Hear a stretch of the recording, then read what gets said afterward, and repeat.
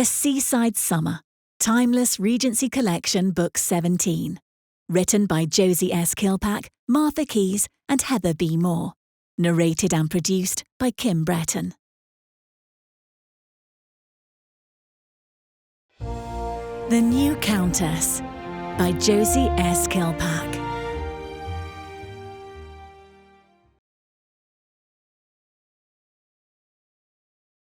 Chapter 1.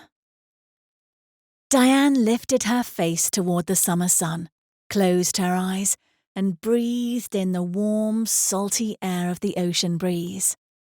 She held her breath while listening to the orchestra of seabirds, crashing waves, and laughing children. This was what had carried her through the uncomfortable fall, the cold winter, and busy spring of her new life as the Countess of Avery. This was the payoff of managing new households, attending every party on the Earl's arm, and sitting across from the man who was still little more than a stranger to her. This, the sea, open country, freedom. She pushed her bonnet from her head, letting it hang down her back. Now that London society was not watching how she would perform her role as Countess, it did not matter that her fair cheeks had become a bit browner or her brown hair had become a bit fairer. 3 weeks in the country, and she felt like Diane again. "Mamma!" Diane blinked her eyes open, remembering in an instant that she was watching the children.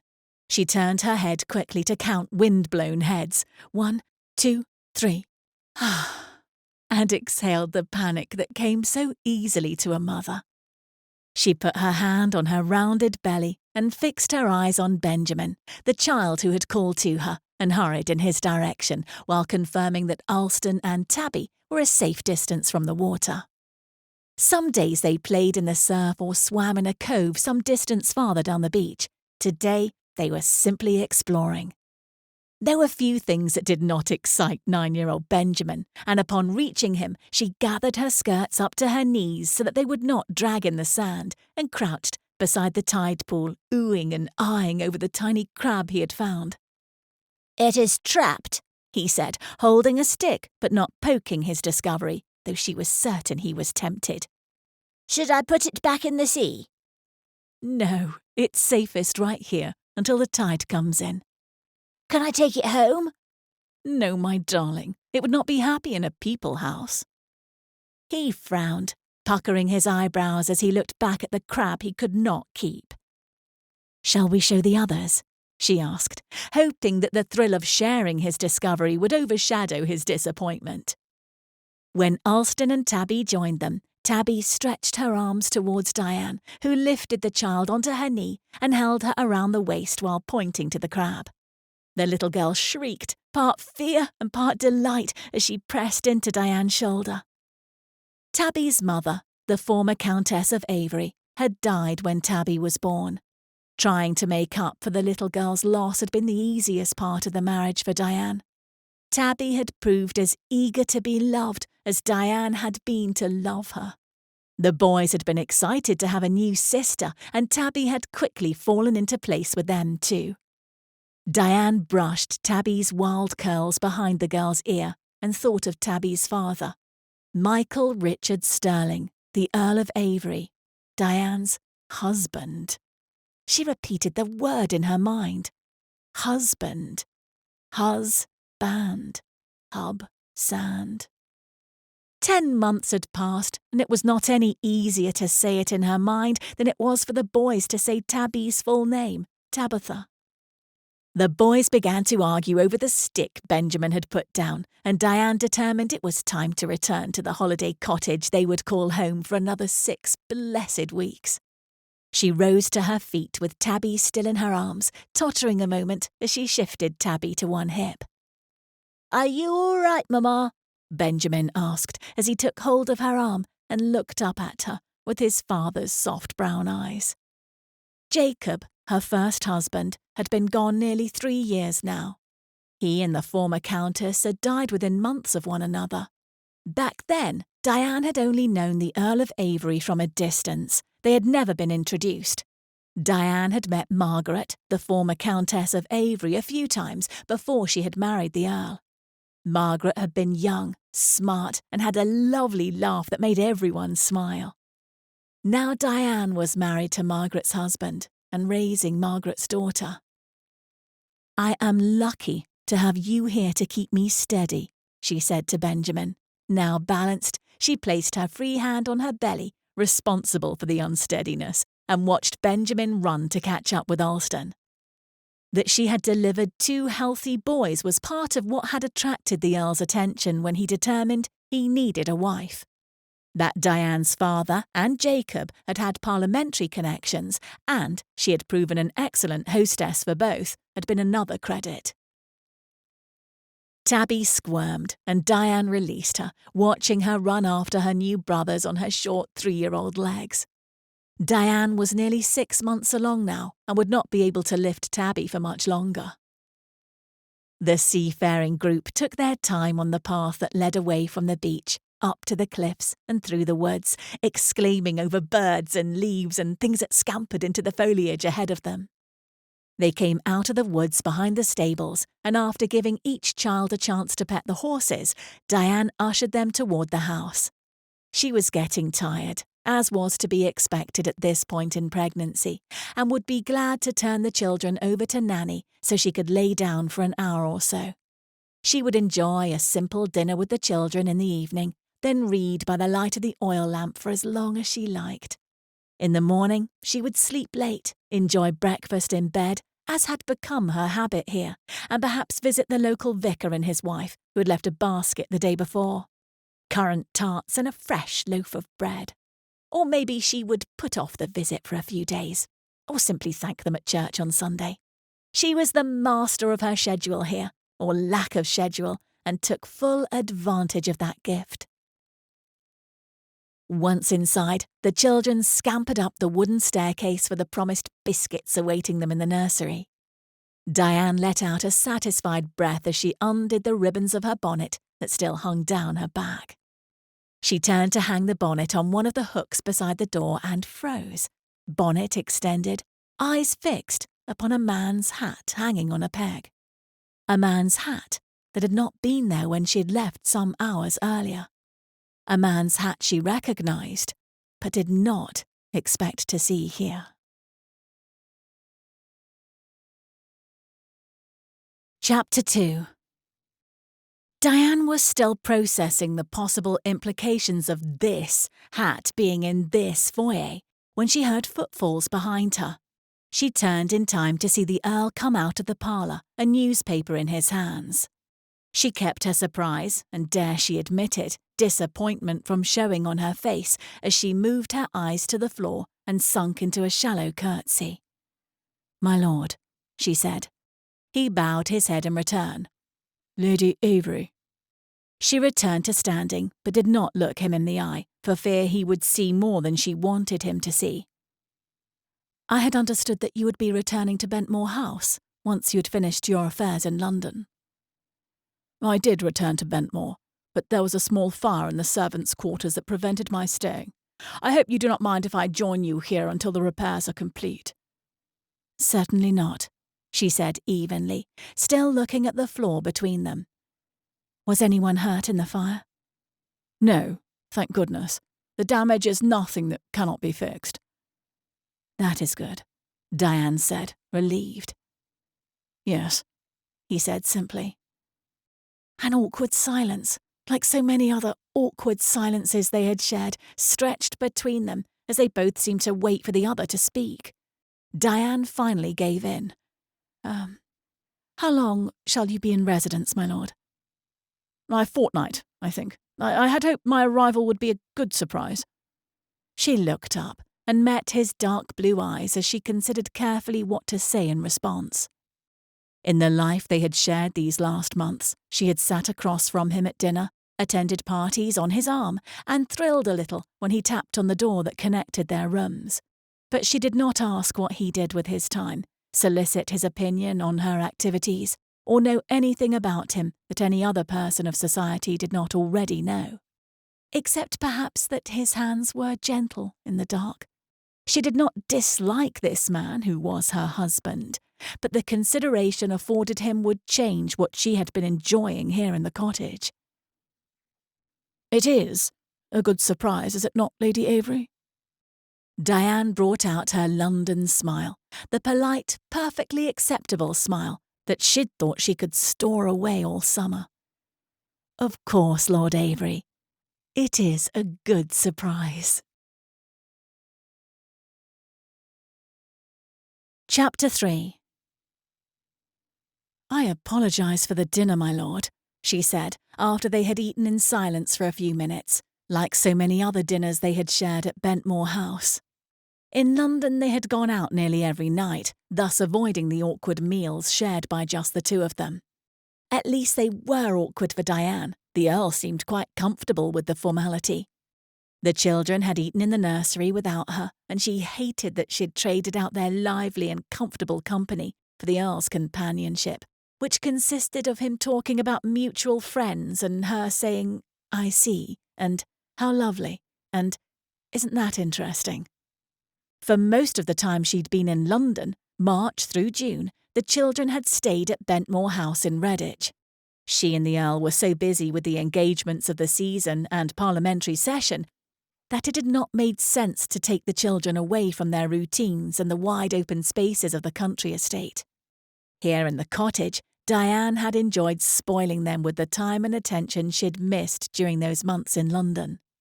She hated losing even one night of their new routine, yet this would be the first of many now that the Earl was here. "It is fine, you did not know I was coming," he said, lifting another spoonful of mutton stew into his mouth. "I hired a woman from the village to do the cooking and told her we would be content with plain meals she could cook at her own home and bring here," Diane explained, wondering if the Earl had ever eaten a mutton stew in his life. He'd hired a chef from France several years ago, and every meal was an event at both Bentmore and the London house, as the chef came with them to town. It was a wonder that the Earl was still such a slender man, for how he enjoyed the cream sauces and pastries Philippe was so proficient in preparing. "I shall of course speak with her about new menus now that you are here." "That would be very good. Thank you." Any hope that he would agree to simplified meals went down her throat with the next bite of soda bread. Could the local woman she'd hired make such fine meals the Earl was used to? Certainly she would not be able to compete with Philippe's skill, but could she even do a 4-course meal? Was there a different alternative? The kitchen here was small, with a tiny cooking stove and open hearth. "If I had known you were coming," Diane continued, unable to keep from defending herself and perhaps making a subtle comment about his unexpected arrival, "I would have planned differently." "It is fine, Lady Avery. Do not worry yourself." He waved a hand through the air, which Diane interpreted as his belief the changes she had to make were simple ones. "Such as the risk of surprising one's family, right?" She looked at him to try and determine if he were making a joke, her spoon hovering above her bowl. He had nice eyes, dark blue, set into an oval face.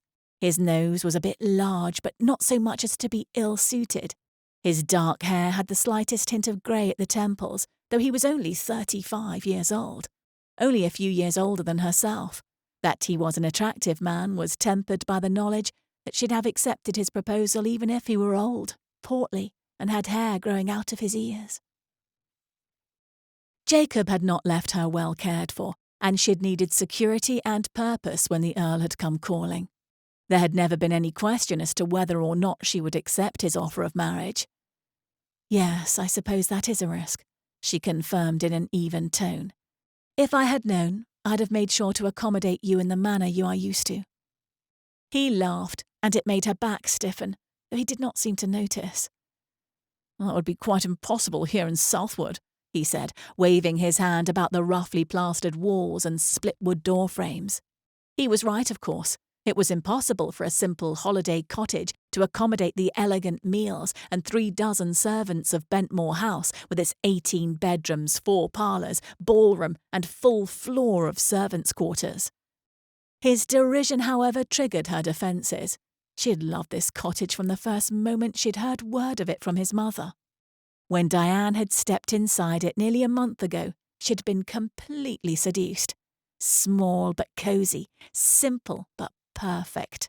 Not that she did not enjoy the grandeur of the Bentmore estate or the London house, but she loved this too, for all that it was and all it was not. I am sure you could return to London. The staff would keep the house open for you, and they are well versed in how to accommodate your preferences. I considered that, he said, as he broke off a piece of the bread. But if I'm honest, I've had my fill of London. Fresh air and time with my family sounded rather nice. She looked up at his starched collar, lace cuffs and perfectly tied cravat. Though not a dandy, Lord Avery cut a fine figure in London. He had even been featured among the best dressed of Parliament in one of the gossip rags. He looked as out of place in this room as Benjamin's crab would have been. In the month since their marriage, he'd stayed busy with the estate management, parliamentary duties and shoring up his connections. What would he do here in Southwood for 2 weeks? She could not imagine for a moment that he would enjoy long walks to the seashore or looking for bugs with the children. Diane turned back to her meal, which continued in silence. When she finished eating, she stood, and he followed suit, always a man of the finest manners. I shall see you in the parlour then, Lady Avery. She clenched her teeth together, giving up on the plan to tuck the children in with a story or two, then read her current novel of choice until her eyes began to close of their own volition. Everything would be different now, and it was difficult not to feel irritated. But it was not helpful to be irritated. She was Countess Avery, wife to an earl, and therefore responsible for his comfort and happiness. He had essentially said as much when he'd proposed marriage 1 year ago. I have the means to care for you and your children in a manner of comfort and security. Your connections in London, hostess experience, and ability to produce fine, healthy children makes our marriage ideal for me as well. Hardly the stuff of romance, but then again, Diane had been a wife before and already knew that romance was far more fantasy than reality. They were partners. She had her duties, and he had his. 2 weeks, she told herself, as her London smile came into place once more. She could do anything for 2 weeks. Of course, my lord. Let me check on the children, and then I shall join you. Chapter 4. Diane awakened the next morning to the sound of the Earl whistling. It was a habit of his she had accepted long before now, but in London she arose at the same time he did most days, and in Bentmore House, the stone walls between their large bedroom suites prevented her from being able to hear it much at all. In the tiny cottage, there was no avoiding it. She rolled onto her side and put a pillow over her ears, then rolled to her other side, easily tracking his movements out of the room and down the creaking stairs. He was likely going for his morning ride, a habit he kept when they were in Bentmore and missed in London.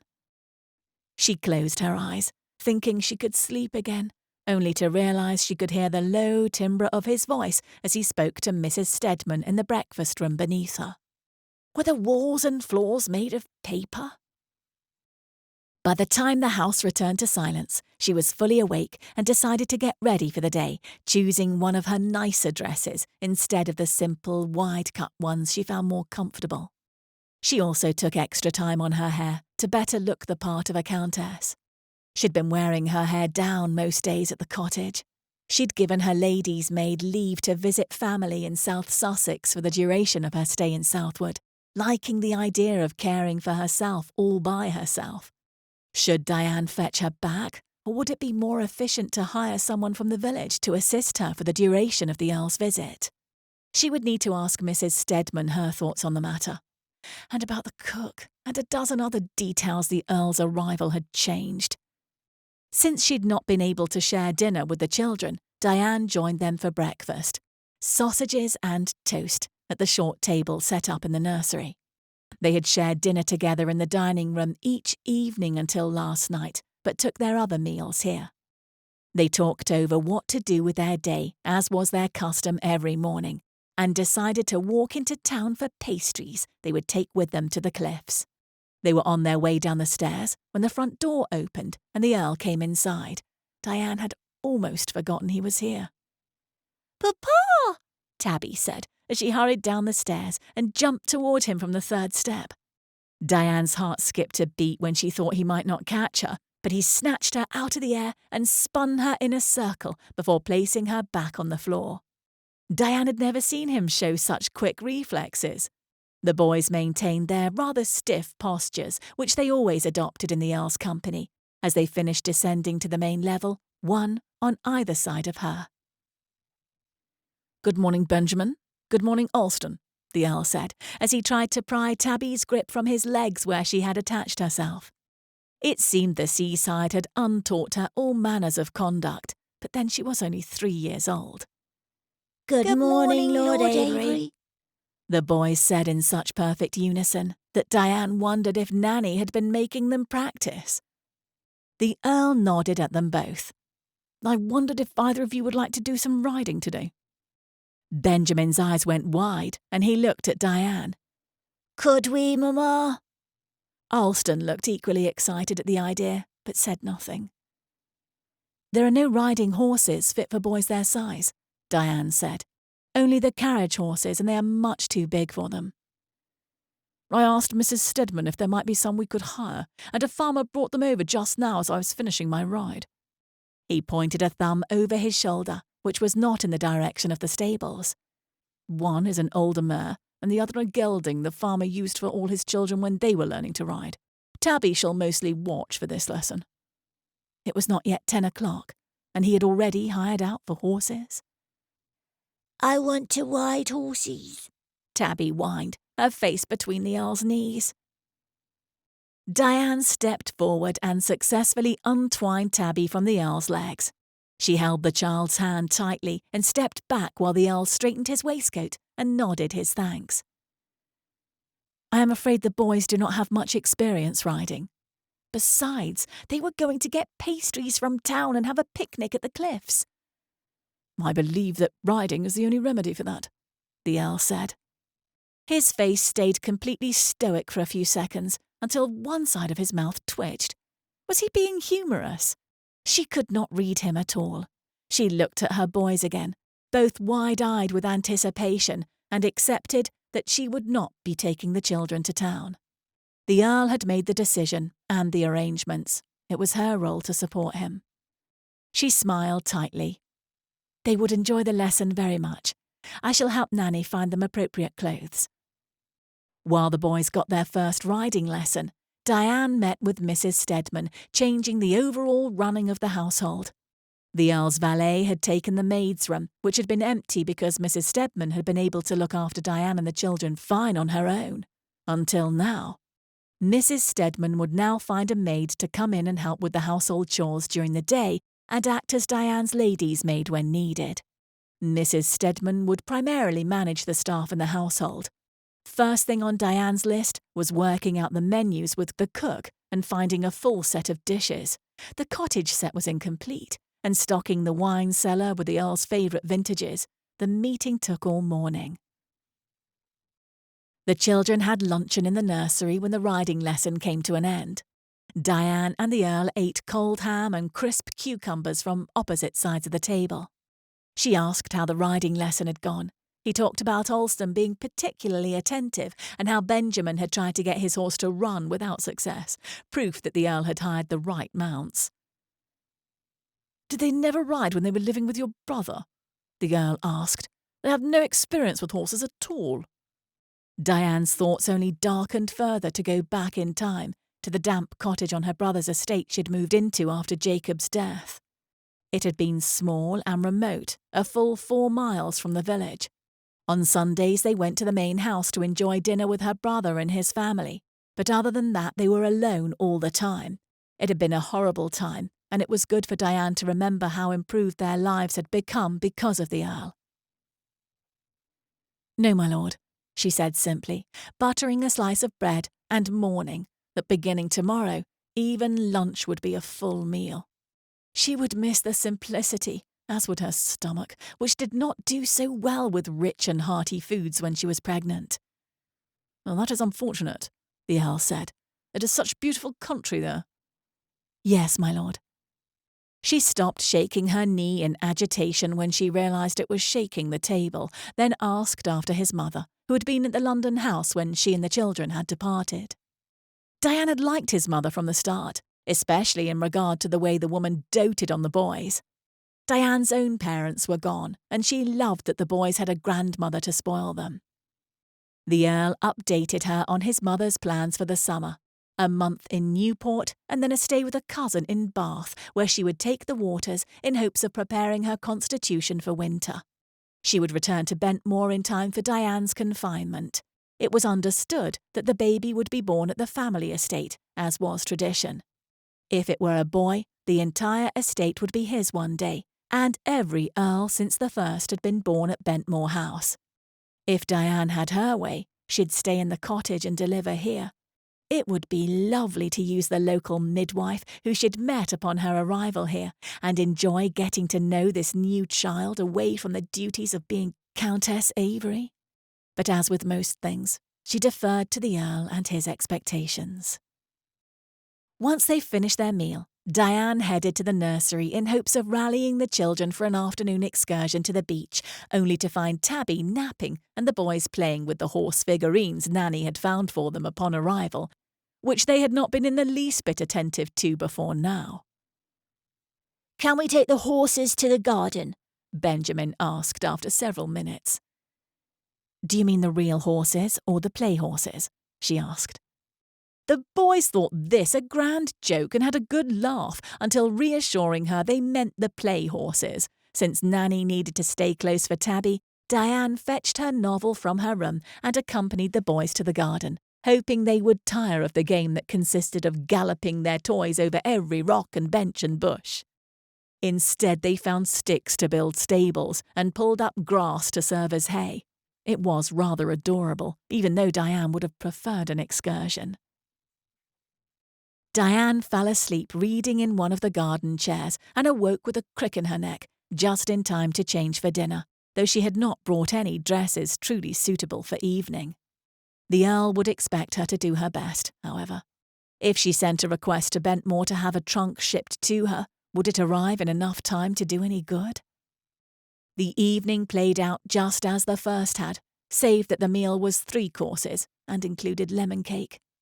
Once in the parlour, Diane made progress on the stitching she did not care for one bit, while the Earl read up on William the Conqueror. She had not spent a single evening stitching since her arrival. Now it seemed she would finish this cushion and be able to start on a new one, while Nanny readied the children for bed, told them stories, and kissed their sweet foreheads good-night. The next morning, Diane screamed into her pillow when the Earl started up his whistling before the sun had begun to rise.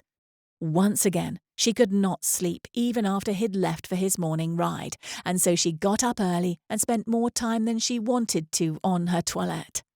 The only comfort she took amid her frustration was that surely the children would want to go to the beach today after having missed it yesterday. The Earl was waiting for them in the foyer when they came downstairs again and offered riding lessons, which the boys were even more excited to do now that they felt like experts. The boys were much more comfortable with the Earl today compared to yesterday, which should have pleased her. He is their father now, she told herself, and yet she couldn't stop feeling as though something had been taken away from her when they ran through the door like 2 shots from a gun. The Earl smiled at her as Tabby ran after them.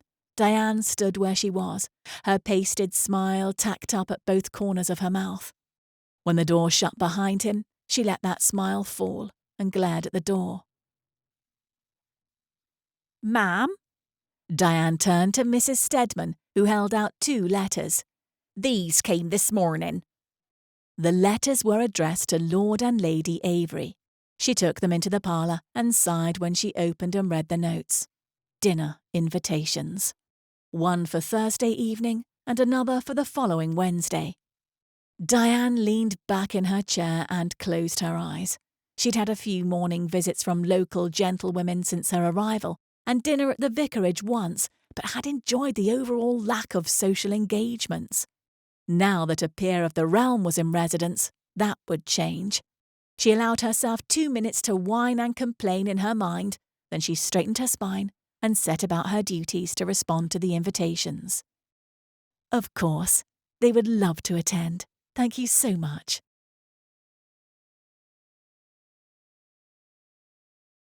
Chapter 5. The Earl was delighted to hear of the invitations. "Lord Mannington and I were in school together, you know," he explained as he cut into his pigeon. There had been a creamy soup and a plate of fish with lemon butter before this course, and there would be pudding when they finished, thanks to the new menus Diane had reviewed with Mrs. Stedman this morning. It was fortunate that the cook she'd hired had a wide repertoire and the time to accommodate the change. "Have you met Lady Mannington?" "She visited me the first week I was here." "I understand she is exceptionally intellectual. Did you sense that?" "She did speak of a science journal she had read," Diane commented. "I did not find her too much of a scholar, however." "Perhaps she managed it so as not to make you uncomfortable." What did he mean by that? "We should host a dinner party while I'm here in Southwood." Diane snapped her chin up to look at him. "Here?" "It has been some time since I've been here, not since before—" His voice trailed off, and she knew that he was about to say, before the death of Margaret. Or perhaps it was before he'd even met Margaret. They had been married just over a year. The Earl cleared his throat. "I believe there are 8 families, though I do not think we could fit them all. Perhaps 4 at a time." Diane swallowed. 2 dinner parties, then, to accommodate all 8 families. The Earl considered that, then nodded. "Yes, 2 dinner parties should do it. It'll be an excellent opportunity for you to meet some of the other gentry. I'm surprised you've not been out and about more in the time you've been here." "Certainly," she said, taking one more bite as she could not taste it. 2 dinner parties. He filled the rest of the meal with descriptions of the families he knew. Diane paid careful attention since it would be her responsibility to retain the information in order to create the right evening and seating arrangement for each guest. She spent the time in the parlour that night writing out lists and menus while the Earl continued his reading. More than once she was tempted to throw her pencil at him, but she did not give in. "Diane?" She looked up from the writing desk to see the Earl looking at her. She had to consciously relax her grip on the pencil as she lifted her eyebrows in an expression of accommodation. "I asked how you were feeling," he said. Had he? For an instant she thought he was asking after her mood, then realised he likely meant the pregnancy. She was much rounder than she had been when she'd left London last month. Once at the cottage, she'd gladly traded the pinching gowns that hid her condition better for the soft, comfortable ones she'd worn during her prior pregnancies that left no questions in the mind of anyone who saw her. "I feel very well," she assured him. "No, discomfort or difficulty?" Of course there was discomfort and difficulty, but it would be inappropriate for her to discuss such things. "No, my lord." "You seem to be handling the pregnancy very capably." "Yes, my lord. I've done this before." He smiled as though she'd made a joke. Had she made a joke? "I take great comfort in your confidence that, all is well." She felt her tension soften, remembering that Margaret had not survived Tabitha's birth. Diane had heard from the staff that after Margaret's death, the Earl had not left Bentmore for a full 6 months. Tabby had been born early. "All is well, my lord, I assure you." "And if it weren't, you would tell me, wouldn't you? You would ask for a doctor." "I would ask for a midwife, my lord, not a doctor. I met the local midwife upon my arrival so that if I needed anything, she would already know me. She professed me healthy in every way, the baby too. If anything felt out of place, I would be certain to address it, I assure you." She watched him visibly relax and had an entirely new thought come to mind. "Is that why you came, my lord? To ensure that I was well?" He looked away, but she saw his cheeks pink the slightest amount, which seemed to confirm her suspicions. "It was one reason," he said. She did not see the vulnerable side of the Earl very often. "I hope that you are convinced that I am hale and healthy and happy. You have no need to worry." His eyes found hers again. "You're happy?" His attention was uncomfortable, but she could not precisely say why. "Yes, my lord. I love it here by the seaside. My grandfather lived near Brighton, and each summer, when I was young, my family would travel there. It is the place of my happiest memories, and creating those memories with my own children is a great joy to me." "I'm glad to hear it," he said, nodding and looking toward the fireplace. "We came here a few times when I was young, but did not stay very long. Most of my childhood memories are of the nursery in Bentmore House and the procession of nannies hired to raise me up." He cleared his throat, perhaps to rid his tone of the regret she'd heard there. "I'm very glad that you genuinely enjoy the children so much. It is a gift I hope each of them never take for granted." "As they are children, I am sure they will take it for granted," Diane said with gentle teasing. "That one day when they are grown, they will better understand it and hopefully enjoy their children in much the same way. I am very grateful to provide a life for our children, which I would not have been able to do without your generosity." He looked back at his book, seemingly uncomfortable with her praise. "Yes, well, it seems to be working out well for all parties, then." She was disappointed to feel the softness leave the room. Still, she held tight to the exchange. It had been a step, though toward what, she did not know. Chapter 6. The Earl decided to call on Lord Manningham the next day, and Diane hurried to usher the children out of the house before he returned so as not to have her plans waylaid with riding lessons. The children wanted to swim today, and Diane was so excited to go to the beach that she did not pose a single argument. They went to the part of the beach where an inlet created a pool only a few feet deep, and the children stripped to their underthings while Diane removed her outer dress, careful to lay all the clothing in the sun so it would be warmed and ready for them when they had finished. Then, in her knee-length shift, she joined the children in the water and picked up where they had left off from the last lesson, putting their heads all the way under the water. She'd been taught to swim in much the same way in Brighton and felt the tension melt away in the summer sun as they laughed and played.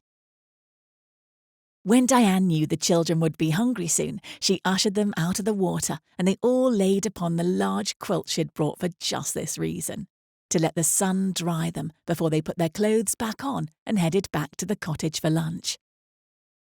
"This," Diane thought, hands on her belly as her child also settled down within her. Tabby lay beside her, and Benjamin and Alston were laying on their stomachs, drawing in the wet sand past the edge of the quilt with rocks. It was very difficult for them to be still for long, but they were trying, and she was grateful.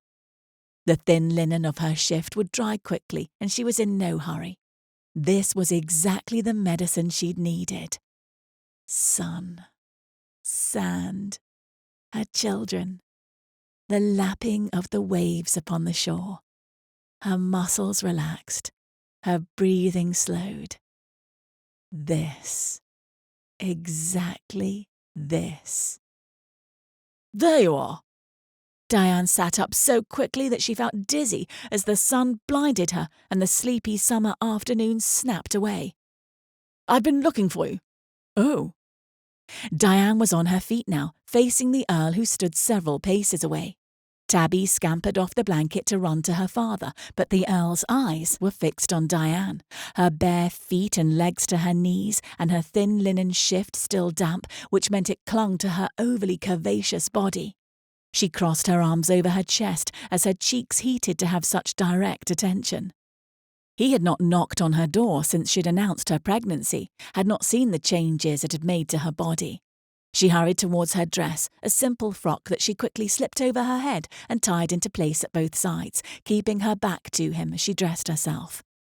Tabby was babbling in the background while Diane put herself back together and ran her fingers through her hair, chiding herself for not having considered this possibility. Ladies did not swim, nor strip to their shifts, nor lay in the sun like a beached whale. "Benjamin! Alston! she called as she turned, too embarrassed to apologise. She could not stomach drawing any attention to what had happened. "Time to go. Come here and dress." They whined but obeyed, and soon enough the party, though they looked like a gaggle of hoodlums, was rounded up. The Earl had been quiet as she marshalled the children, holding Tabby against his shoulder, where she looked very sleepy, as they began the walk back to the house. "So, how was your visit with Lord Manningham?" she asked, running her hands through her hair again, hoping it was not too terribly knotted. "Very good, thank you." They walked a few more steps in silence. "You were swimming?" "Yes, my lord." She braced herself for a reprimand, even a gentle one. "Have you gone swimming before today?" "A few times. It's a very remote cove. I have never seen anyone else in the vicinity. I assure you it's quite private." "I found you easily enough." Diane said nothing but crossed swimming off her list of appropriate activities she could participate in while the Earl was here. She felt very foolish for having done it at all. If she had considered that he would come looking for them, she would not have.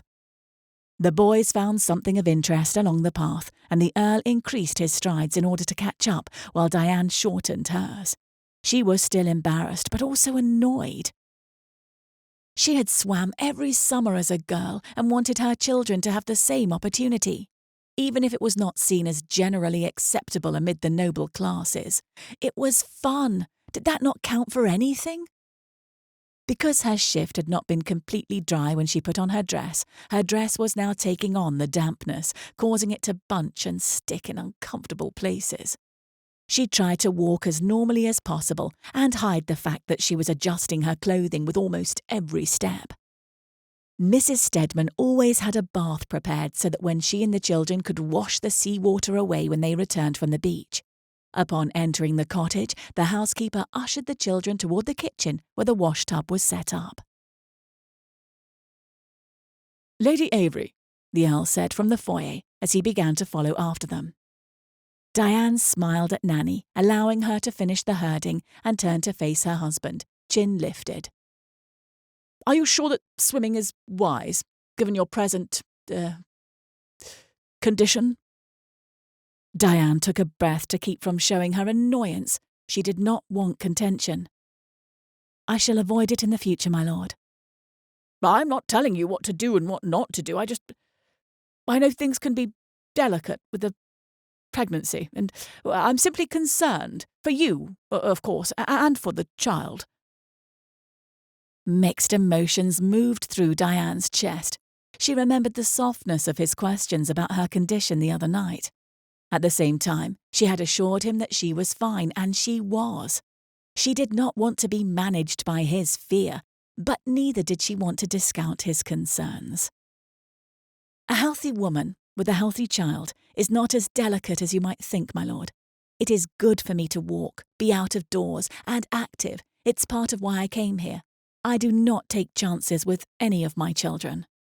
She put both her hands on her belly to emphasize how protective she was of their baby, not yet born.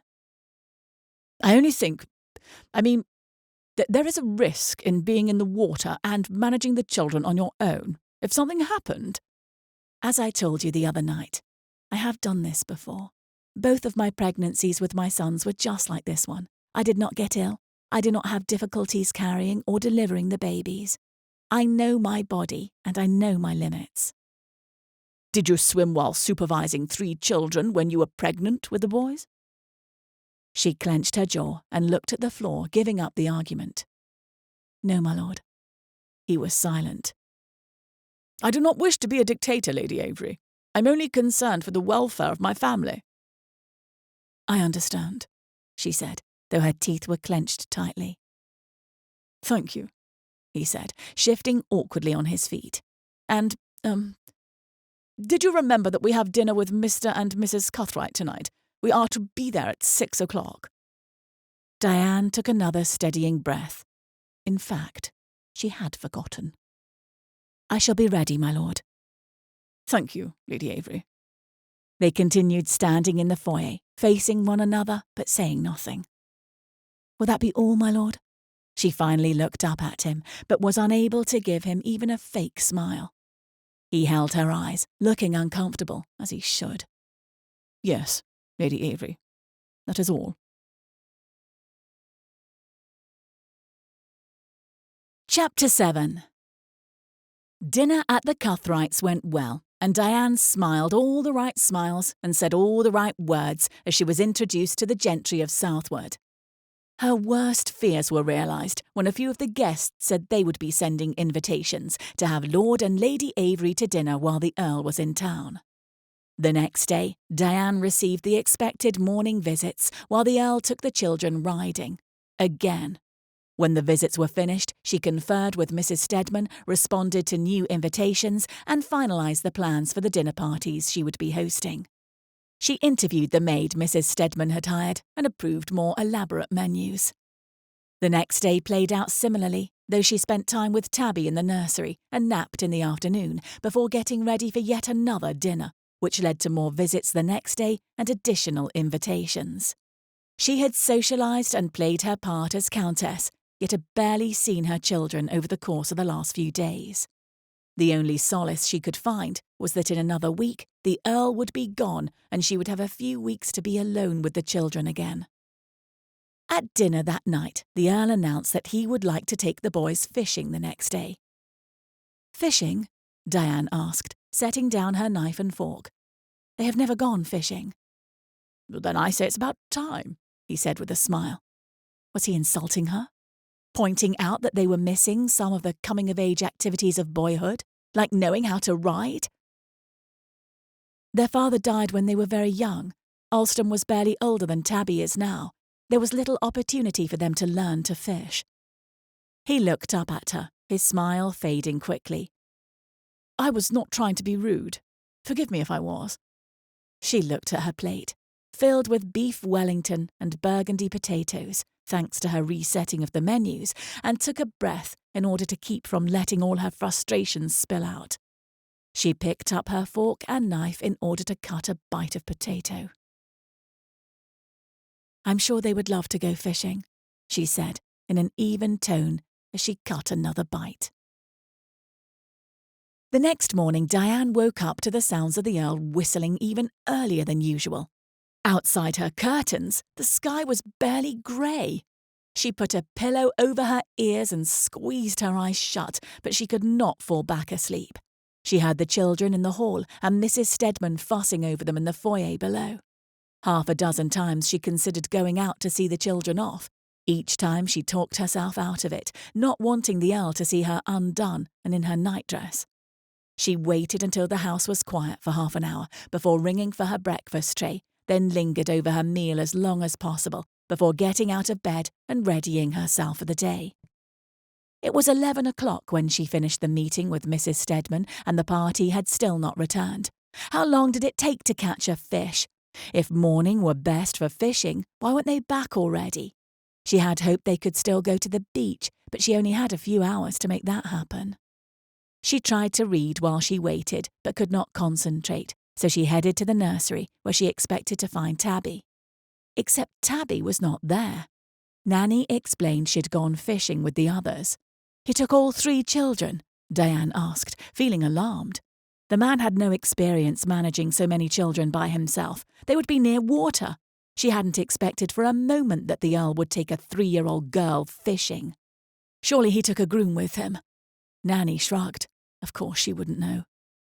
"Do you know where they went?" Diane asked, panic rising, as she imagined Benjamin getting a hook in his finger while Tabby waded into the water unattended, the Earl trying not to get his coat dirty.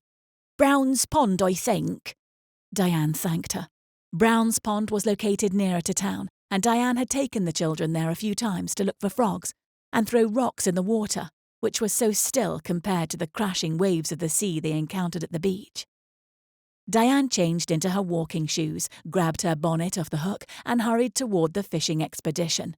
A quick check with the stables confirmed that the Earl had not taken a groomsman to help. She took the trail into the woods, expecting to encounter the pond around every turn on the path that went on and on and on. Had it always been this far, or was her anxiety making it seem farther? When she noticed how hard she was breathing, She slowed her pace, but felt no reduction of worry. 10 minutes later, she stopped when she heard the sound of voices. Children's voices. She took another step and heard the lower rumble of another voice.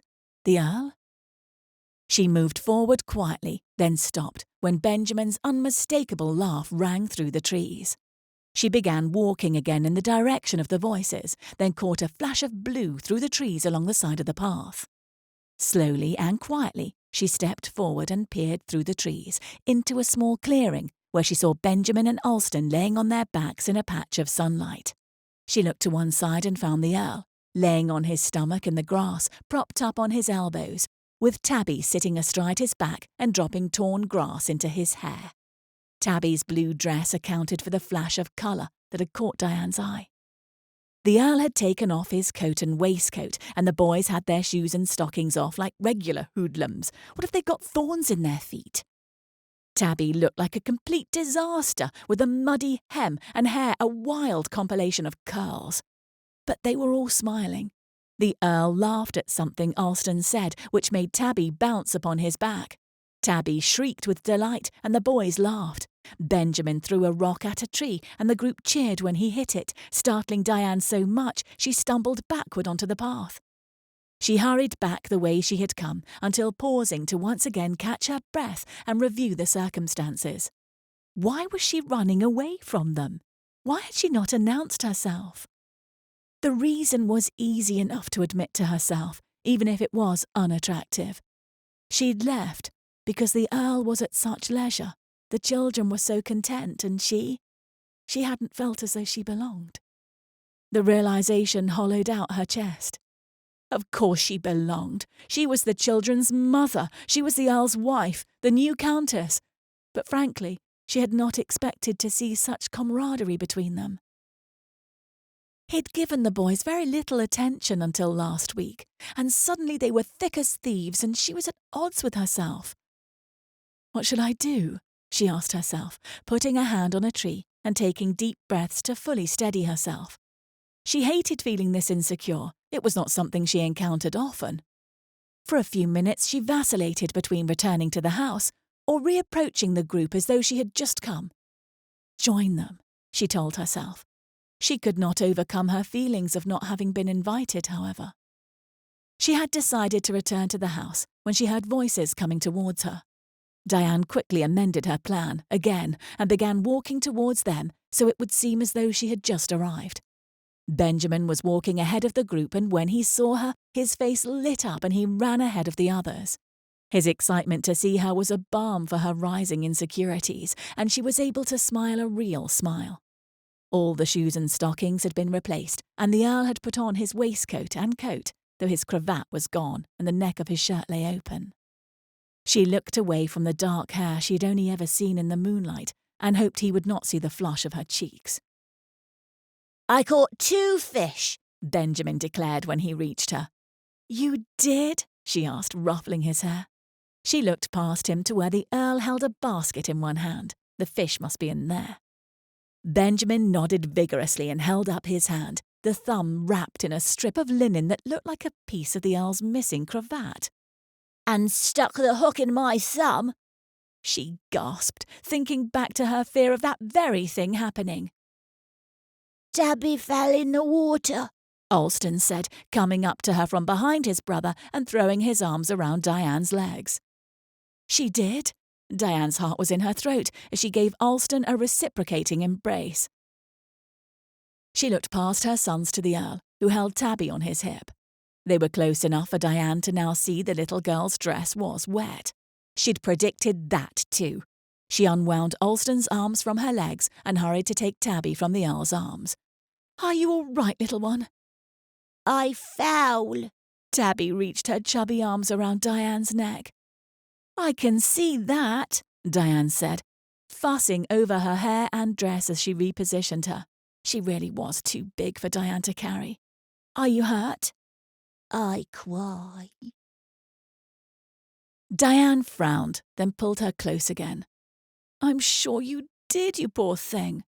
She caught the Earl's eye. He was grinning until he saw that Diane was not. She turned back towards her sons, still cradling Tabby in her arms. He had reprimanded her for taking the children swimming without injury, but grinned over this chaotic fishing trip. The hypocrisy burned like hot sand beneath her feet. "Let me see your thumb," she said to Benjamin. He was happy to take off the linen wrapping and show her not one, but 2 puncture marks. "Oh, my goodness," she exclaimed. "It went all the way through." Benjamin nodded proudly. "And it bleeded all over." "Bled," she corrected. "Does it hurt?" "Nah," he said, sounding beyond his 9 years as he lifted his chin. "It was just a fish hook. Every fisherman will get a hook in his thumb at some point. That's what Papa said." Papa, she thought. They are calling him Papa now? He was my lord a few days ago. "Benjamin cried," Alston said, nodding. "I am the only one who didn't cry." "You did not get a hook in your thumb because you would not touch the fish," Benjamin accused. Alston's cheeks turned red. Diane smiled at her sons, looking between them both. Now, let's not argue. Come back to the house and we'll get everyone all fixed up." She took hold of Alston's hand and turned her back on the Earl. Tabby wanted to be put down, so Diane released her, but kept hold of the girl's hand for the rest of the way home, the Earl walking behind. Once there, they entered through the kitchen, and soon Mrs. Stedman and Nanny were clucking over the ducklings and plying them with solves and fresh biscuits. By the time Diane had thought of the Earl again, he had disappeared. Good riddance. She wiped at a spot of mud on her dress and gave in to the fact that she would need to change into a clean one. She kissed each little summer and sunshine-smelling head before excusing herself. When she pushed through the door that separated the kitchen from the rest of the house, the Earl straightened from where he'd been leaning against the wall, waiting. She felt the muscles in her body tighten. "The children are all right, Lady Avery," he said, just enough of a chiding tone to spike her anger a degree higher. She clenched her teeth together to keep from saying anything that was not her place to say as she passed him in the narrow hall. She passed by him so close that she could smell the summer and sunshine on him as well. Her awareness amplified her annoyance. "They are fine," he said defensively, turning to follow behind her. She kept walking, reminding herself of their arrangement.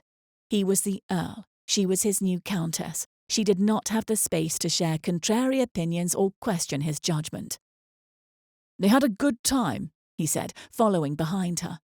"We all did, and I do not appreciate your accusing looks and pointed annoyance." She reached the stairs, and he took hold of her arm. She spun around quickly, wrenching her arm from his grasp so quickly that he pulled back in surprise, his eyes wide. "How dare you defend yourself to me?" she hissed through her teeth. "You are not being attentive." The words escaped her lips before she could think better of them, her anger increasing with each word. She could feel the heat rising into her chest, neck, and face. They stared at one another for several seconds, her heart pounding like a fist on a door inside her chest. Had she truly accused him? Had she actually said those words out loud? Plenty of other words began building up behind her teeth, which she clenched shut again. "Fishing is not a parlour game, Lady Avery," the Earl said, surprising her as she expected he would back away from the fight. "It is the outdoors. There is mud and hooks. Getting wet is more common than not, and though the hooked thumb was unfortunate, I can promise he will respect hooks a great deal from now on." "They will not be fishing with you ever again," she screamed in her mind, though she said nothing he could hear. He continued to stare at her, his eyebrows furrowed. She took a deep breath, using all her energy to pull in her composure, and turned to head back up the stairs. She could not risk staying in his proximity and losing her temper again. Already the embarrassment and regret were replacing the anger. He followed her. "We all had a grand time together, the hooked thumb and Tabby's tumble into very shallow water, notwithstanding." She thought back to the scene she had seen through the trees. They had been having a grand time. Was that part of what bothered her? That they had been having a grand time without her? That the boys had enjoyed the Earl's company that much? Papa! Having a father was what she'd wanted for her sons. It was a big part of why she'd agreed to the marriage proposal. Why would the realization of that goal bother her? None of her feelings made sense, and she was embarrassed to have let this madness take control of her. "If you will excuse me, my lord, I need to change my dress." She was speaking as though they were still face to face, rather than having transitioned into the pursued and the pursuer. He sighed, clearly frustrated, and stayed one step behind her on the stairs. "I would like us to talk about this." "We have talked, Lord Avery. Please accept my apology for my inappropriate behaviour. It shall not happen again." She reached the top of the stairs, and within 10 steps was at the door of her bedchamber. She pulled open the door and slammed it behind her, which said too much, again. She headed for the bed, so she could scream into her pillow.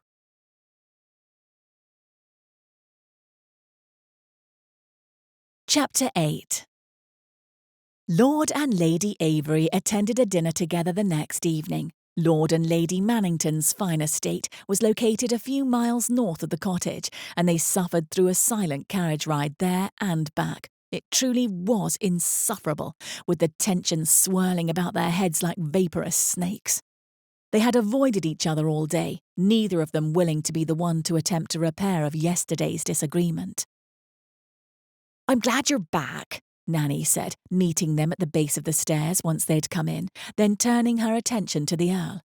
"Tabby isn't feeling well, so she's been crying for you for nearly an hour. I've tried everything The Earl immediately headed up the stairs, taking them 2 at a time. Diane hung her light cape on one of the pegs near the door before assuring Nanny they would take care of things, and then followed the Earl to the nursery. The poor child was likely traumatised from her dunking in the pond yesterday. As Diane climbed the stairs, she remembered the delighted laughter she'd overheard through the trees. It had not sounded traumatising at all.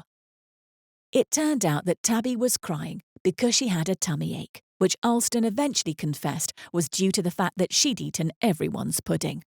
Because Benjamin and Alston did not like sultanas, they had traded plates with her when Nanny wasn't looking. The Earl sat on the side of Tabby's bed while the confession was made. Diane stayed in the doorway, not feeling particularly invited. "You do not like sultanas?" the Earl asked, looking across the room to the boys, whose beds were along the wall that had the windows. "I've never heard of such a thing.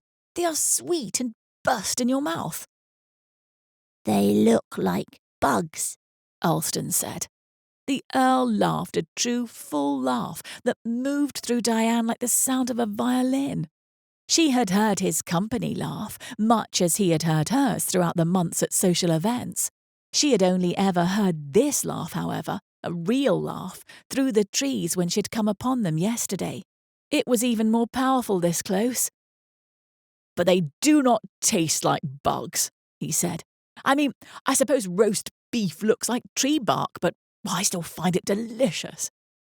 Alston pulled his eyebrows together, seeming to be quite struck by this comparison.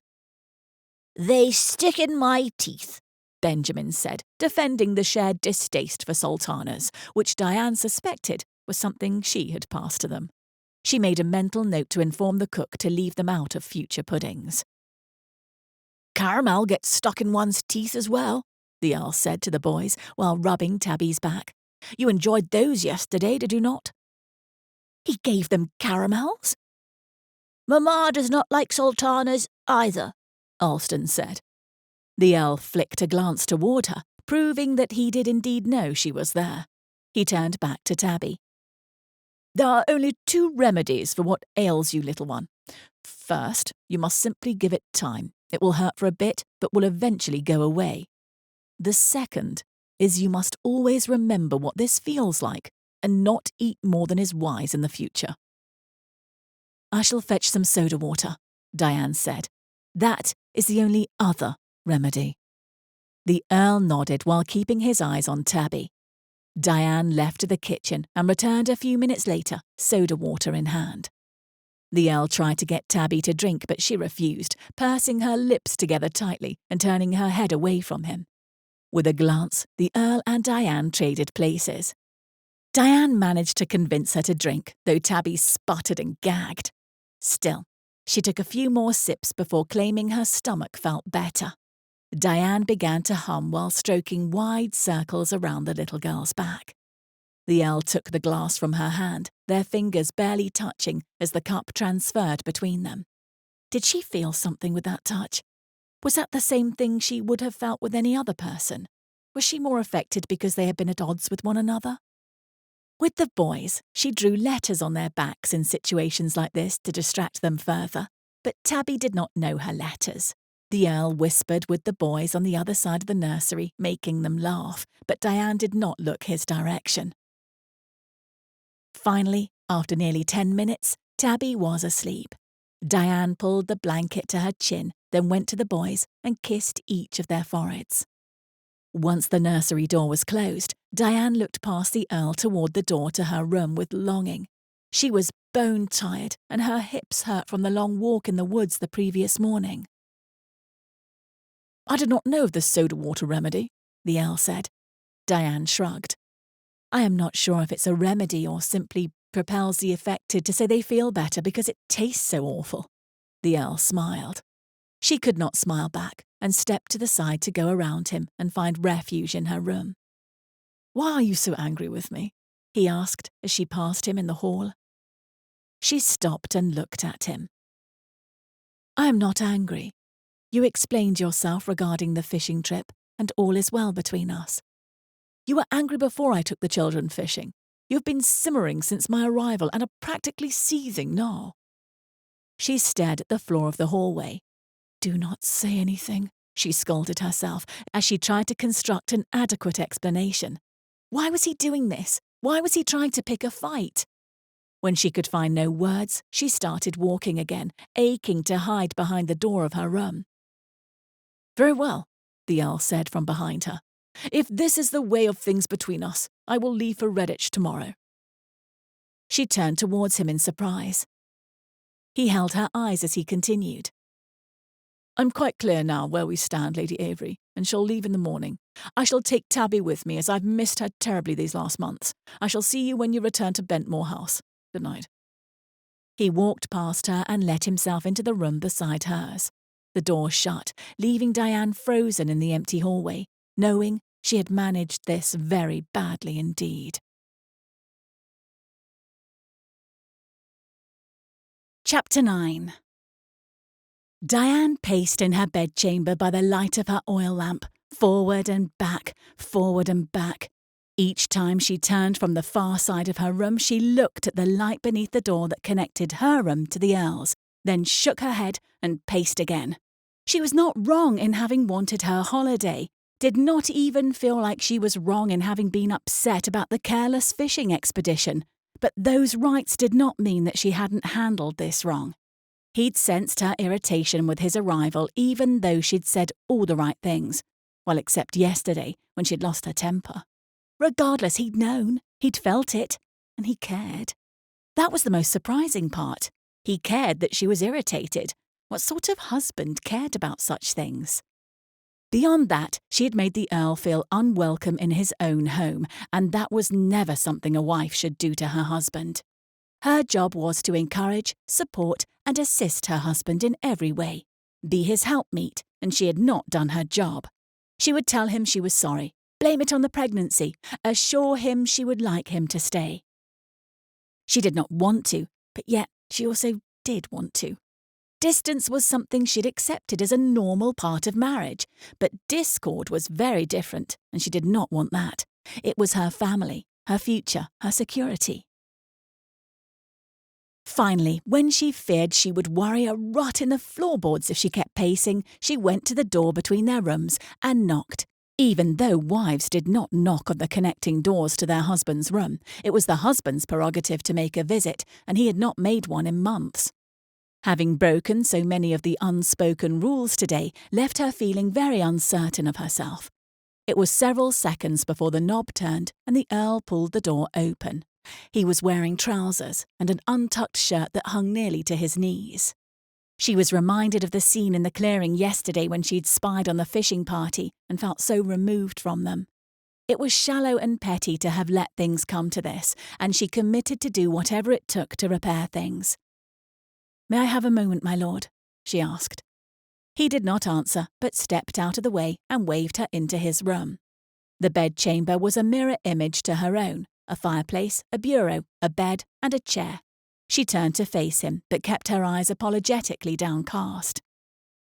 "I owe you an apology for my behaviour yesterday and today," she said, keeping her eyes on the floor. "I perhaps should have warned you that pregnancy sometimes brings my emotions to the surface, but I had no right to speak to you as I did, and I want to assure you that that will not happen again." "Look at me." She lifted her eyes to meet his for a moment, then lowered them again. "Look at me, Lady Avery." She looked at him, but it was uncomfortable. This was too raw, too close. "You do not want me here." "That is not true, my lord. I would have the truth," he said evenly. "I want us to be on good terms with one another, but if I have to choose between false accord and honesty, I will choose honesty." She did not look away from him, and felt a shift inside her, a resolution that both terrified and invigorated her. Mostly terrified. Honesty and truth could be deadly weapons. "You do not want me here. Why? What have I done?" "Done?" "You have not done anything, my lord," she said, shaking her head slightly. She was grateful and a bit embarrassed to have spoken the truth. He hadn't done anything wrong. He'd simply interfered with how she wanted things, and though she thought she had responded as she was expected to, he'd sensed her irritation and cared that she felt it. "Then why are you so angry with me?" "I am not angry with you." "That is a lie." The accusation took her off guard once again, and she felt her defences rise as they stared at one another. How dare he call her a liar? And yet he was right. It was a lie. "Tell me the truth," he said. "All right," she said carefully, looking back at the floor. "I was angry that you took the children fishing without anyone to accompany you. When I learned of it, I feared someone would be hurt, and in fact Benjamin was hurt, and Tabby fell into the water. I was upset about that as I care a great deal for the children and their welfare." "And my explanation that fishing sometimes brings such minor perils did not remedy your anger?" Her response was immediate and sharp. "No more than my explanation that I am well enough to swim with the children remedied yours." They stared at one another across the distance between them. Having told the truth did not set her free of her irritation. Rather, she felt it coiling in her chest. "That explains some of your anger since the swimming incident," the Earl said, "but not why you were angry when I arrived." Diane said nothing. She did not trust herself to open her mouth again. "I do not want to be a ruler," the Earl said. "I want a partner who will speak her mind, who will be a participant in our marriage and our family. That means we will have differences of opinion. We will have to talk things through. We might even argue. I accept those terms. They are far more comfortable than eggshells and rage-filled silence." She stared at him, her mind a summer storm. He could not mean what he'd said. Could he? "I want to know your thoughts, Lady Avery. Your true thoughts." Something popped, shifted the shifting that had already taken place. Diane raised her chin. "I am not sure you truly want that, my lord." Something sparked behind his eyes. "I assure you that I do want the truth from you. It is all I want." The last of her resistance disappeared. "And dinner parties and riding lessons and fishing trips and pudding and help with political connections and household management, forgive me, my lord, but the truth is not all that you want. You want a wife who does as you ask, when you ask, without complaint. You want your way in everything." He pulled back, his eyes wide. The freedom of having spoken so boldly pushed her forward even more. "You asked me to marry you because you knew that I would be a good countess, and I feel confident that I have fulfilled that role.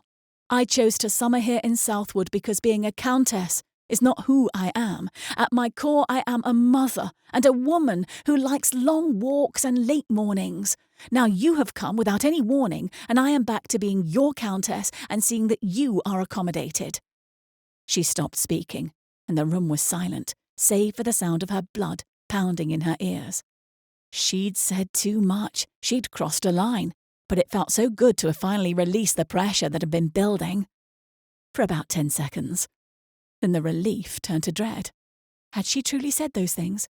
Had she spoken those words out loud to the Earl? The blood began pounding even harder, and her hands and toes tingled. "I see," he said with a nod. "I have ruined your holiday." She opened her mouth to say otherwise, but he had ruined her holiday, and she had said as much. She could not very well take those words back, and frankly, she didn't want to. She did, however, want it to end differently than this. "I shall continue to rise to my responsibility, my lord, but in the future, it would be very helpful if we could make a plan in advance. It is far easier to execute expectations when I've had time to prepare." He was the one avoiding her eyes this time. He folded his arms over his chest. "Very good, Lady Avery. Thank you for your honesty. Good night." That was it? She shifted her weight, certain he wanted to say more, but he turned away from her, walking toward the dark window. She left the room and closed the connecting door between their bedchambers. With her hand on the knob and her back against the door, she reviewed what she'd said, but did not feel the level of regret she would have expected. There was no telling whether or not he'd truly heard her, but having said it was empowering. Come what may. Chapter 10. The whistling started just after the birds the next day, but Diane took a deep breath and settled her nerves. One more week, that was all. Unless he still planned to leave today, she hated that he might take Tabby with him if he did.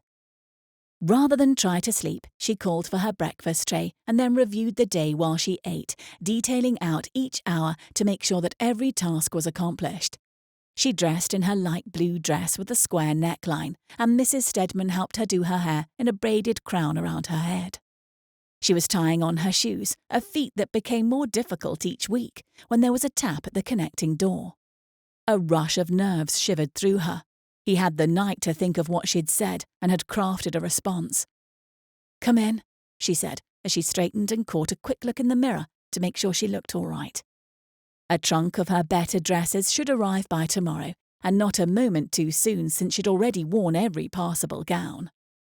The Earl entered the room, dressed to the height of formality as he always was. Did that mean he was leaving after all? She inclined her head, and he gave a small bow. "I have thought a great deal about what you said last night, Lady Avery." She felt her body bracing.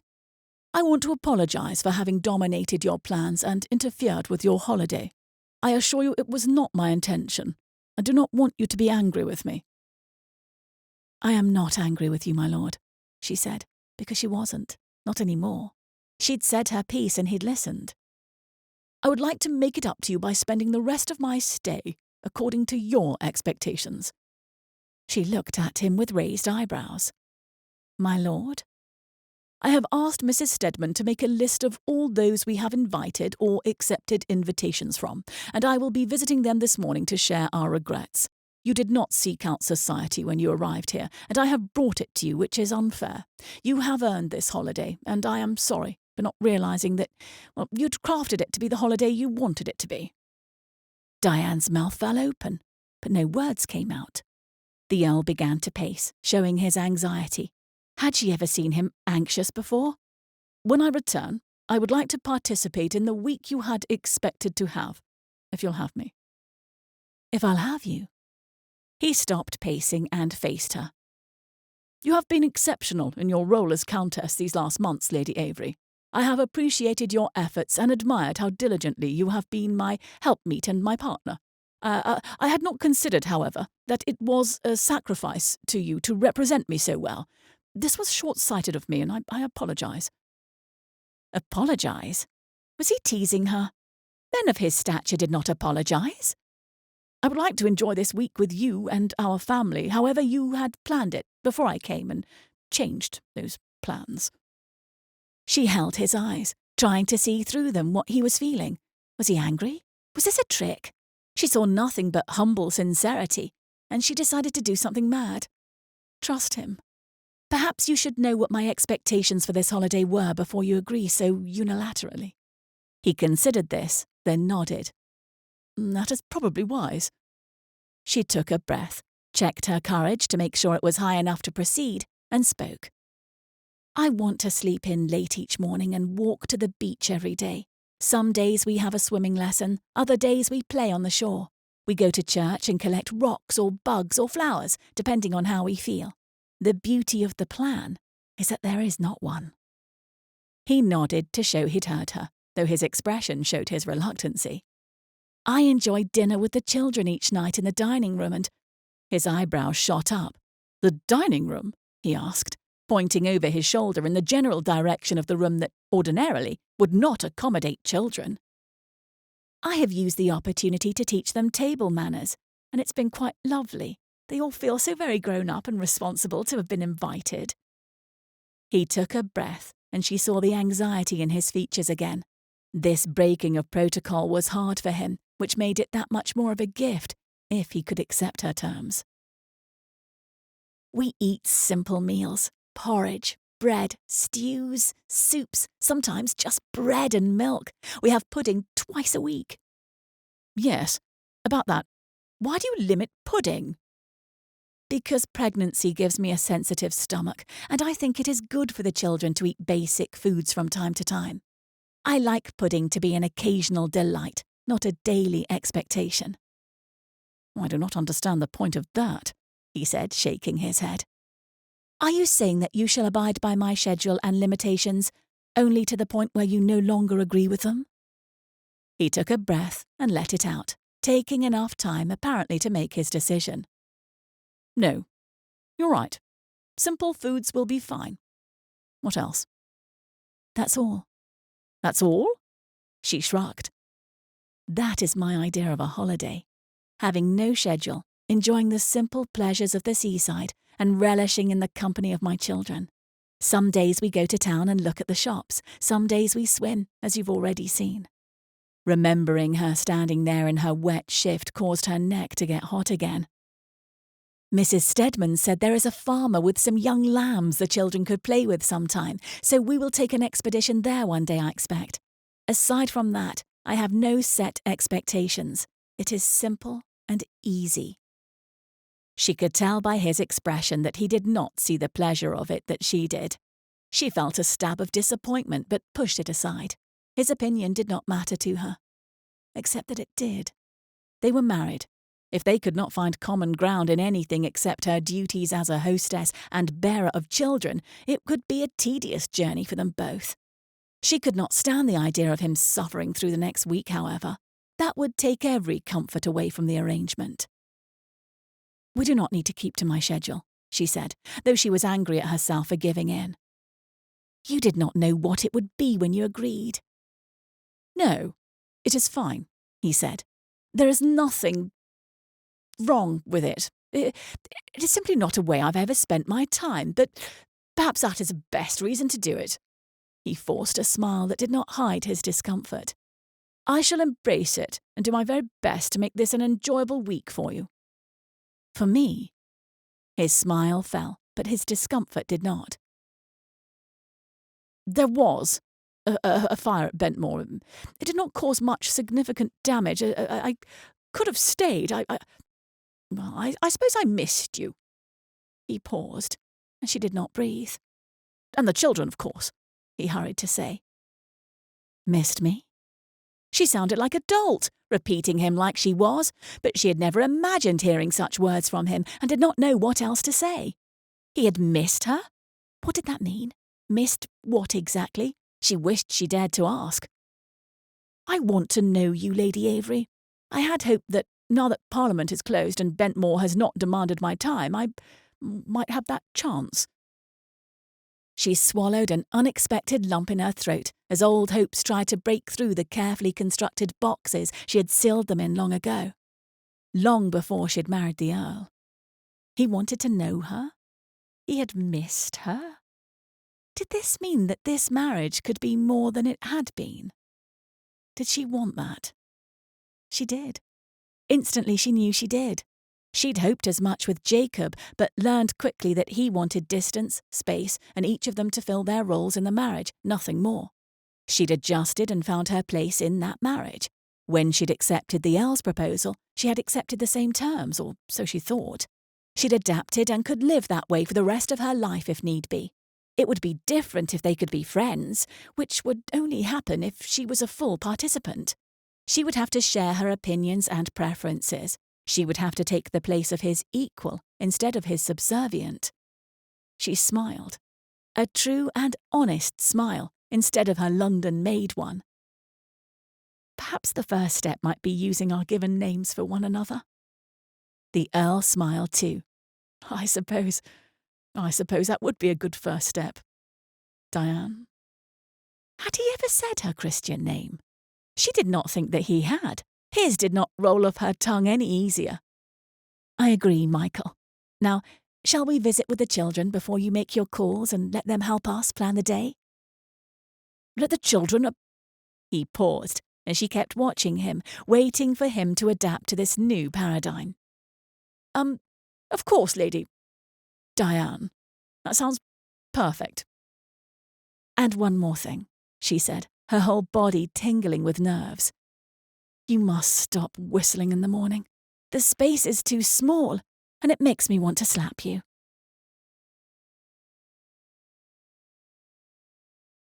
Chapter 11.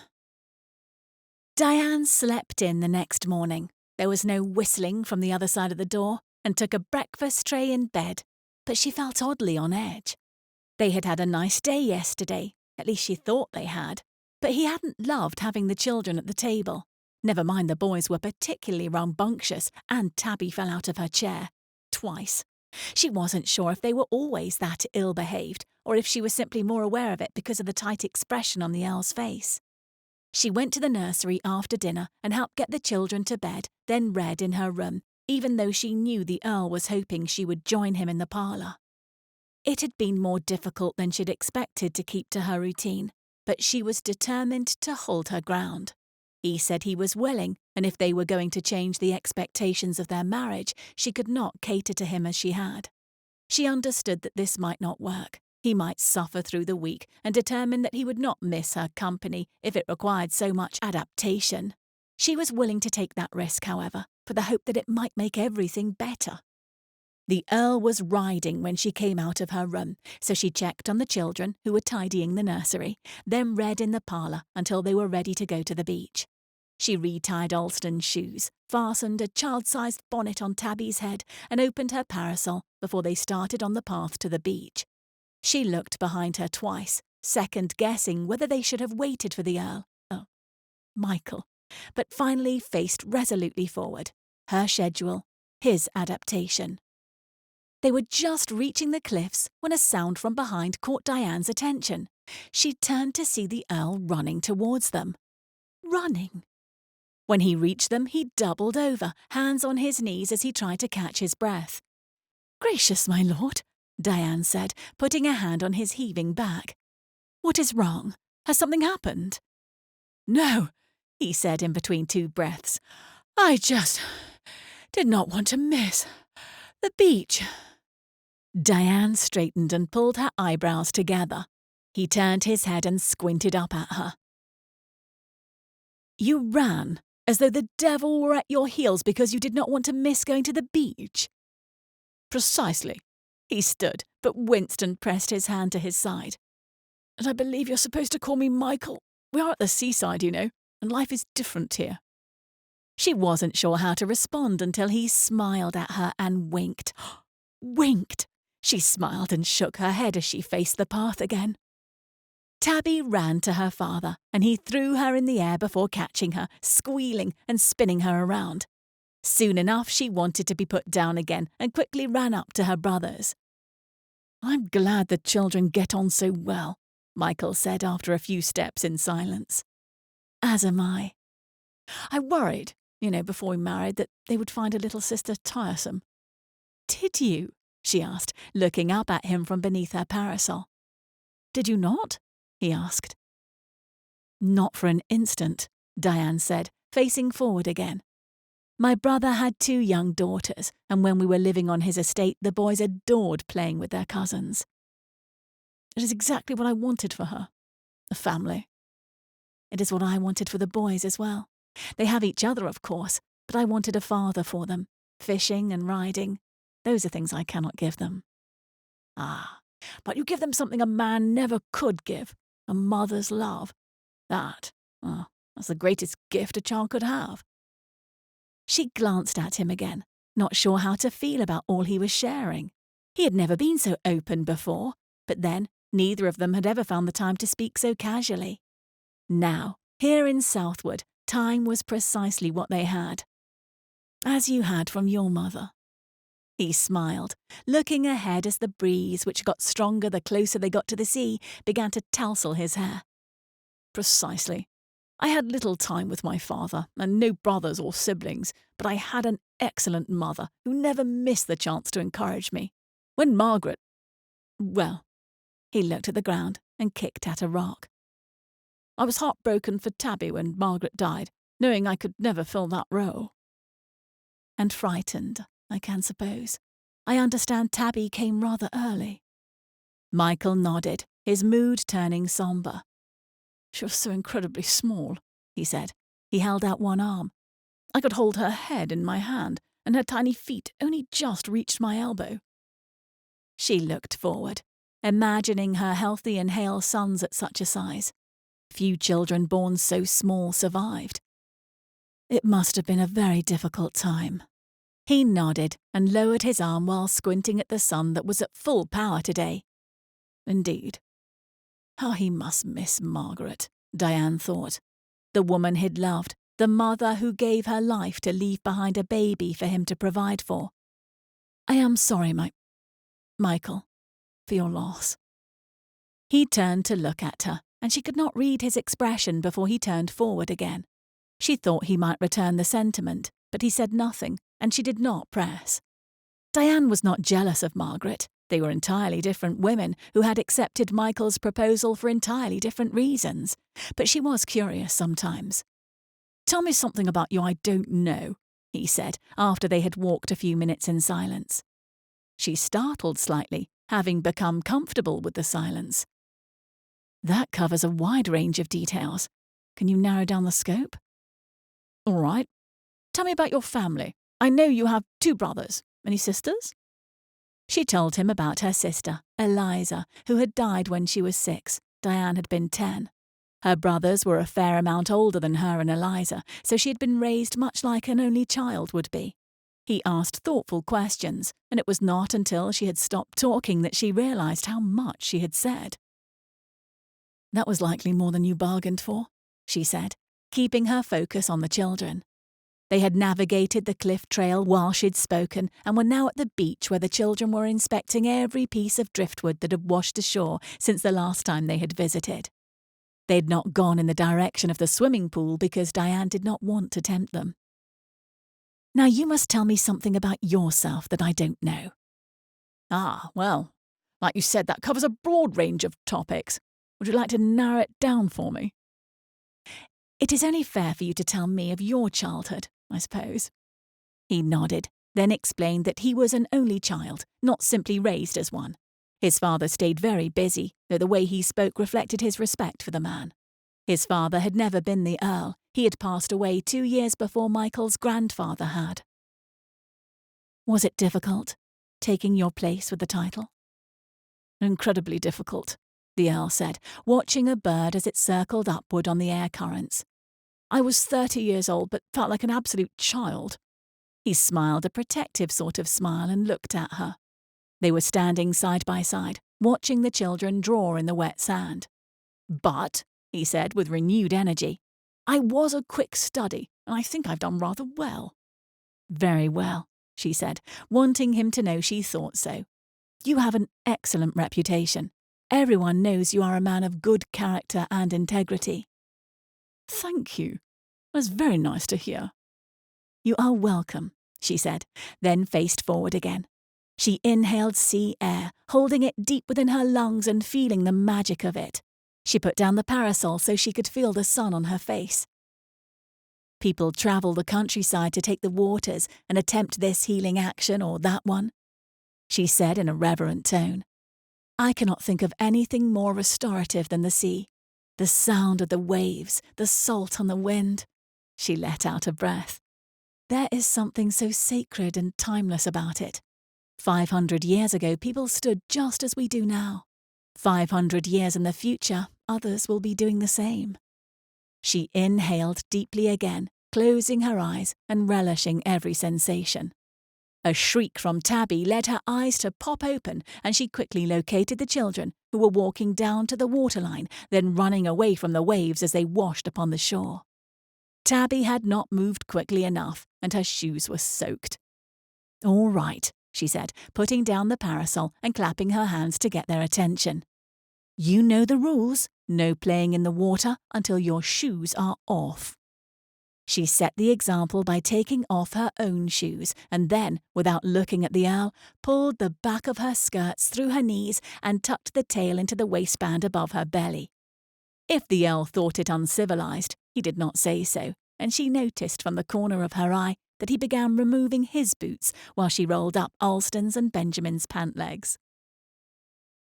For well over an hour they played on the beach, and after the first several minutes, the Earl relaxed into the games. When she ran out of energy for the play, Diane untucked her dress and settled herself on a log. She wore out a little bit faster every day now, it seemed. Watching the children play with their father was another sort of magic. The Earl's laughter was as soothing as the sound of the waves washing onto the shore. Diane had completely lost track of time.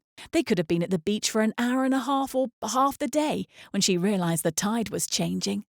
She determined it was time to head back, and since she was opposed to feeling rushed for anything on her schedule, they took their time meandering toward the house. The children started to whine about being tired and thirsty as they neared the house. The Earl picked Tabby up and laid her against his shoulder. The boys' complaints were grating on Diane's nerves, but she wanted to be as positive as possible, so she used her most patient tone to encourage them forward. "And here we are," she said, as they rounded the bend to the stables. "Let's get washed up so that we can enjoy dinner."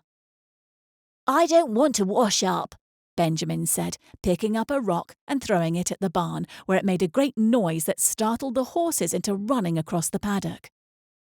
"Benjamin," Diane scolded, "that is enough. We always wash up after the beach. Why would today be different?" He frowned, but did not continue his argument. "What about Tabby?" Michael asked, looking sideways at the dishevelled head of a sleeping Tabby. "Should we wake her?" "Yes," Diane said, moving toward him to shift the child into her arms. "If we do not, she will not sleep tonight. It is too late for a nap." Tabby woke up cross, and all three children's moods deteriorated as she turned them over to Nanny, who had the unenviable task of bathing three children who did not want to be bathed. Diane used a basin in the kitchen to wash off her face, arms and feet, deciding to indulge in a long warm bath after the children had been put down for the night. She would make sure not to stay at the beach so long in the future. She was worn out too. The children were washed up in time for dinner, consisting of bread and milk. Diane felt a pang of conscience as Mrs. Stedman set down the bowl in front of Michael. He blinked at it, and Diane wondered if he'd ever eaten such a simple dinner. Benjamin pushed his bowl away and laid his head on the table. "I don't want dinner," he whined. "Can I go to the nursery?" "No," Diane said, reaching over to push him back to sitting. "We shall eat at the table, and you will show the Earl what good table manners you have. Last night's unimpressive display could be forgotten if tonight went better. Pick up your spoon." Benjamin picked up the spoon, but began to tap it against the bowl instead of eating. Alston was eating obediently, thank goodness. Tabby pushed her bowl away too. "Come on, little one," Michael said. "If I can tolerate this, you can."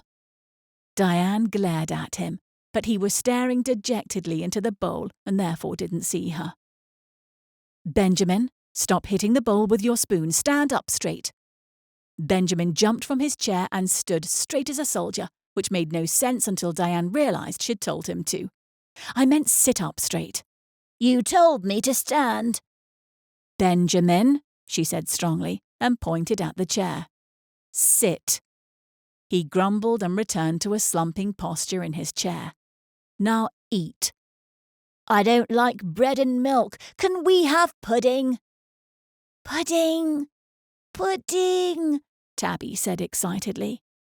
No pudding tonight. It is Tuesday, Diane said. Benjamin started tapping his spoon on his bowl again. Diane reached over and grabbed the spoon out of his hand, glaring at him. I want pudding, Tabby wailed.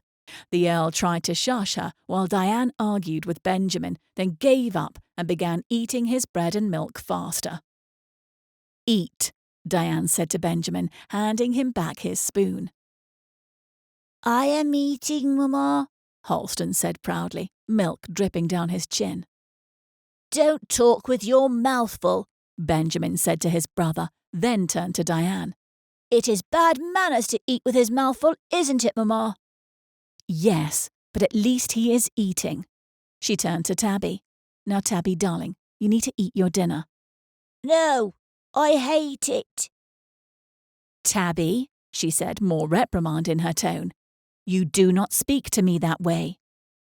Tabby glared at her and gave her bowl a good shove, strong enough that it slid across the table towards her father, who was not paying attention. Tabby's bowl hit Michael's bowl, which made him jump and hit the edge of his bowl, flipping it into his lap. Michael yelped and jumped to his feet, bread and milk dripping from his trousers, as the chair flew backwards into the wall and the bowl fell to the floor where it shattered into a dozen pieces. All 5 occupants at the table froze. Then Tabby began to cry again. Diane looked at the mess, then met the Earl's eyes that were absolutely furious. She looked away and stood, hurrying over to Tabby.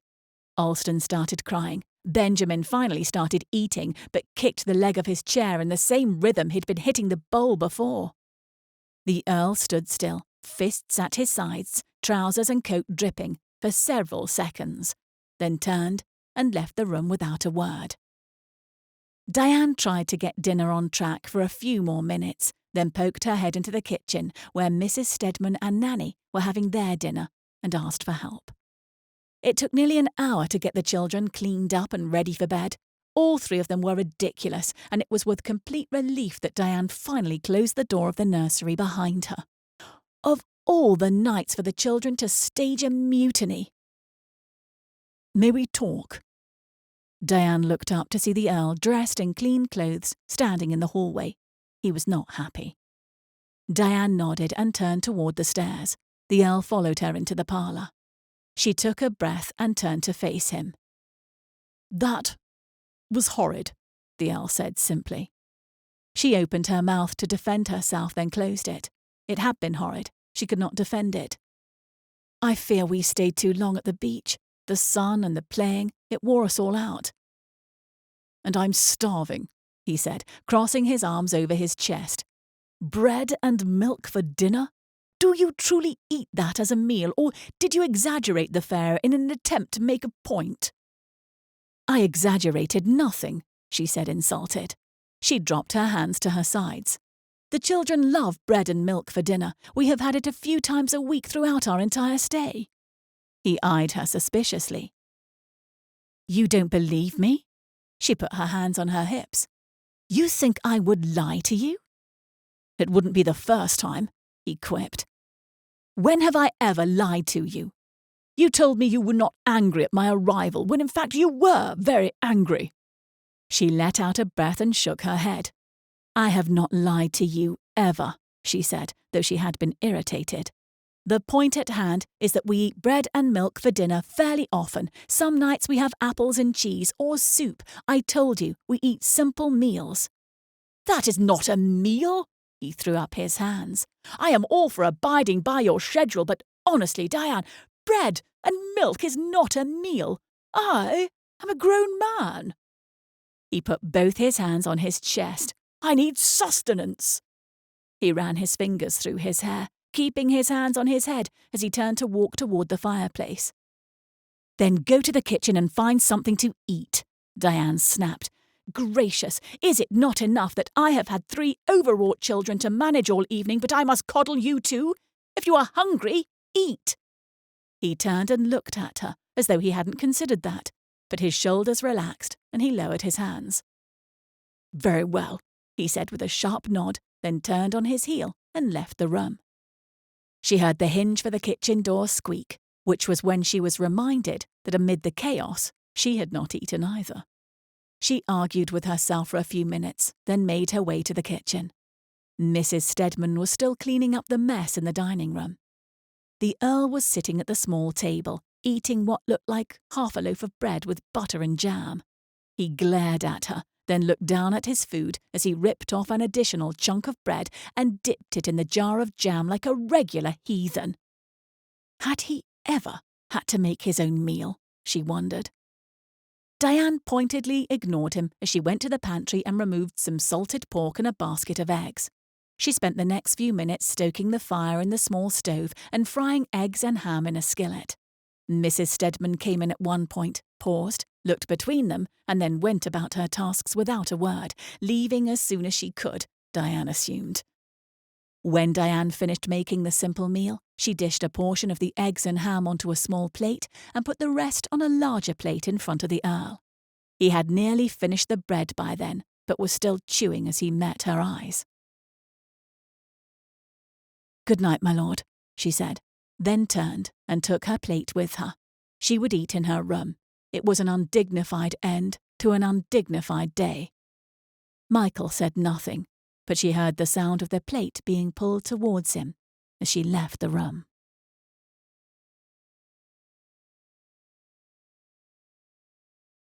Chapter 12. The eggs and ham were delicious and filling, and once Diane was satiated, she could more fairly consider the situation as she changed out of her clothes, washed her face and neck again, they still felt gritty, and put on her nightdress. The Earl had never had children at the table, not when he was a child and not while being a parent. He loved good food and had only ever done things one way all of his life. Meal times were formal, schedules were set, roles were kept. Last night had been a strain with the children, and tonight everyone had been overtired from the beach and apparently hit their limit. Yet she'd insisted a grown man be satisfied with bread and milk. It was not fair, but it wasn't necessarily unfair either. It was poor circumstances, and if that was more than the Earl could handle, well then. A knock at the connecting door interrupted her thoughts, and she straightened from where she sat in bed, leaning against the headboard with a book in her lap she'd planned to read. The thrill she'd always felt when he tapped on her door before washed through her, but then she narrowed her eyes. Of all nights, tonight was the night he decided to visit her, when they were at odds with one another. He knocked again, and she realised that she hadn't answered the first knock. "Come in," she said, straightening her back and trying to look formidable in her ruffled nightdress. The baby kicked, and she pressed against her belly, willing it to be still. Now was not the time for distractions. The Earl came into the room fully clothed, which was her first clue that he had not come for a visit, but instead wanted to talk. She immediately wished it was the former. She was tired of talking, tired of the tension. "I owe you an apology," he said. She'd not expected that. "At dinner tonight, I should have helped you with the children, and I did not. I was so caught up in my own feelings I gave little credit to yours or to theirs. I am sorry, and will work harder to do better." Diane was silent for several seconds as she processed what he had said and felt herself relax. "I thought you would apologise for the tantrum you threw about starving to death." He shook his head. "That was completely understandable. I was starving." He held her eyes, his expression neutral, then quirked a smile. Relief flooded through her so strongly that she covered her mouth to suppress the laughter that rose up. He smiled fully and shook his head as he walked farther into the room, sitting himself in the chair by the fireplace. "So, do you make yourself an additional meal every night after the children go to bed?" "No," she said, still keeping her tone carefree. "But I was so busy managing the little devils tonight that I didn't eat any of my own, which of course I did not realise until after telling you off." He nodded. "Well then, I feel a bit redeemed. Is there always ham and eggs in the larder?" "I don't know. This is the first time I've had to make myself an additional supper. I cannot survive on the food you are content with. There is no flavour, no appeal, and I'm quite sure I could eat bowl after bowl of bread and milk and never be full. We must negotiate this point, or I shall be an absolute bear to deal with." "Well, that will never do." "Exactly," he said with a nod. "What if I go to the pub in town for dinner every night?" "And leave me to eat with the children on my own?" "You're the one who wants to eat with them in the dining room and teach them table manners, which I agree they are in dire need of, but do not feel capable of enduring in the meantime. When they are, say, 18 years old, I shall be willing to join you at the table with them. In the meantime, I would prefer greasy sausages and dry potatoes. Or they could eat in the nursery, and we could have full meals together in the dining room." She did not know how to defend against the evidence of the failed dinners, and so she chose not to. "You may do whatever you like for dinner, Michael, but I would like to continue having the children at the table. I truly believe it is good for them. I won't hold it against you if you don't want to join us, but I enjoy eating as a family." "I like the idea of eating as a family. It's the reality of such a plan that is proving difficult for me to understand. It has been madness." "Because they are overtired, as I said. It has not been like that on past nights." She thought about that, and the fact that Michael had accused her of lying before. She did not want to be dishonest. "Well, not very often, I should say. Never twice in a row like this." "You won't consider having dinners like we had last week?" "No," she said with resolution. "This is how I want to spend my holiday." He let out an exaggerated sigh. At least she hoped it was exaggerated. "Very well," he said, spreading his hands in front of him. "You cannot say I did not try." He pushed himself from the chair. "Good night, Diane. I am glad we were able to resolve this." "So am I," she said, realizing that it was quite an accomplishment. They had never argued because they had never needed to, but they had handled this rather well. She was proud of them, and it gave her hope. Chapter 13.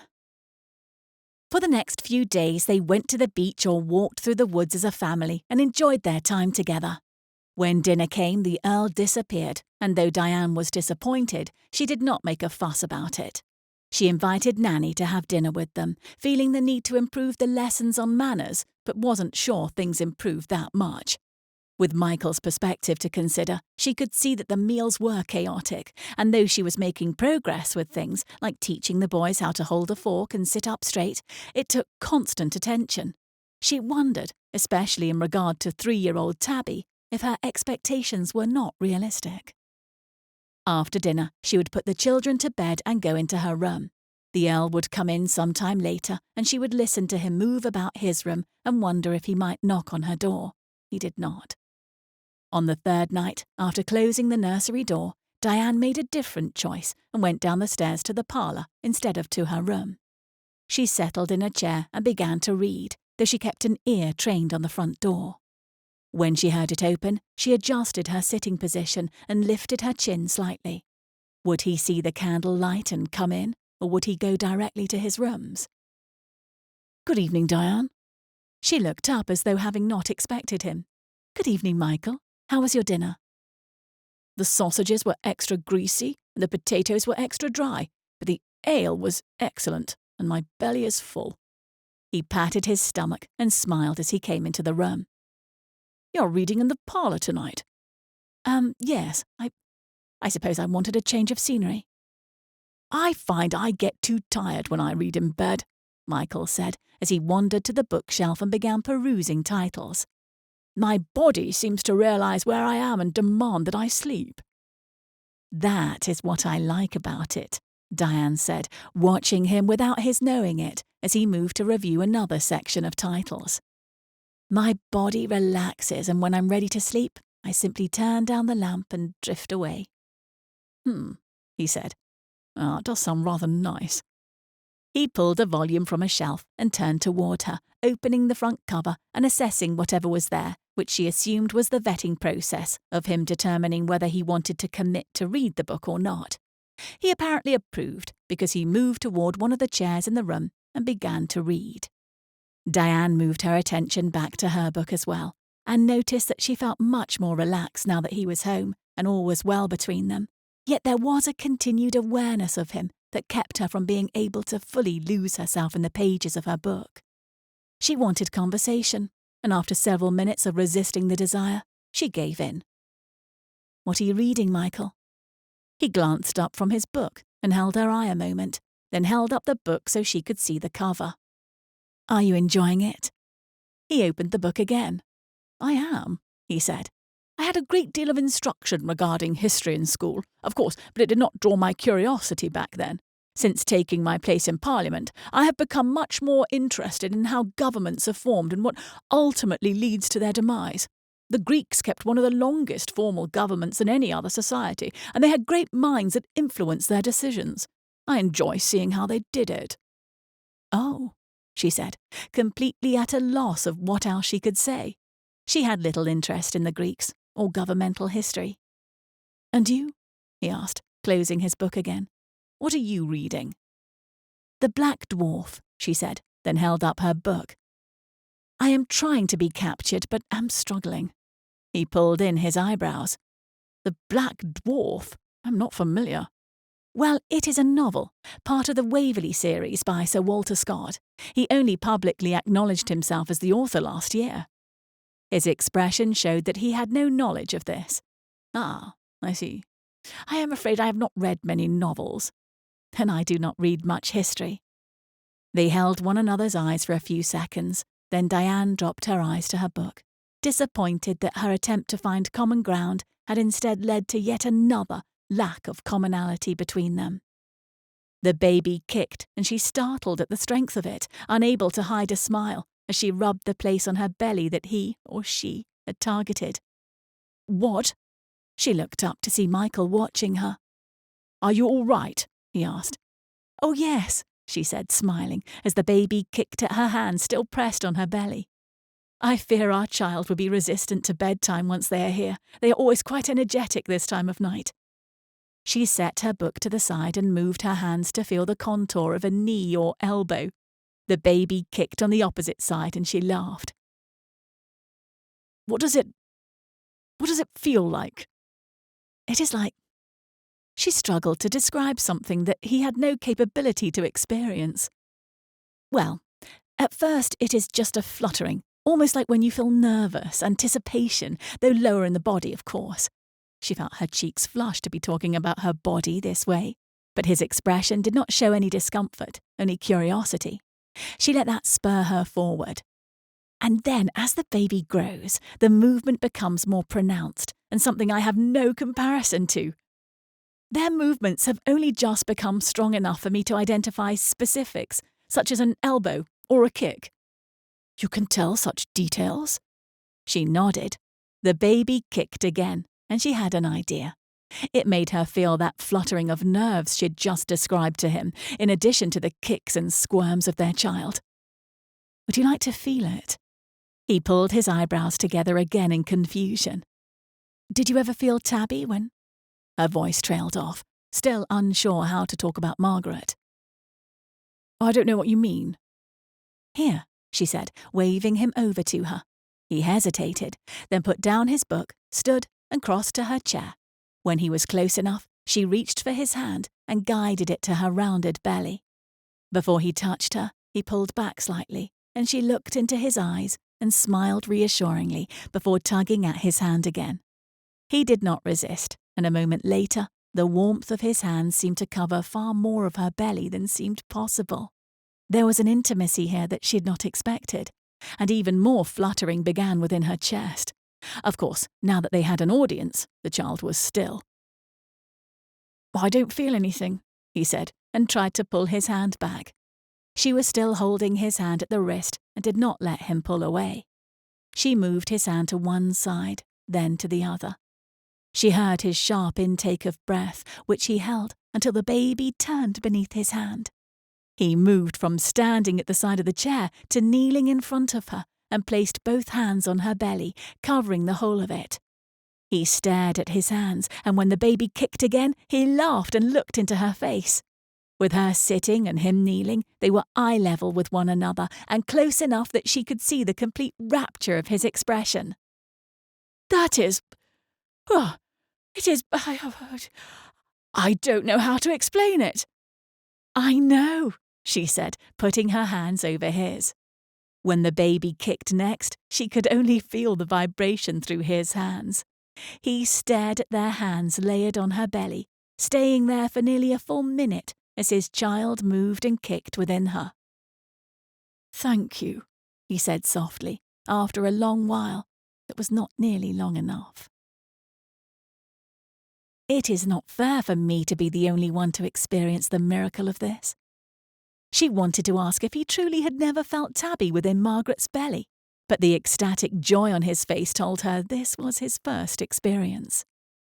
He met her eyes, and she did not look away. Their child moved again, and she thought of those nights when he had come into her bedroom, kissed her neck, stroked her hair, and held her in the darkness as their breathing came back to normal. "May I kiss you, Diane?" His request shivered through her from head to toe as the words connected to the memories she'd been entertaining. The kisses they had shared before now had only taken place in the dark, and she wondered how a kiss in the light of a dozen candles in the parlour of the simple cottage could feel so much more personal and intimate than what had happened there. She nodded, and he leaned in, withdrawing one hand from her belly so that he could put it behind her neck. His touch was warm and soft, making her shiver again. When his lips met hers, the warmth of his touch filled every part of her. She lifted her hands to his shoulders and kissed him back in a way she hoped explained everything she felt and thought. The kiss deepened, expanded, until he finally pulled away. He rested his forehead against hers as they both attempted to catch their breath. "I am sorry," he said, still breathless. Diane pulled back. "Sorry?" "I know it is not wise, forgive me." He pulled away, though his expression showed reluctance. He stood and took a deep breath as he turned to face the window. If she did not know better, she would think he was angry, but she did know better. "What do you mean it is not wise?" He looked at her long enough for her to see his cheeks flush, and then he turned towards the doorway. "I think I should take a walk. Work through my... Good night, Diane." "Thank you." He left before she had thought of anything to say, and though she tried to read after the front door closed behind him, it was quite impossible. Her blood was running hot through her veins as she reviewed the exchange over and over again. Each time she thought over his apology, she felt she understood a little bit more why he'd stopped himself. After waiting nearly an hour for him to return, she went to her room and readied herself for bed. Her stomach aflutter as she planned how to address things when he returned. She brushed her hair and braided it over one shoulder. She put a touch of perfume behind each ear. When she finally heard him come into his room, she walked to their connecting door and listened to the sound of his boots falling to the floor before she knocked. Everything on the other side of the door went silent, and she remembered how uncomfortable she'd felt when she had knocked on his door the first time. Was it only a week ago? This level of comfort between them had changed dramatically since then. The door opened, and Michael stood before her, fully clothed except for his stocking feet.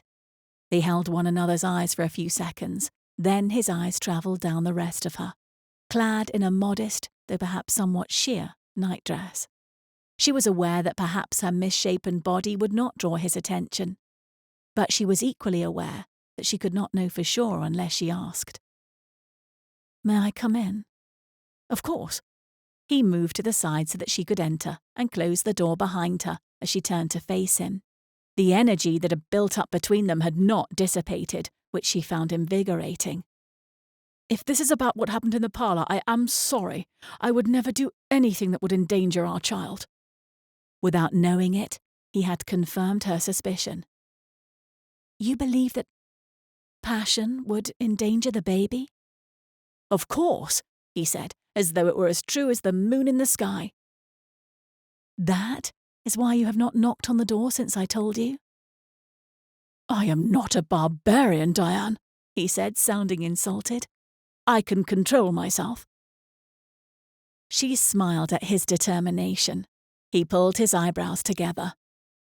"And what if you did not have to?" she asked. His face relaxed in the way of having heard something he had never considered before. His lips parted, but he said nothing. Diane took a step toward him, then another, until she stood right in front of him. Then she lifted her hand and traced his lips with her finger. "There is no danger in our being together, Michael, and I've missed that part of us very much." His hands came around to her back, but his eyes did not leave hers. "You are certain?" "Absolutely certain," she said in a whisper. "As long as you have no other objections." His eyebrows furrowed again. "What other objections could I possibly have?" "I have no figure to speak of, and—" He silenced her with a kiss, his broad hands circling her back as he pulled her close to him. What happened in the dark had never been a struggle for them, but this was different, new, connected in ways they had not experienced before. Diane kissed him back, letting her fears, anxieties, and formality melt away. This is what she'd never dreamed of having in a marriage. This was what she wanted for the rest of her life.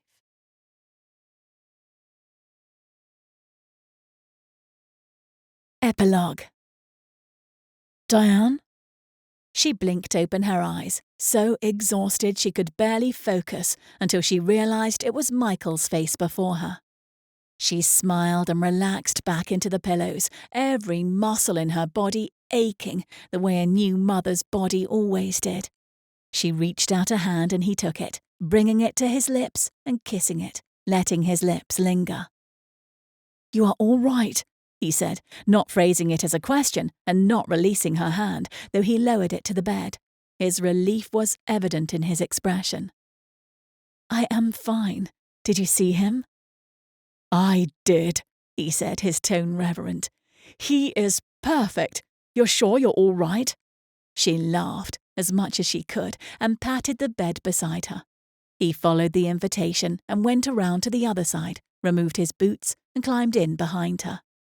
He carefully wrapped his arms around her, the way they had slept every night for the last few months. She melted into him, closing her eyes and enjoying his warmth. "Have the children seen him?" "Mother took them on a walk to the vicarage. They'll be back soon." "And is she terribly disappointed that the next Earl was not born at Bentmore?" Every other Earl had been born at Bentmore House. Michael, his father, his father's father, and so on. Diane had fully expected that this child would also be born there, at the holdings that would one day be his. It had been Michael who had asked her, only a week before the intended trip north to Bentmore, if she would prefer to stay at the cottage. They had discussed the benefits and drawbacks. Diane loved the idea, and Michael loved her. Enough to explain to his mother that he was breaking tradition, enough to interview the local midwife at length to make sure she was capable of whatever might come. And so it was decided. She finished growing the next Earl of Avery at the cottage by the sea. She had gone into labour early this morning, and just after 2 o'clock had delivered a healthy baby boy who was, as his father had pronounced, absolutely perfect. She'd already fed him, he'd taken to the breast very well, and now the nurse was washing and swaddling him while Diane rested. The warmth of Michael's body against hers lulled her into a hazy sleep where she relived the last year of her life and all that had changed and blossomed and grown. What if she had never come to this holiday cottage by the sea? What if Michael had not followed her? There was no point in wasting energy on such questions because, in fact, she had come here, and he had followed her, and they had created the family she had always dreamed of. "Thank you," she whispered. He said, startling and betraying that he had been on his way to sleep as well. "Thank you, Michael, for asking me to be your countess, for wanting to know me, for making us a family." He said, nuzzling her neck as he buried his face in her hair. "It is a very good life we have built, Diane, and I look forward to everything that comes next." A very good life, indeed. Josi S. Kilpack has written more than 30 novels, a cookbook, and several novellas. She is a 4-time Whitney Award winner, including Best Novel 2015 for Lord Fenton's Folly, and has been a Utah Best of State winner for fiction. Josi loves to bake, sleep, eat, read, travel, and watch TV, none of which she gets to do as much as she would like. She writes contemporary fiction under the pen name Jessica Pack. Josi has 4 children and lives in northern Utah. For more information about Josi, you can visit her at www.josiskilpack.com. Blog www.josiekilpack.blogspot.com.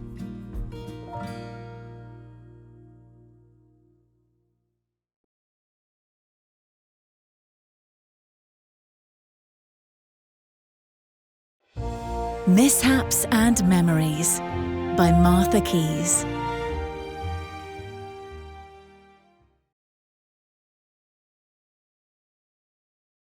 Chapter 1. The value of a large, well-placed plant in a drawing room could not be overstated, for it was in just such a place that a man seeking to escape an unpleasant encounter might hide himself for a short time, though hide was not the word James Carlyle would have preferred to use. He was merely sipping his champagne in solitude at his leisure, leaning against the wall, which just so happened to be concealed by an obliging plant. "There you are!" The frowning face of James's father, Henry Carlyle, appeared. What in heaven's name are you doing in the corner of the room, hiding behind a tree? He brushed at a few protruding leaves with an impatient hand. James finished off what was left in his glass and stood straight. "I am not hiding, father." His father scoffed lightly. "Then what are you doing?" James's mouth turned down in a frown as he contemplated his response. "I am," he stroked a leaf with a finger, "enjoying nature." "What you should be doing is asking Miss Garrett to dance." James had made sure to remain in his corner until Miss Garrett was engaged for this set. Through the leaves of the tree, he could see her performing the beginning figures of a cotillion across the ballroom floor. "She appears to be well entertained without my interference." "My point precisely," his father said testily. "At this rate, she will have 3 offers of marriage before you have even emerged from this ridiculous corner." He swatted the leaves that sat against his shoulder. "Sir William leaves in the morning for his estate, and he shall be gone a fortnight, after which he will be paying Miss Garrett's father a visit. All you need do is exert yourself a little in the meantime. Snatch her up before he does." "I have never been terribly fond of snatching, as you so elegantly phrase it, father." His father's lips drew into a thin line. "I am running out of patience for your aversion to marriage, James. What reason can you possibly have to be so set against it?" James stepped away momentarily to set his glass on the tray of the passing footman, biting his tongue as he did so. He didn't have an aversion to marriage, and he wasn't set against it, but he didn't particularly care to explain to his father why he was reluctant to offer for someone like Miss Garrett. His father would have no patience for the sentimentality that made James wish for something more than a practical match. "It is merely the joy you take in defying me, no doubt," his father said with obvious resentment. James smiled sardonically. "How well you know me, father." His father's frown deepened, and he glanced around at the chattering crowds lining the ballroom floor.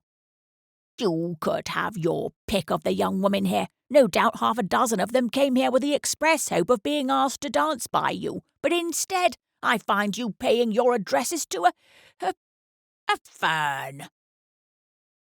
James frowned. "Well, that is not fair, father. I would never pay my addresses to a common fern. I am tolerably certain this is a fig tree." His father was not amused. "Your mother and I wish to see you settled, prosperous." James offered no response to this. "Bah!" his father grumbled. "You never did care for anyone's wishes but your own. But mark my words, James. You will marry, and since you refuse to choose a bride, I have taken the liberty of choosing one for you." And with that, he turned on his heel. James's smile faded as he watched his father disappear amongst the crowds. James did care what his parents thought. He merely wished that their desire for his prosperity was centered more on his happiness than on his marrying well. Perhaps James was foolish to hope for more than a strategic marriage. Perhaps only the most fortunate managed to marry for more than necessity. Surely that opportunity would have presented itself already after so many years of being introduced to the season's most promising and highly regarded ladies. Thinking perhaps it had been a mistake after all to attend tonight's dinner, James emerged from his corner, only to be confronted by his friend, Philip Langham. "Your father said I would find you here." Langham peered around James as though he expected to see someone behind the tree. "Thought he might snap my head off just for asking." "I'm in his black books," James said. "Have you ever been out of them?" James cocked his head to the side, frowning. "Not that I know of. Tonight he finds me too lazy on the subject of marriage. And Miss Garrett. He insists I come up to scratch and, how did he phrase it? Snatch her up before Sir William manages to." James's gaze travelled to Miss Garrett again, only to find that, despite being engaged in conversation with Mr. Coombs, her eyes were on him. "Miss Garrett," Langham said with a hint of distaste. "The one who stares." James held Miss Garrett's gaze, but as she showed no sign of embarrassment at being caught in the act of looking at him, and because he found her gaze particularly unnerving, he admitted defeat and looked away first. "Yes, the one who stares.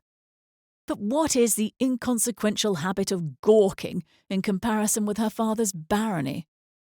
"I don't know, Carlyle," Langham said incredulously.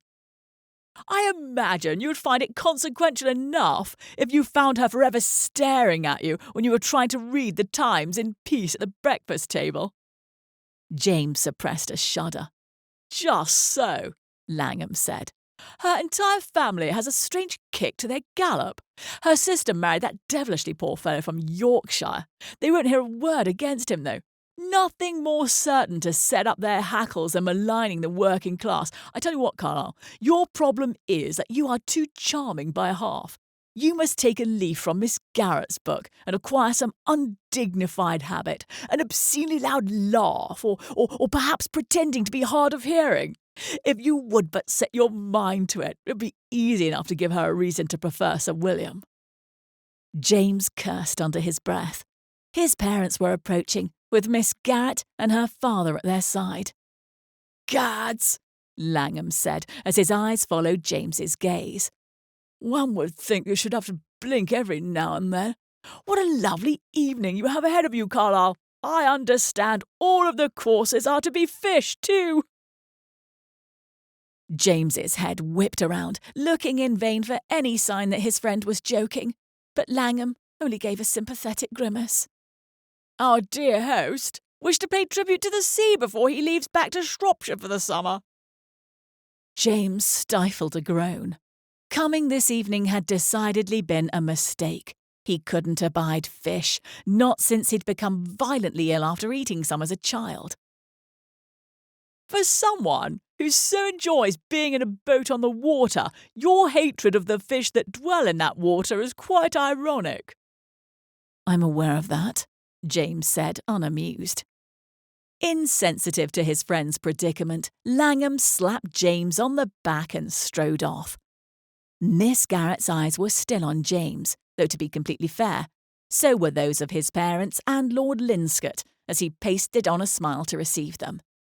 "Ah, son," his father said, the pleasant expression on his face giving no indication of the bad terms they had parted on just minutes ago.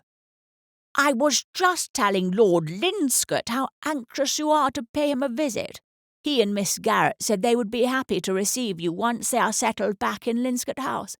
What date was it you said, my lord?" Lord Linscott inclined his head. "I believe it was the 20th, if it is convenient to you, of course." James could feel Miss Garrett's unblinking eyes boring into him with even more power than usual. Did they ever become dry?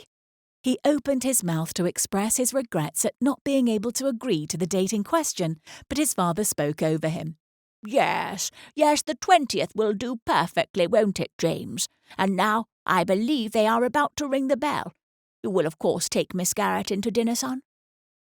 James smiled through gritted teeth and offered Miss Garrett his arm. Of course, father. Perhaps it was time to see just how willing the young woman was to look past his faults, or stare past them, rather.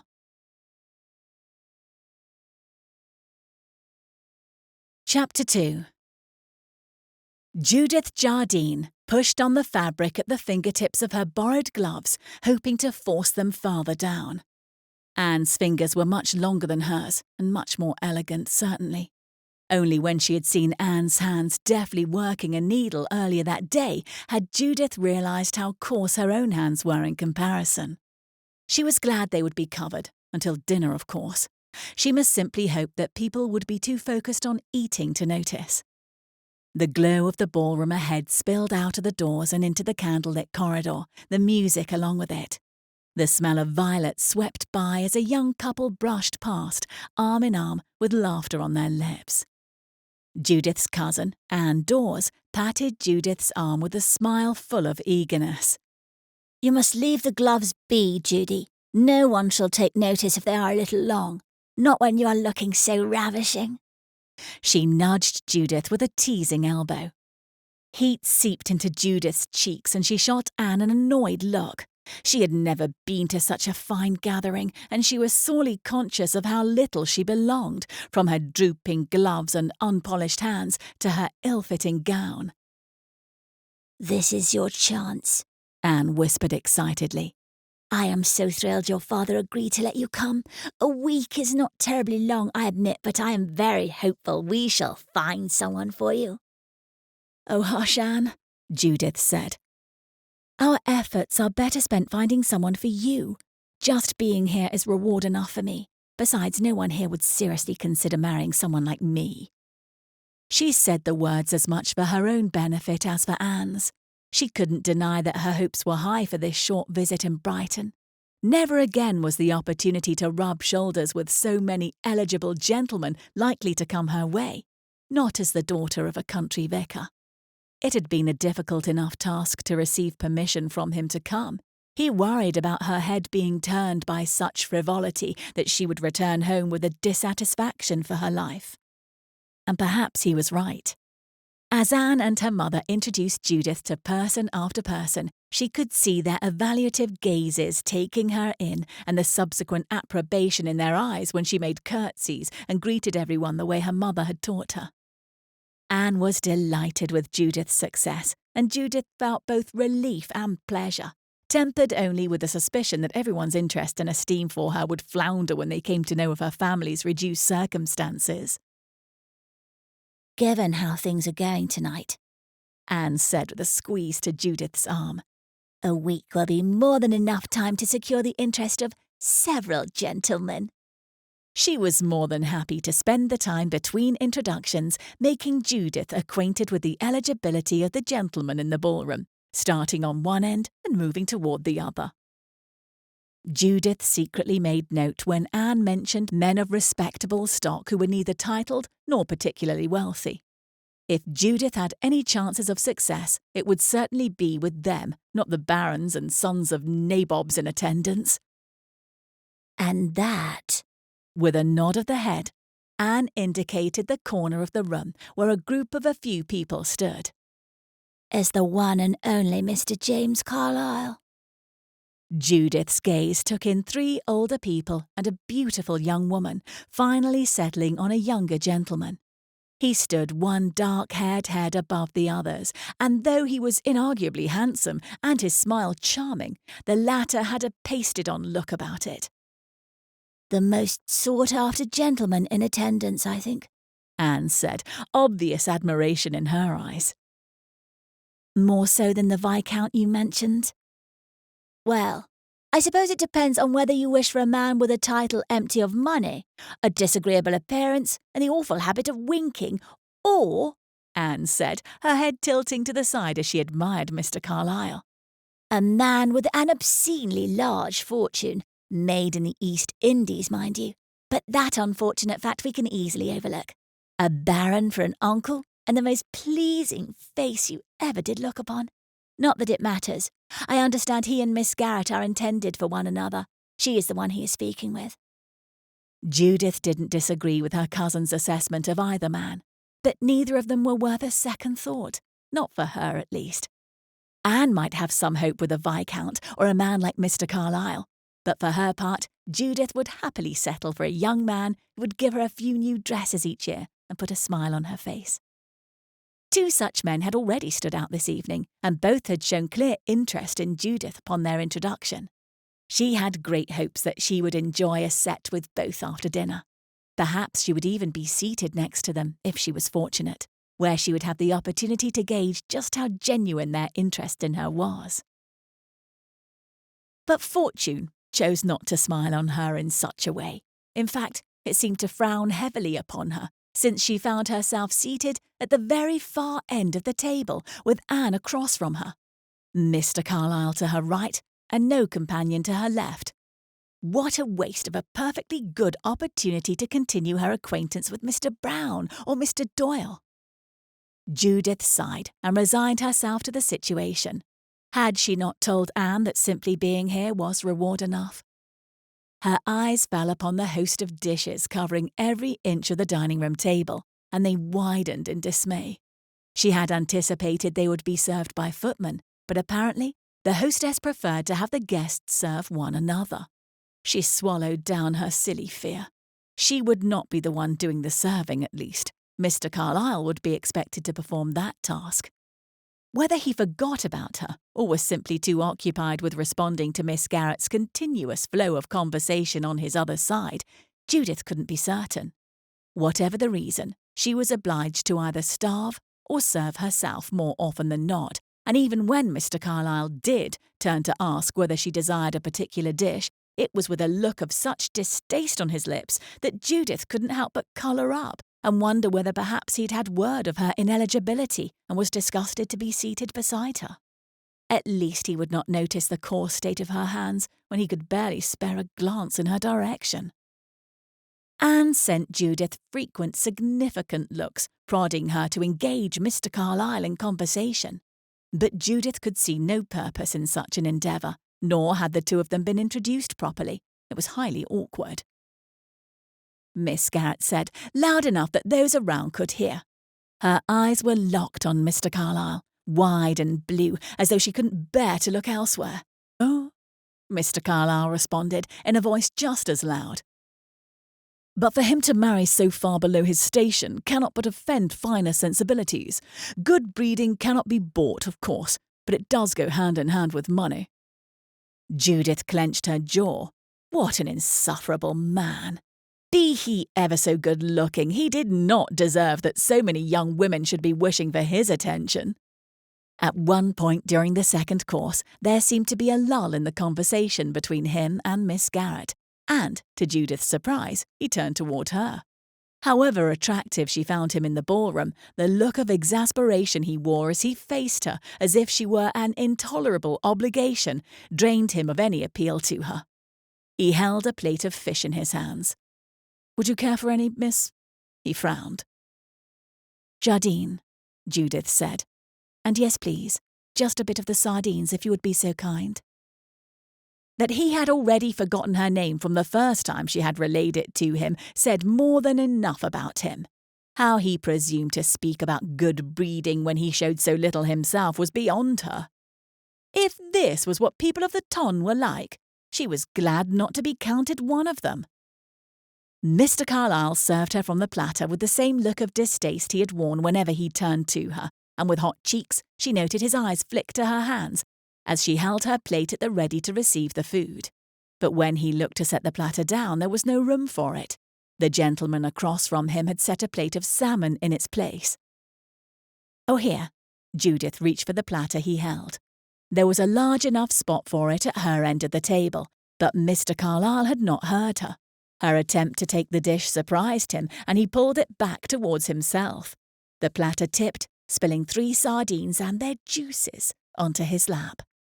Mr. Carlyle jumped up from his chair in a failed effort to avoid the spill, and Judith's eyes widened in horror at the sight of his soiled breeches and waistcoat. His face screwed up as all gazes turned to him, and he let out a frustrated gush of air from his nose. "Thank you, Miss Jardine," he said with an ironic smile. "Or was it Miss Sardine?" There was a veritable fire blazing on Judith's cheeks as chuckles rippled around the table at the pun. Mr. Carlyle brushed at the spill with his napkin, but the smell of sardines filled the air around him, and he tossed down the cloth onto the table with a resigned sigh. "If you will excuse me." He bowed and left the room, which teemed with light laughter, punctuated by the words, "Miss Sardine."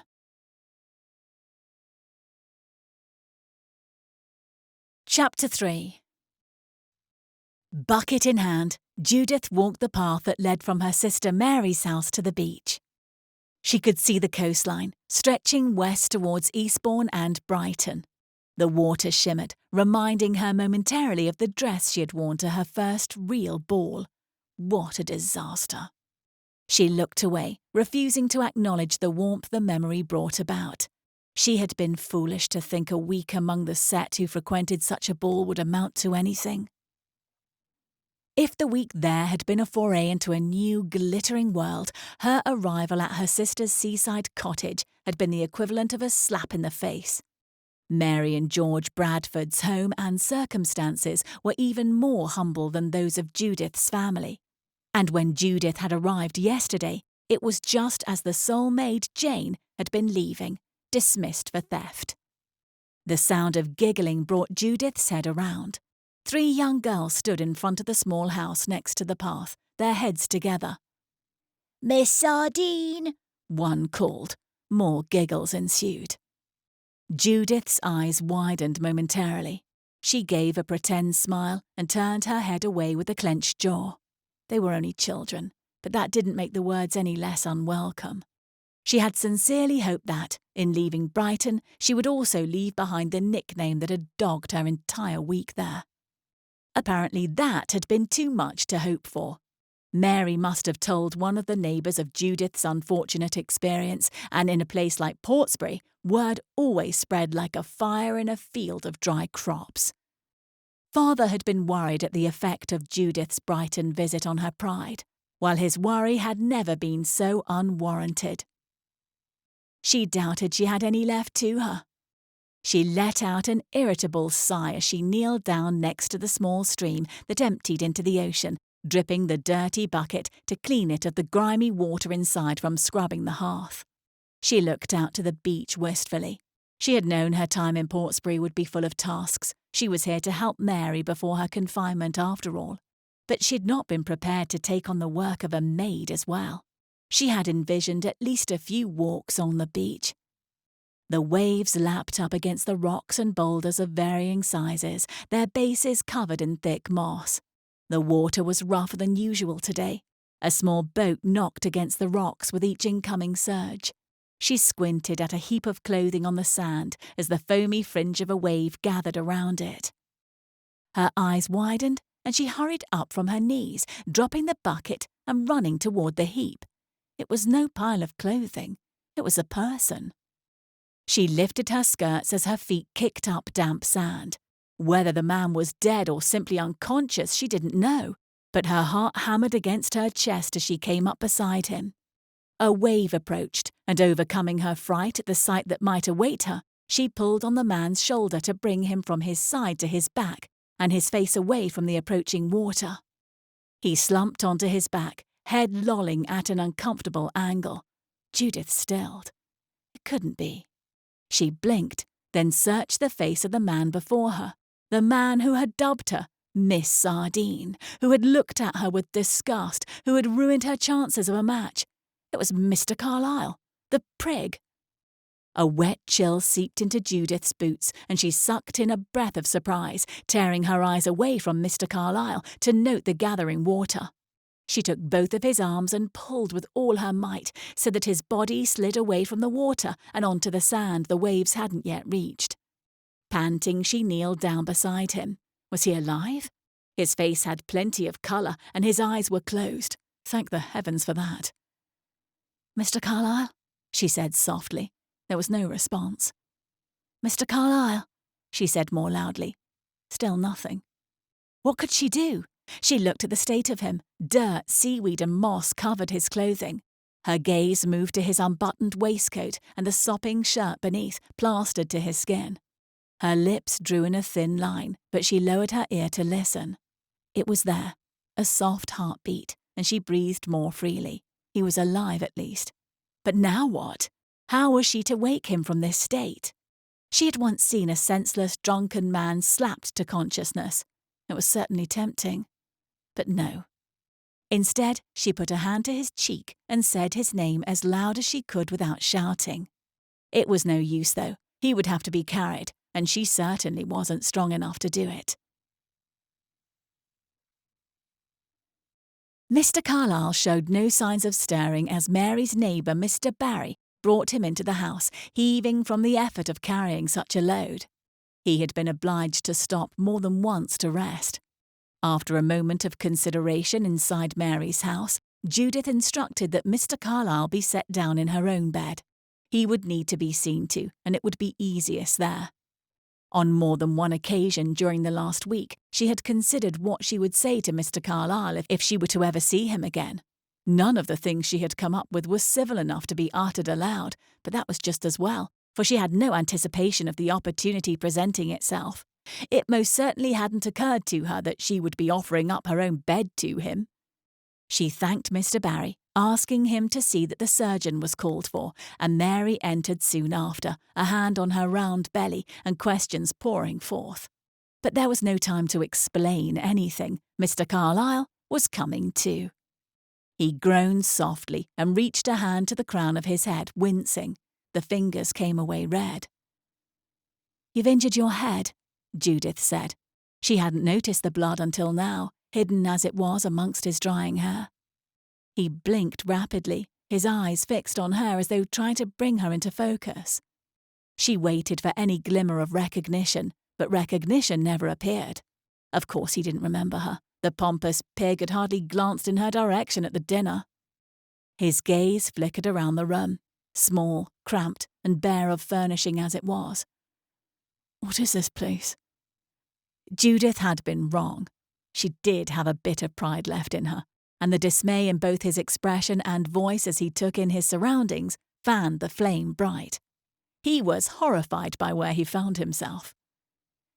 "You're in Portsbury," Judith said in a clipped voice. "Portsbury," Mr. Carlyle repeated softly, forehead drawn into a deep frown. "Do I live here?" Judith glanced at Mary, but Mary had no idea who this man was. Did Mr. Carlyle truly not remember? "Do you know your name, sir?" Judith asked. Mr. Carlyle's gaze was fixed on her, though he seemed to not be truly looking at her. I... He put a hand to his head again. "What happened? Who are you?" Part of Judith felt bad for Mr. Carlyle, but another part of her wanted the first thing he remembered to be how terrible he had been to her. His memory would undoubtedly return to him once he'd had some time, but for just a moment she wanted him to know what it felt like not to be the most desired and eligible bachelor. How fitting it would be for the tables to turn, for someone as insufferable as the dashing Mr. James Carlyle to wake, finding himself in just the sort of life and lowly station he had deplored at dinner. She spoke before she could think better of it. "You were out fishing for sardines." She watched him, ignoring the way Mary tilted her head to the side with her questioning gaze on Judith. "I was fishing." Judith nodded, nostrils flared, enjoying the confusion in Mr. Carlyle's expression. "You must have been knocked over by a wave. They are frightfully large today. I hope this doesn't mean you shan't be able to carry out your duties." Duties? Judith donned her most innocent, wide-eyed expression. Yes, duties. She gave a little laugh. Oh dear, has your injury truly made you forget everything? I have heard that a blow to the head can do strange things. Mr. Carlyle rubbed at his forehead with a hand. Forgive me. I find my brain is very muddled. But am I a servant? Judith did her best to suppress a smile, blinking. Why, but of course. You have served here for 2 years now. Ow! A forceful hand squeezed Judith on the shoulder, and she whipped around to look at Mary, who stood behind her, a significant and unamused expression on her face. Judith felt a pang of guilt at her sister's expression. Might I have a word with you, Judith, dearest? Mary asked through clenched teeth. Judith rose reluctantly and allowed her sister to pull her into the short, dark corridor. What in heaven's name are you doing? Mary hissed, gripping Judith's arm tightly. Judith pulled it from her grasp. Making the world a more just place, if only for a few glorious minutes. How in the world is telling such a lie justice for that poor, injured man? Judith scoffed. Oh, don't tell me you've become a victim to his beautiful face as well. What on earth are you talking about, Judith? What has his face got to do with anything? Judith leaned in closer to ensure her voice could not be heard in the bedroom. Do you know who that is, Mary? I have never seen him in my life. Judith smiled with faux sweetness. Well, Miss Sardine has. Mary stared at her, then glanced at the gap in the door where Mr. Carlyle could be seen staring blankly at the wall. That is him? It is, the very gentleman himself. Mary said nothing for a moment, still staring at Mr. Carlyle. Finally she looked to Judith. But you cannot seriously mean to persuade him that he is our servant, Judith. That is utter madness. Oh, it's a bit of harmless fun, Mary. He has hit his head. He will regain his memories before Mr. Sharp arrives, and perhaps he will learn a valuable lesson in the meantime. Mary shot her a severe look. Or perhaps you will ruin your reputation for the sake of some silly attempt at retribution. Reputation? Judith gave a caustic laugh. What reputation? I am now known as Miss Sardine, even here in Portsbury thanks to that man. Any hope I had of securing a match was ruined when he made me into the joke of Brighton society. She took in a deep breath, trying to calm herself. I will tell him the truth, Mary, you needn't worry. Only let me have a moment to enjoy the world as it should be. Heaven knows men like him could use a little dose of humility. Mary held Judith's gaze silently. A baby's cry sounded in the next room, and Mary sighed. You will do as you please, Judy, you always do, but I will play no part in it. I must go get Charlie now. She gave Judith a final, sober look, then made her way to her bedroom. Judith stood in the corridor for a moment, eyes on the gap in the door and Mr. Carlyle within. She hated knowing Mary disapproved of her behaviour, but Mary had not been there for the continuous teasing, harmless as it may have seemed to those engaging in it, that Judith had experienced while in Brighton. No one had been able to take her seriously after Mr. Carlyle's mockery. Judith's jaw tightened, and she stepped back into her bedroom, where Mr. Carlyle had begun to shiver.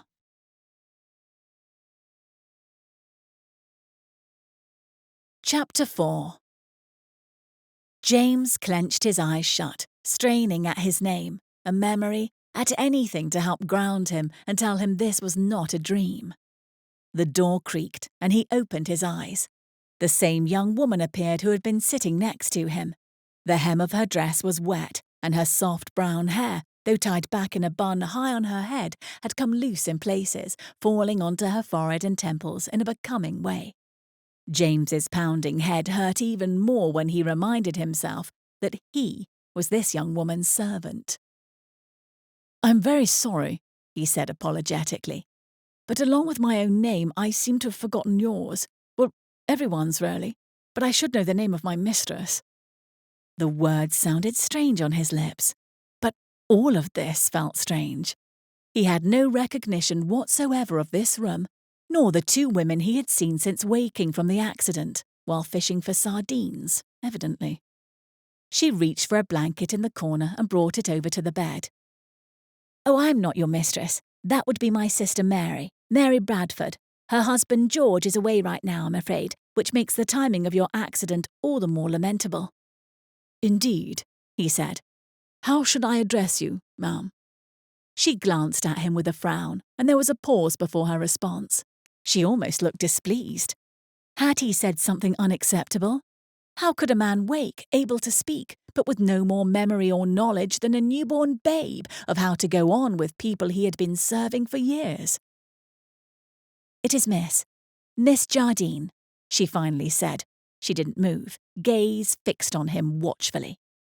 He reached for the blanket as another shiver racked his body. "Thank you, Miss Jardine." She put out a hand for the blanket. "We should change your clothing first, otherwise the blanket will not warm you for long." He stared at her. "You," she said, and her cheeks looked more pink than they had before. "You should change your clothing first. That is, if you are able. I can see whether Mr. Barry might come help you if you are in need of assistance." "No," James said. "I can manage, though would you mind helping me up?" Miss Jardine nodded curtly. Apparently, servants were not supposed to ask their superiors for help standing. He made a mental note of the fact. How many blunders would he make as he tried to fulfill what was expected of him? Miss Jardine came over to him and hesitated a moment before sitting beside him. She slipped her hands behind his back to push him up from his lying position. He felt weak, but she pushed him forward with more strength than he had anticipated. He shifted his legs so that they swung over the edge of the bed, and Miss Jardine set his arm around her neck to help him stand. He kept a hand on the bed to stabilize himself, and she extricated herself from under his arm. "Thank you, Miss Jardine," he said. "I shall go and retrieve your clothing," she said, and she left the room. He looked around and sighed. For some reason, the view depressed him. Miss Jardine returned shortly with a pile of folded clothing in hand.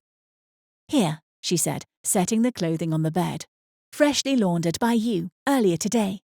She wore a smile on her face now, one that James could only describe as satisfied, and it enhanced her beauty. "I shall leave you to change. If you are in need of assistance, you need only call out. When you have finished, knock 3 times on the door to apprise me of it." James nodded and picked up the trousers that sat on top of the clothing pile, sincerely hoping he wouldn't be obliged to call for Miss Jardine in the middle of changing them. He might have been overly confident in his assertion that he would need no assistance. "Miss Jardine," he said as she reached the door. She turned to look at him, and suddenly he felt sheepish. "What is my name?" She didn't respond immediately. It was almost as if she was considering whether to respond at all. "James," she finally said. There was a familiar ring to that, and he welcomed it gladly, a glimmer of hope that perhaps his memories were still intact somewhere inside his head.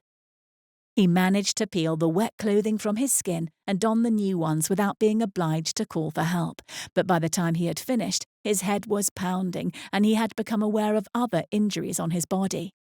He stumbled over to the door, shutting his eyes against the pane, and rapped on it 3 times, making his way to the bed, where he sat and waited. Miss Jardine arrived shortly, but she stopped in the doorway at the sight of him, putting a hand to her mouth. It didn't quite cover the edges of her smile or the laughter in her eyes. James followed her gaze down to his clothing and grimaced. "It seems as though I lost half my body along with all of my mind," he said with a rueful smile. His shirt hung loosely around him, and if not for the straps that held them up, his trousers would have fallen to the floor. Miss Jardine stepped into the room, shutting the door behind her. "Yes. Well, we have all slenderized a bit of late, what with our straitened circumstances. You more than anyone, though. Thankfully, it has made you quicker about your duties." His duties? What were his duties? "I am sure this is all quite troublesome to you," he said, "but can you help me remember exactly what my duties are? You said I was fishing when I hit my head, and that I did the laundry earlier?" "Yes," she said, as she sat and smoothed the covers on the bed. "Before that, you'd come from cleaning the privy, I believe." James's eyes widened. Cleaning the... Miss Jardine looked at him with a wide, clear gaze. Yes, normally you wake before sunrise to light the kitchen fire, sweep, prepare breakfast, of course, then onto the carpets and dusting. While we eat breakfast, you see to the beds and... She stopped. Is there something wrong? James swallowed. No, that is, well, it's just... One would think I would have some sort of memory of these things, but everything you are saying sounds so... foreign. She patted his hand. I am certain it will all come back to you as you carry out the tasks. Muffled voices sounded somewhere nearby, and she straightened. I believe the surgeon has arrived. I will show him in. James gave a reluctant nod as Miss Jardine went to the door. He didn't know whether to hope his memory returned or not. Chapter 5. Judith shut the door to her bedroom and immediately covered her mouth with a hand to stop the irrepressible laughter that rose to her lips. The chagrin on Mr. Carlyle's face, the look of utter horror when she had mentioned the privy. It felt almost like justice had been served for the humiliation he had caused her. Almost.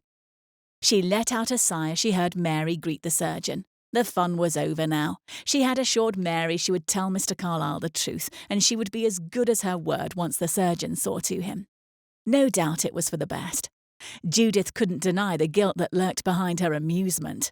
Mr. Carlyle was injured after all, and to take advantage of that was not something she anticipated being proud of in retrospect. Mr. Sharp stayed with Mr. Carlyle for a matter of 10 minutes, and as Mary was occupied with Charlie, it fell to Judith to confer with him afterward. The surgeon was a man of sombre demeanour, with thick grey eyebrows that curled up at the top like wings of a bird about to take flight. She tried to suppress her nerves at the sombre look on his face. Did he know what she'd done? Would he scold her?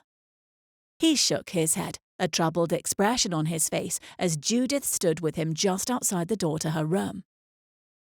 He seems to have lost all recollection of the past. Nary a memory left. Trying to conceal her relief and surprise, Judith shook her head soberly. Very sad. I've seen cases like this before. A blow to the head is an unpredictable thing, and I urge you to take the utmost caution with him, Miss Jardine. Judith swallowed and nodded quickly. Of course. We must hope that his memories return, but they must do so at their own pace. He turned a severe eye on her. You mustn't, on any account, force them upon him. It might overset him. He shook his head regretfully. I once knew a woman in just such a situation. Her family attempted to remind her of her past. Judith waited, to no avail. And what was the result?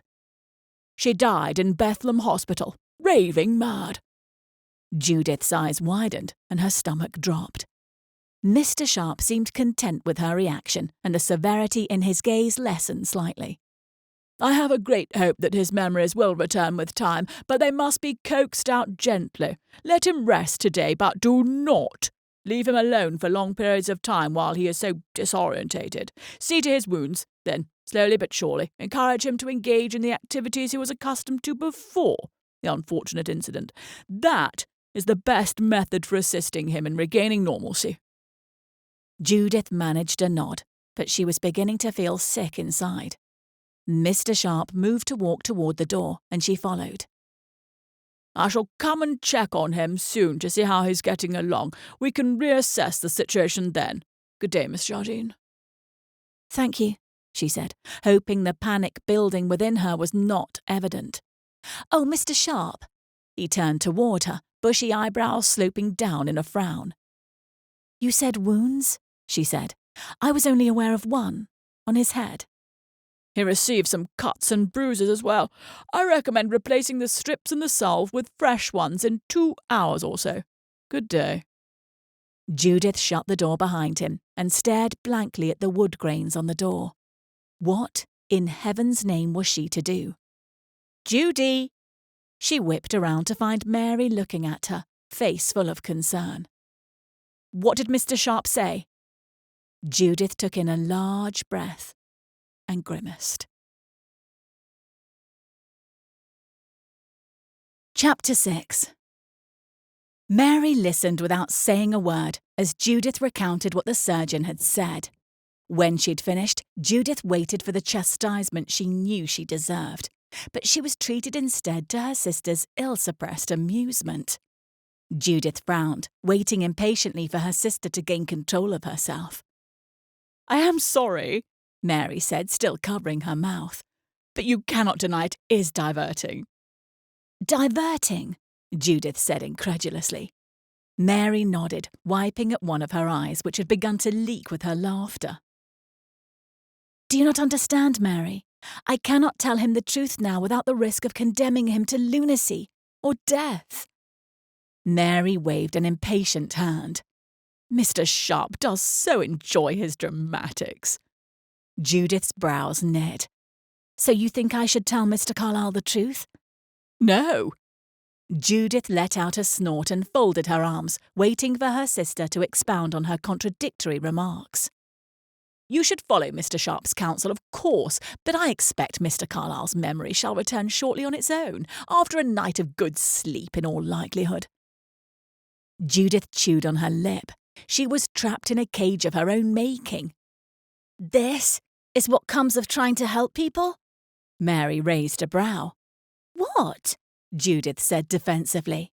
I could have left him on the beach. Someone else would have no doubt come upon him, and then they would be saddled with his care. And you were trying to help Mr. Carlyle when you informed him he was a servant here? Yes, Judith said, lifting her chin. For what could help an insufferably proud person more than to give them a dose of humility? It was for his own good. Mary gave a decisive nod. No doubt. And now, as a result, you have learned a lesson about the dangers of telling falsehoods, however justified or well-meaning they may be. I simply find a bit of amusement in the predicament you have created for yourself. May it be of great benefit to both of you in the end. Judith gave a snort. What then do you propose, sister dearest? Mr. Sharp instructed that Mr. Carlyle slowly engage in the activities he was accustomed to before his accident? Perhaps you failed to notice, but I am not the most fit person to chaperone a man to balls and dinner parties, or whatever it is he spends his time doing. No, of course not. Mary shrugged her shoulders. You said yourself that some humility would benefit the man. If he believes himself to be my servant, then, by all means, let him see what it means to be a servant. Mary? Judith cried. You cannot be serious. It shan't harm him. We certainly could use help until we find someone to replace Jane, and I cannot do that until George returns. Besides, the presence of a strong man in the household will let me sleep more soundly. The Barrys had a window broken and their silverware stolen the other night. Judith said nothing, staring down the corridor at the bedroom door and chewing on the tip of her thumb. They did need help, even if it was something as simple as watching Charlie or helping with washing up after dinner. Mary needed rest if she was to keep the baby in until George returned in 10 days. Mary nudged her. A bit of lowly work may coax the memories out of him more quickly than lazing around at some club would do. Every bone in his body will revolt at being made to do such work if he's the sort of man you've described. Judith smiled slightly. That was also true. What was the wording Mr. Carlyle had used? For him to marry so far below his station cannot but offend finer sensibilities. Yes, well, perhaps the offence of living below his station would help him remember his own fine sensibilities. With Charlie in Judith's arms, she and Mary went to Mr. Carlyle. He was lying back on the bed, head bandaged and eyes closed, but they opened with the creaking of the door. Together, Judith and Mary conveyed Mr. Sharp's orders. And as you seem to be struggling to remember much of anything, Mary said, Judith has agreed to help you with your duties until you have regained your confidence. Judith whipped her head around to Mary. I would be very grateful for that, Miss Jardine, Mr. Carlyle said. He looked at Judith, who hadn't yet managed to regain her composure, and frowned. If it isn't too much to ask, I mean. Not at all, Mary said brightly. She did come for a visit for the sole purpose of being helpful to me after all, and helping you is helping me. She turned her sweet-speaking smile on Judith, who returned her own false smile. She might have expected Mary would do something like this. Mary turned back to Mr. Carlyle. But for now, you must rest. Indeed, Judith cut in. For the more you rest now, the sooner shall you be able to return to your duties. Yes, Mary said, and in view of that goal, Judith kindly offered to make some of her delightful chicken soup. She can bring that to you when it's ready, then change out of Mr. Sharp's bandages once you've eaten. Judith rubbed her tongue roughly along her teeth, sending Mary a look full of promised revenge, then left the room to make the soup. Judith carried the tray down the corridor, stopping just before the door to her bedroom, where she balanced it carefully on one hand and knocked on the door. It grated her pride to be forced into serving Mr. Carlyle in such a way. Even if the reward for all of this was humility for Mr. Carlyle, the cost to Judith was proving to be very high as well. "Come in," Mr. Carlyle said, and Judith pushed the door open and entered. His overlarge shirt was buttoned at the throat, but because of its size, Mary's husband was shaped more like a pumpkin than a green bean after all. It gaped open, providing a view of the bandages Mr. Sharp had placed on Mr. Carlyle's wounds. Despite drowning in someone else's shabby clothing, Mr. Carlyle managed to look as handsome as ever, and the fact did nothing to endear him to Judith. As she set the tray on his lap, he eyed the bowl of soup with a hint of wariness that set up Judith's hackles, reminding her of the expression of distaste he'd worn at the dinner party. He would have been well served if she chose to spill the soup all over him again, but she refrained. "Bon appetit, James," she said ironically, and made her way from the room. But Mary was waiting just outside the door, and she raised a brow and shook her head as Judith emerged. "Mr. Sharp said he is not to be left alone for long periods of time. He was already alone the entire time you were making the soup." "If you were so concerned, you could have sat with him then, and you are welcome to do so now." Mary heaved a great, if somewhat dramatic sigh and put a hand on her belly. "I'm feeling quite done up, I'm afraid." Judith pinched her lips together, staring her sister down, and then gave a huff and turned back into the room. Mr. Carlyle paused with the spoon in midair, looking surprised. "My sister was so kind as to remind me that you are in need of a nursemaid at your side at all times."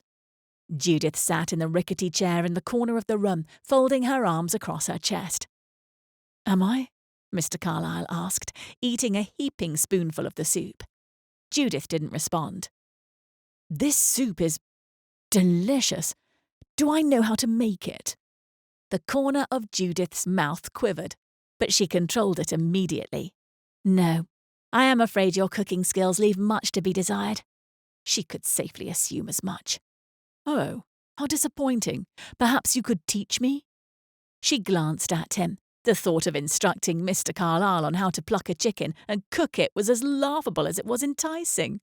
And if he had resisted the idea rather than suggesting it, Judith would have been inclined to press the issue, but he had not. How is it possible for someone who had looked at her with so much disgust last week to look at her now with such imploring, and for such a purpose? "Perhaps," she said evasively, "the opportunity would never present itself." Mr. Carlyle set down his spoon, watching her. "Miss Jardine, I understand that it must put you out a great deal to be obliged to attend to duties that normally fall to me. I sincerely apologize for the trouble I have caused you." Judith met his gaze. Oh, the trouble he had caused her. She could almost imagine he was apologizing for thrusting a nickname upon her. Either way, she couldn't help but relent towards him at such a frank apology. Had his head injury jolted some kindness into him? She knew a moment of misgiving as she looked in his eyes. What was she to do with a kind Mr. Carlyle? It had been easy to despise him when he had been rude and neglectful, but what now? Perhaps he would become more pompous as his memories returned. Judith had an inkling that that might be for the best. However, how would the ton resist a man who was possessed of kindness, handsome looks, and a large fortune? Thankfully, Judith was not of the ton. I am not upset with you for being injured, she said. Forgive me if I seemed so to you. Are you finished with your soup? He hesitated, then nodded, and she stood to take the bowl, which was empty. She picked up the tray, then stopped, looking at Mr. Carlyle. Would you care for more? He gave something between a smile and grimace, then nodded. She couldn't stop a smile at his sheepish demeanour. Nor could she deny the little bit of pleasure she felt knowing he had enjoyed the soup she had made. There is plenty. I shall bring another bowl. She fetched another helping as well as 2 of the rolls that sat nearby, consoling herself with the knowledge that it was in her own best interests and not due to a desire for Mr. Carlyle's approval that she did so. The sooner he regained his strength, the sooner he would regain his memories. That was all. Judith left Mr. Carlyle to the second bowl of soup and rolls while she prepared a salve and ripped up an old shift of Mary's to use for bandages. When she returned, the bowl was empty and the rolls were gone. She moved the tray from his lap to make way for the one she had brought in. My, but you have an appetite. Not a novel occurrence, it would seem. He pulled at the loosely hanging front of the shirt he wore. Judith laughed and sat down beside him. Come, Mr. Sharp ordered that your dressings be changed. Miss Jardine, Mr. Carlyle said in an apologetic voice. Surely it does not fall to you to do such a thing. Oh? She asked politely. To whom then? He grimaced, but offered no response. Now show me those infamous battle wounds. She tried to keep her voice light and a smile on her face. He frowned, then gave a little resigned sigh and pulled down the straps of his suspenders. Judith's heart stopped, and she instinctively looked away. Mr. Carlyle didn't miss her reaction, and he stopped with his hands on the hem of his shirt, ready to pull it over his head. He let it go and shook his head. We can leave the dressings till morning. Perhaps then Mr. He fumbled a bit. Burns can come and assist me? Judith raised a brow. Mr. Barry, you mean? That is what I said. She laughed. You decidedly did not. You said Mr. Burns, and no, we will not leave the dressings on until tomorrow. Mr. Sharp would have my head. I am not squeamish. She gave a nod. Hurry then. He wavered a moment, then pulled the shirt over his head, wincing. 2 bandages were wrapped around his midsection. Judith focused her attention on the fibres of linen that hung from the strips, though even without allowing her eyes to explore anything else, she had no difficulty recognizing that Mr. Carlyle added athleticism to his accomplishments. A pugilist, no doubt. The wounds were, thankfully, located on his side and back, which meant Judith needn't look him in the eye at all while she dressed the wounds. It did not, however, save her from a more intimate knowledge than she ever wished for of Mr. Carlyle's powerful build and warm skin. He prevented too much of her focus from resting on such thoughts by asking her questions about his duties and situation, all of which she answered as vaguely as possible, with guilt in her heart and heat in her cheeks. Miss Jardine, he said, after putting his shirt back on. She gathered the old dressings to be washed. There was a pause. Am I married? She stilled, then slowly set the last dressing on the tray, wondering what had brought about such a question. You are not. Oh. She looked at him, wondering if he was disappointed or relieved. He sent her a smile. Thank you. For everything, I assure you, I mean to be back to my duties in the morning. She shook her head, but he talked over her. I will not let you take on all my tasks, Miss Jardine. I can see to them. Some of them, perhaps. We can speak of that in the morning, though. For now, what you need is rest, both body and mind. She would much rather he lays about and find excuses not to perform his duties. She would feel less guilty then. He looked as though he might resist, but only nodded. When Judith had closed the door behind her, she realized that, with Mr. Carlyle in her bed, she was left without a place to sleep. She stood in the corridor, brows knit together, eyes on the narrow door in the dark corner at the end. If Mr. Carlyle was to fill the role of servant for a time, he should sleep in the closet, a cramped room with barely enough space for a straw mattress, a wash basin, and a small set of drawers with a tallow candle sitting upon it. It had been Jane's room. But Judith hadn't the heart to ask him to move there. He was undoubtedly used to sleeping in fairly luxurious circumstances. Judith's bed would be change enough while still allowing him to sleep comfortably enough to aid in his recovery. If he slept well, his memories would hopefully return with the morning, and she could take her room back up again when he left. The sooner he left, the better. For everyone.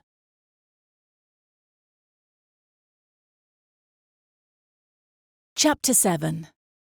Between the straw poking her every time she moved and the number of times she hit her head on the low ceiling, Judith did not sleep well.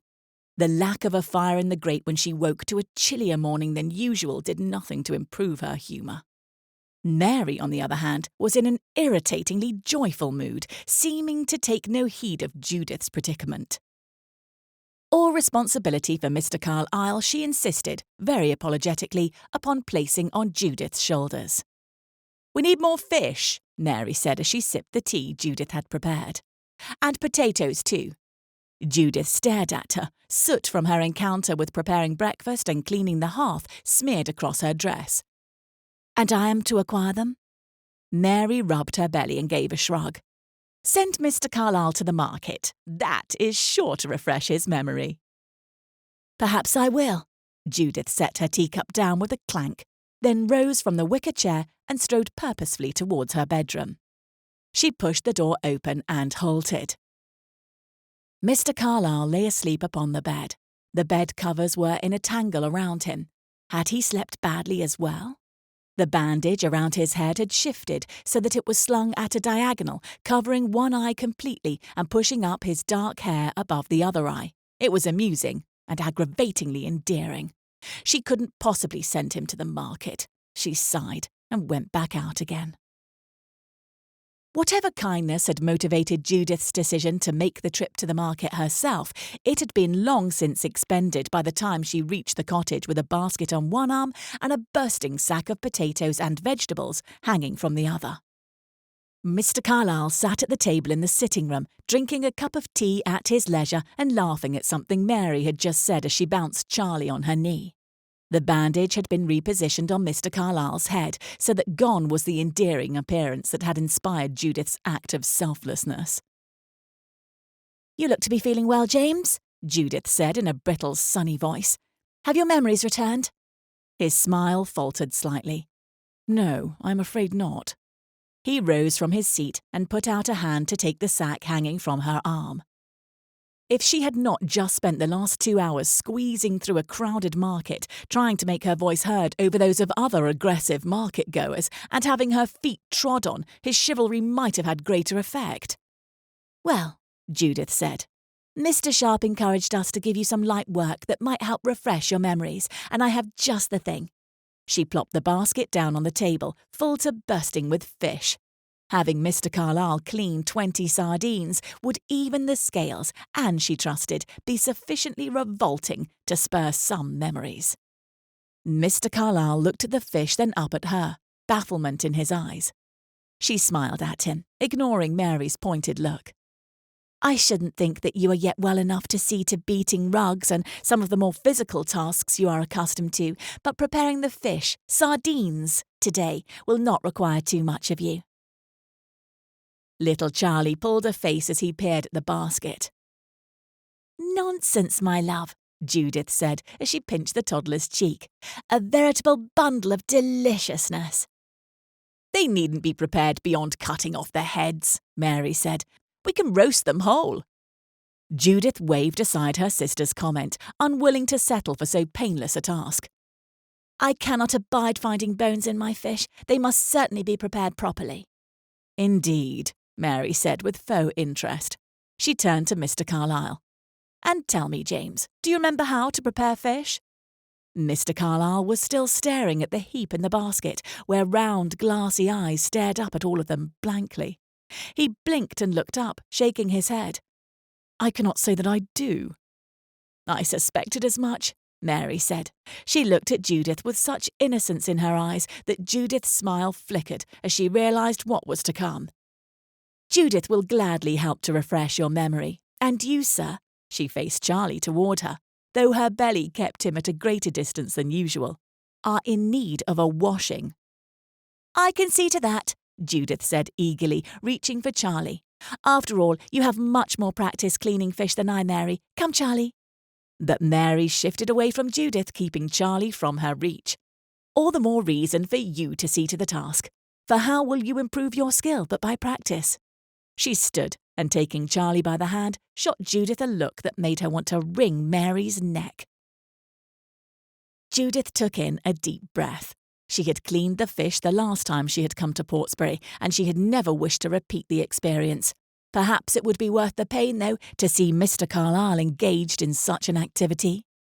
She retrieved 2 knives from the kitchen and sat in the chair Mary had occupied, preparing herself for the unsavoury task before her. Perhaps it will come back to me once I... Mr. Carlyle swallowed and picked up one of the fish. Have one in hand. Only with difficulty did Judith control the impulse to laugh at the utter disgust on Mr. Carlyle's face. He shuddered slightly, and juice from the fish dripped onto his trousers. She watched him for any indication that the scenario might feel in the least bit familiar, but there was none. Was his memory truly gone? Or had his encounter with her at the Brighton Hall been so inconsequential that he would never think on it again? Mr. Carlyle took in a fortifying breath and picked up the knife Judith had set on the table beside him. He set it to the fish with hesitation, then looked at her. She raised a brow. It's not coming back, he said, with enough guilt to soften her slightly. No. She rose from her chair and pulled it next to his. I can see that from the way you are holding it. It is dead, James. You needn't treat it as though you intended to give it a name. Mr. Higgins, he said without any hesitation. She pinched her lips together to stop their unruliness. And a place to sleep. He flashed her a sidelong glance with eyes full of teasing, and it brought her heart up into her throat. Well, that wouldn't do. She reached for a fish, forcing herself to focus on the distasteful feel of it on her fingers rather than Mr. Carlyle's smile. It worked to great effect, and she suppressed her own shudder as she set it on the small wood platter and straightened her shoulders. You must hold your knife like this. A light hold is paramount, for otherwise you risk slipping and cutting yourself, and forgive me, James, but I have no desire to add such an injury to the ones you have already acquired. Nor do I intend to go to the market in your place next week because you are recovering from another accident. A light hold, he repeated, letting the knife rest on his hand as he bounced his wrist lightly up and down. Judith recoiled, and he stopped. A light hold, James, not no hold at all. He smiled, but adjusted his grip accordingly. Now, she said, first we must get rid of the head. Mr. Carlyle looked down at the sardine before him. It is staring at me. Mr. Higgins is staring at me. He is not. She pinched her lips together. It is not. He gave her a challenging glance, indicating the fish before her, and he looked down at it. Its large eye gaped at her, daring her to follow through with her threat. Are you scared of a dead fish, James? His brow and mouth frowned deeply, and he shook his head decidedly, but as he looked back down at the sardine, the head shaking slowed and turned into nodding. Judith couldn't stifle a laugh. Oh, for heaven's sake, all you need to do is this. She steeled herself and made the necessary cut with her knife, then she turned the fish over and repeated the exercise. By the time she had shown Mr. Carlyle how to finish the task, her stomach was churning. I will go and retrieve salt to preserve what we will not be using, she said in an unstable voice. She hurried up from her seat and toward the small larder at the far side of the kitchen, opening the window that looked towards the sea and breathing the fresh air deeply. When she returned with the salt, Mr. Carlyle looked up at her with culpability in his gaze. She looked at the table and brought a hand up to cover her mouth, which trembled traitorously. Good heavens! What have you done to poor Mr. Higgins? His sardine was indeed headless, but the rest was, well, mutilated. Mr. Carlyle grimaced apologetically, his face looking a bit green, and Judith's mirth escaped in the form of a small snort. His brows shot up at the unladylike sound. Clearing her throat, she sat down beside him again and set down the salt, taking a new sardine from the basket. I shall do better next time, he promised, taking up another fish. I am determined to learn. He set the knife to it. Stop! Judith cried with a hand up, moving her chair even closer to him. No wonder you are struggling. You are still not holding the knife correctly. It should be held like this. She fixed his grasp on the knife and guided him in the cutting process, forcing herself again to focus on the gruesome details of the task rather than her hand on his. There was nothing romantic about cutting a fish with a man, whatever her heart might say. The next hour was one of the strangest Judith had ever passed, full of fish bits, laughter and frustration as Mr. Carlyle showed no aptitude at all for the task at hand. The salt rested on the table, unused as yet, and only 3 sardines remained in the basket. "I think we shall have to content ourselves with picking out the bones for dinner this evening," Judith said resignedly. Mr. Carlyle was looking sickly after a particularly unfortunate attempt at cutting a sardine, but he nodded. Judith looked at the results of her unsuccessful foray into teaching, and her own stomach swam at the sight. It, and the smell that permeated the air, was overwhelming. "A fish massacre," Mr. Carlyle said with obvious frustration. "A one-man fish massacre, no less," Judith replied, looking away from the macabre sight. "Perhaps you could cut the last ones and I can simply watch." She sighed and placed the 3 sardines on the table, cutting them in turn, her thoughts and feelings conflicting. She had managed to make Mr. Carlyle look green, but the task had not elicited any of his memories, as she had anticipated it might, and, worse by far, the more time she spent with him, the more she was coming to like him. "There," she said. "See how easy that was?" She looked up at him and stilled. His gaze was on her, and a little hint of a smile pulled up at the corner of his mouth. But it was not that which kept her attention. It was the fish bits that had somehow made their way to the bandage on his head, including an eye. She fought valiantly to control herself, but it was a lost cause, and it was through eyes leaking with tears of laughter that she attempted to explain to Mr. Carlyle the object of her mirth.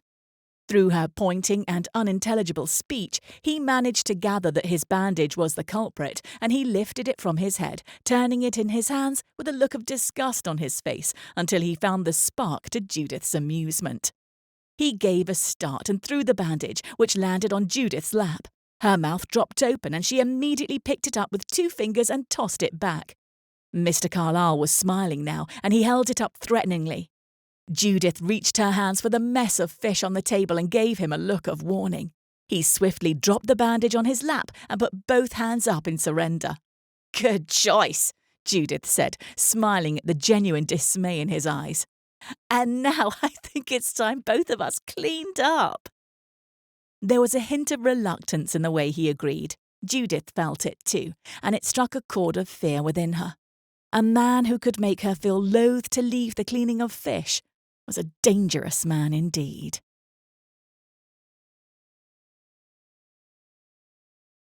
Chapter 8. James helped Miss Jardine clean up his embarrassing efforts at preparing fish. Not only had he no memory of ever executing such a task, he had also obviously lost the skill for it. Beyond that, more than once, he had come perilously near to losing the tea he had drunk just beforehand. How had he managed to do such a task when the sight and smell of the dead fish made his stomach turn? Had he simply suffered through it for years? Or was the aversion something he had acquired with the accident? The truth was, nothing about his life here felt familiar. Nothing except Miss Jardine. And that in itself was wrong, wasn't it? In his capacity as a servant, there was no place for the attraction and admiration James had been feeling.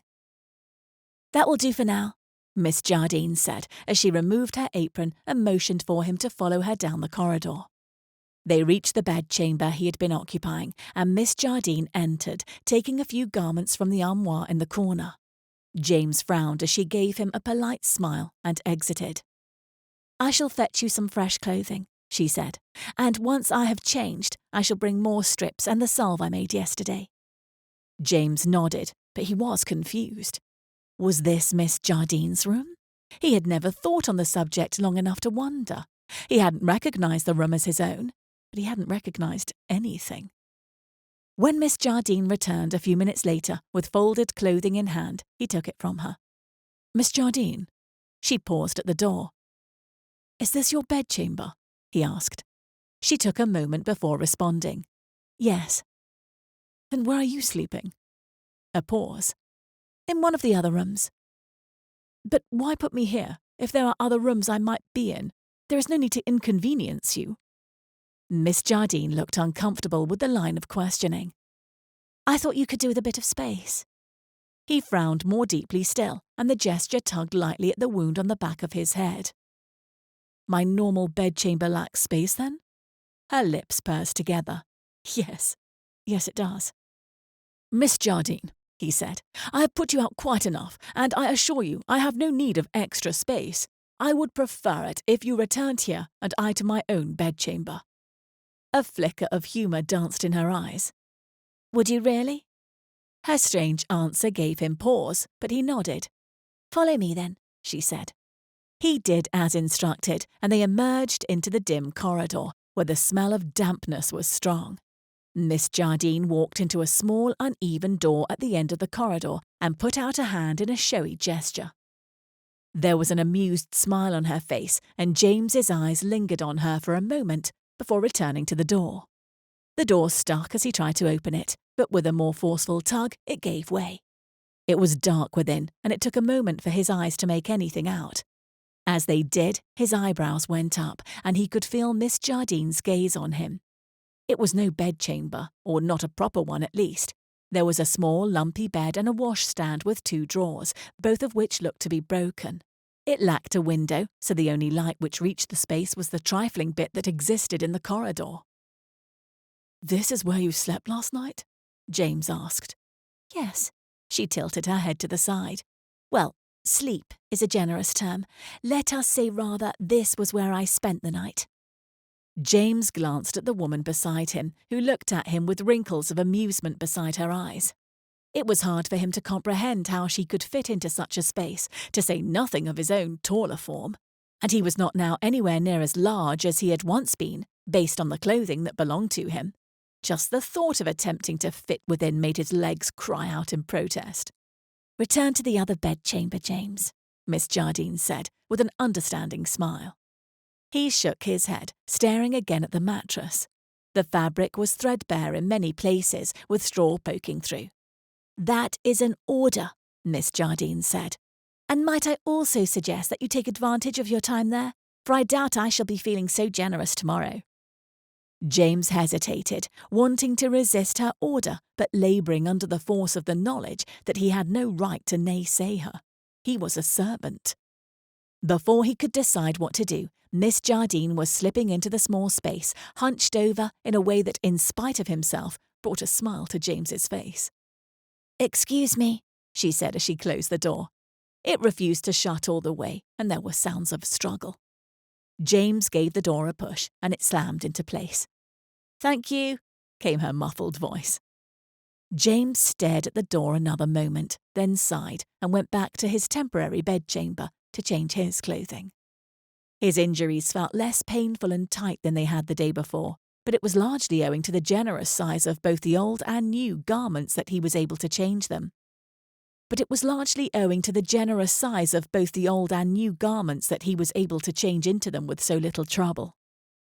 10 minutes later, he sat on the edge of the bed with no sign of Miss Jardine. It must be difficult, indeed, to do anything in the small space she had been in, to say nothing of changing clothing. He had little doubt she would air her grievances on the subject to him. She was a strange woman, hot and cold by turns. She was likely occupied with helping care for her nephew. He could hear the ear-splitting sounds of Charlie's displeasure being made known. Presently there was a knock on his door, and he shot to his feet. His head throbbed at the overzealous action, and he shut his eyes, taking in a deep breath. He shouldn't be so eager for her company. He opened the door and blinked. Mr. Sharp stood before him, spectacles perched halfway down his nose. His leather bag was slung over his shoulder, a copy of a newspaper sticking out. "Mr. Sharp," James said, trying to infuse his voice with pleasantness instead of disappointment. "Come in." Mr. Sharp was not one for exchanging civilities, and he set right to the task of asking questions and examining James's wounds. "This should be bandaged," he said, displeasure evident in his voice. I gave precise orders on the subject." "I was just waiting for Miss Jardine to come with fresh ones when you arrived." He gave a grunt and opened his bag. "Mr. Sharp?" Another grunt. "None of my memories have yet returned. Do you anticipate they will?" "I believe so." The curt answer was hardly invitation to continue, but James couldn't help himself. "I just find it so strange how unfamiliar everything continues to be." Mr. Sharp offered no response, only continuing his inspection of James's head. "May I give you an example?" Receiving no refusal, he proceeded. "Just today I attempted one of my regular duties, cleaning out and preparing fish. One would think that doing something which should be so familiar to me would have roused some slither of memory at least. No?" A small grunt. "But it did not. And not only that, sir, but I was hard-pressed not to retch with the sight and smell of the fish. And furthermore, even with Miss Jardine's aid, I could not manage to carry out the task properly, even once." He shook his head, troubled again at the memory. Mr. Sharp moved to the injuries on James's side and back, moving his bag of instruments to the floor so he could sit down. "Blows on the head can be life-altering. I have seen them change people in very strange ways. Your speech, for instance." "What do you mean?" The surgeon chuckled. "I have never met a servant with such proper speech." He shrugged. "It wouldn't be the strangest result of a head injury I have heard of." James didn't respond. He might have asked Mr. Sharp 100 more questions, but the man's answers only led to even more questions. Would James never remember life before the accident? Mr. Sharp stood and reached for his bag, eyes on James's head. "Whatever Miss Jardine put on the wounds, it seems to have worked well. The injury on your head should remain bandaged tonight, but you may remove it tomorrow if you are feeling well enough." He began to move toward the door, then turned. "As for your memories, don't despair just yet. Sometimes it only takes something insignificant. It is merely a matter of finding that spark. Good day." James sat on the edge of the bed for a moment, pondering on the surgeon's visit. The sound of Charlie's cries had dissipated, yet there were still no signs of Miss Jardine. He stepped into the corridor, intending to go to the kitchen, where he could hear the clamour of preparation occurring. But he stopped short, listening. No, he wasn't imagining it. He hurried to the door at the end of the corridor and yanked it open. Miss Jardine fell forward, and he caught her under the arms. She smelled of straw and violets, a strange combination, and she hurried to push herself to a stand, using James as a bolster. Her eyes sparkled, and she brushed roughly at her skirts with a huff. "Is everyone in this house deaf?" James's eyebrows shot up, and his mouth trembled with laughter. He covered it with a hand, well aware of how unwelcome his reaction would be. "Were you in there the entire time?" "Do you find that amusing?" she asked. He pulled his lips back between his teeth, shaking his head and hoping his own eyes didn't betray him by laughing the way Miss Jardine sometimes did. "I suppose you should expect my thanks for releasing me?" She kicked at the door, which hit the frame at its odd angle and rebounded, forcing her to hasten to the side. "But as you are the one who entrapped me in the first place, you will, I am afraid, have to do without." "Entrapped you?" he asked. "I thought I was the one with the faulty memory. Perhaps you will recall that I expressed my desire that you should return to your own bedchamber." "And then promptly cemented me into the closet."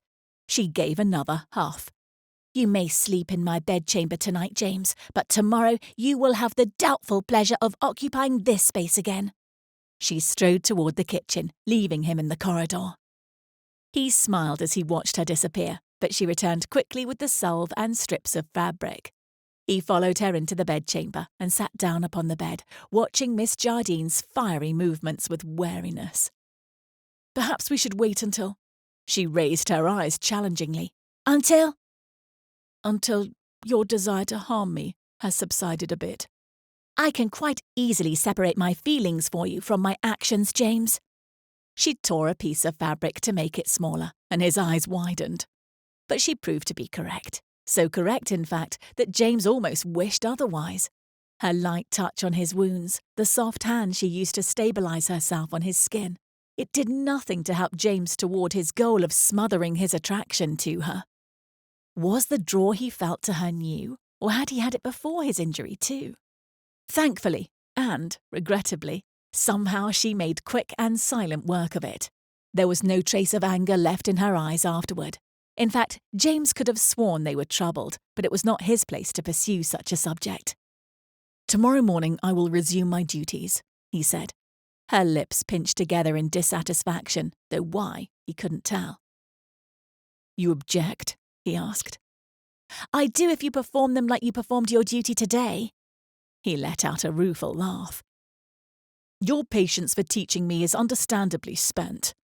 She looked at him, silent for a moment. "I will try to teach you, and I trust you will be rested enough after another night in this luxurious bed to enable your most exemplary work."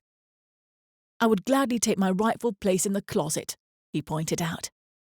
Those intent eyes fixed on him again, searching his face. "No, I gave you an order, James. I trust I will not be obliged to repeat myself again." She gave him a haughty look, the type that was entirely undermined by her insistence upon taking the cramped closet for herself. However little James remembered of life before he had woken in Miss Jardine's bed, he was grateful that he had woken to find himself employed in the home of women as likeable as Mrs. Bradford and Miss Jardine. What if he had woken to find himself the servant of a man like Mr. Sharp? He hoped Mr. Bradford would be as amiable as his wife and sister-in-law whenever he returned. With the help of both women, James learned how to prepare potatoes and sardines, or what was left of them anyway, for dinner. And though he did resist when Mrs. Bradford insisted that he join them for dinner, his protestations were easily overcome.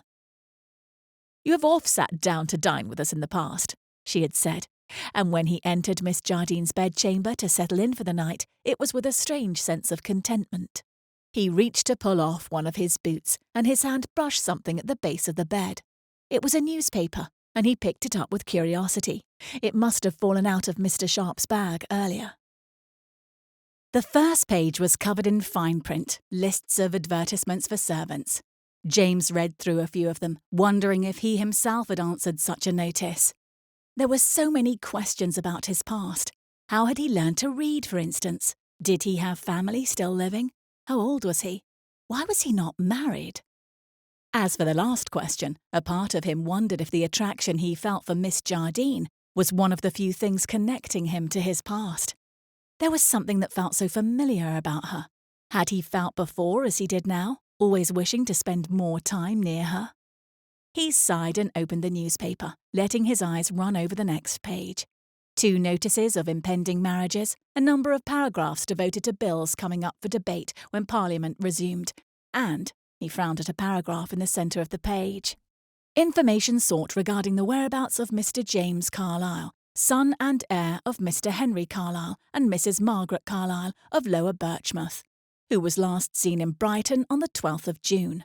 A reward of £5 is offered to anyone in possession of reliable intelligence on the subject, to be presented at... James' mind whirled, and he stared at the name, James Carlyle. And with such a spark, the flicker of a memory fanned into a small flame.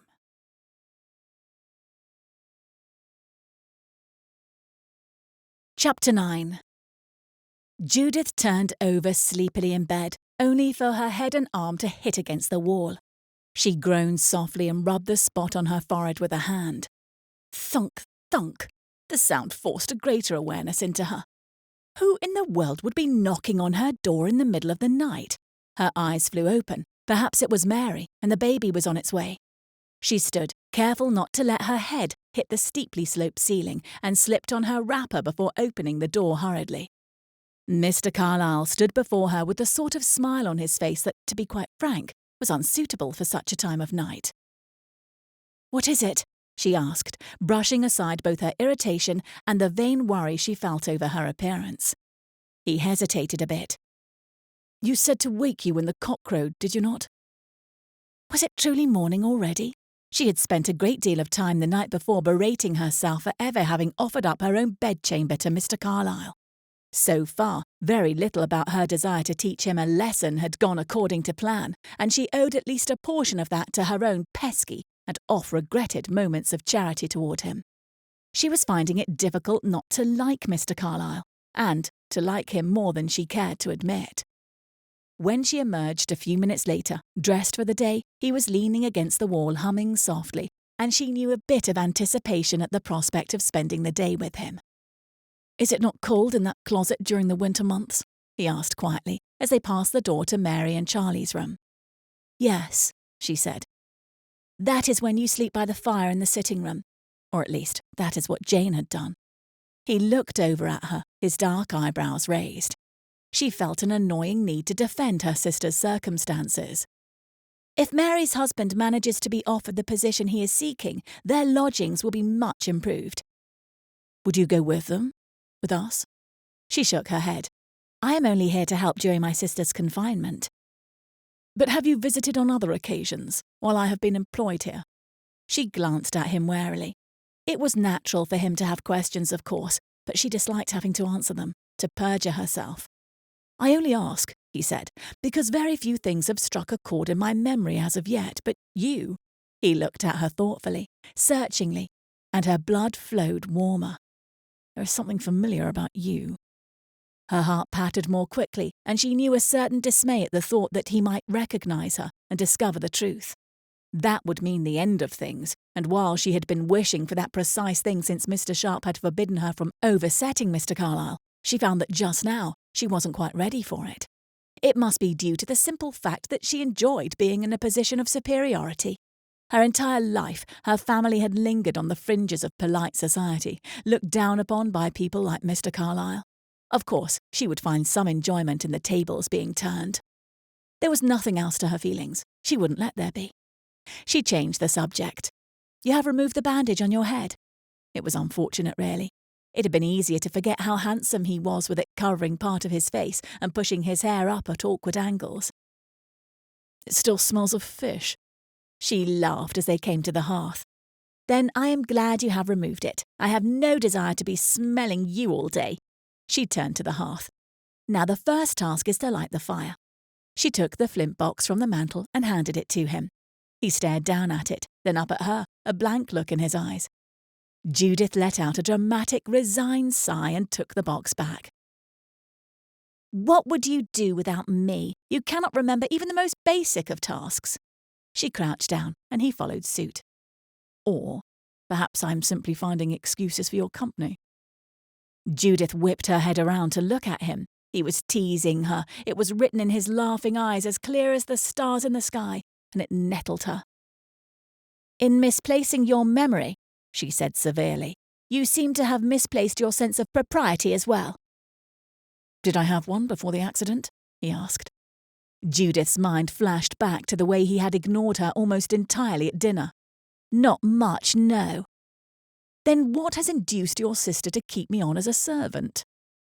Judith drove the striker along the flint so that Mr. Carlyle could see. She handed it to him. "She hasn't the heart to send you back to the life you had before." "The life I had before?" Mr. Carlyle said, watching her. "What was it like?" She chose not to respond directly to the question. "Despite your episodes of impudence, you are much improved since working here." "Am I?" The words themselves were harmless enough, but they were said with a dose of teasing, one might have even said flirtation, that affected her far more than was fair. "You mustn't sound so puffed up about it," she said. "Transforming a pig into an ass may be an improvement, but both beasts leave much to be desired." Mr. Carlyle let out a laugh and attempted to emit a spark with the striker and flint. He failed, and Judith was obliged to guide him. He showed no indication of ever having performed the duty required of him, and little wonder. It was very possible he had never had to light a fire in his life. And while Judith was quick to express her frustration with his ineptitude, Mr. Carlyle was just as quick to make her laugh, and she found that the normally tedious tasks of cleaning the stove and the carpets were much less so with him for company. The latter activity was the first he showed any natural aptitude for. They set the rugs, which were full of dirt from the dry summer roads, to hang over the branch of the tree behind Mary's house, and with the fresh sea breeze assisting them, took turns beating them. Mr. Carlyle clapped at Judith's more forceful attempts, and she accepted the praise with the sort of graceful curtsies she'd given the night of the Brighton ball. She pretended to give him instruction as well, but in truth he needed none. Breathless after a dozen turns each, they rested their backs against the crooked trunk of the tree, which offered a view of the sea beyond. The sun-kissed water stretched on for miles, until the horizon became so shrouded in mist it was impossible to see where the sea ended and the sky began. "I have a question," Mr. Carlyle announced. "Does it still count as impudence if I warn you of it?" The trunk of the tree was wide, but not so wide that they could both lean against it without standing up against each other. "Yes, James." She shot him an unamused look. "It does." He gave a harumph and crossed his arms. Judith tried to fight off her curiosity at what he had been about to say. She could feel her feet on dangerous ground, and it wasn't a question of whether the ground would give out, but when. "Although," Mr. Carlyle said, sending her a sidelong glance, "one cannot expect an ass to act like anything other than an ass." She tried to control a smile. He paused a moment, and his expression became more pensive. "You are not married?" She stiffened involuntarily, and her smile disappeared. "A comment fit for an ass indeed." She stepped back from the tree. "No, no," Mr. Carlyle said, and he pulled her back by the hand. Judith's heart leapt into her throat. "You mistake my meaning," he said, and the teasing in his eyes was gone. "I was only wondering if there was a particular reason for the fact." "Must there be a reason?" She cocked an eyebrow at the hand he still held, and he dropped it. The regret she felt when he did bothered her deeply. He shrugged. "I lost my memories, Miss Jardine, not my senses, and it stands to reason that a woman with as much to recommend her as you has had opportunity to marry." She gave a little snort, and he frowned. "What? Why do you scoff?" Judith didn't respond immediately. How could she explain that she might have received an offer of marriage if it weren't for him? He had no memory of their encounter. Perhaps, though, when his memories returned, he would remember what she had said now, and her words would encourage him to act with less arrogance towards other women in positions like Judith's. "Impudence is still impudence when it is couched in flattery, James." She stared at the waves rolling in toward the shore.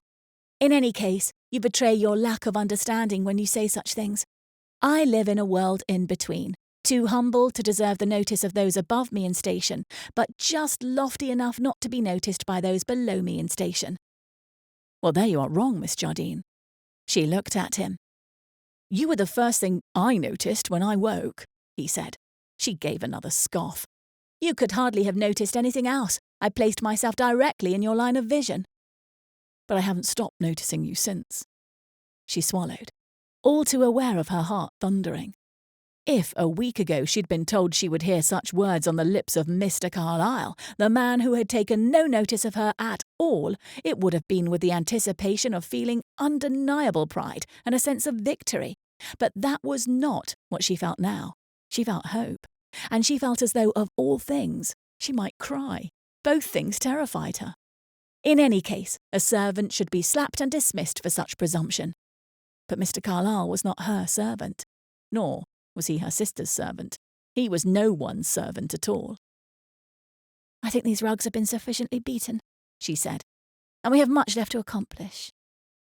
The best thing would be to ignore his flirtation and make it clear to Mr. Carlyle and herself that her role was that of a mistress instructing a new servant, because less and less about their interactions felt like those of servant and mistress.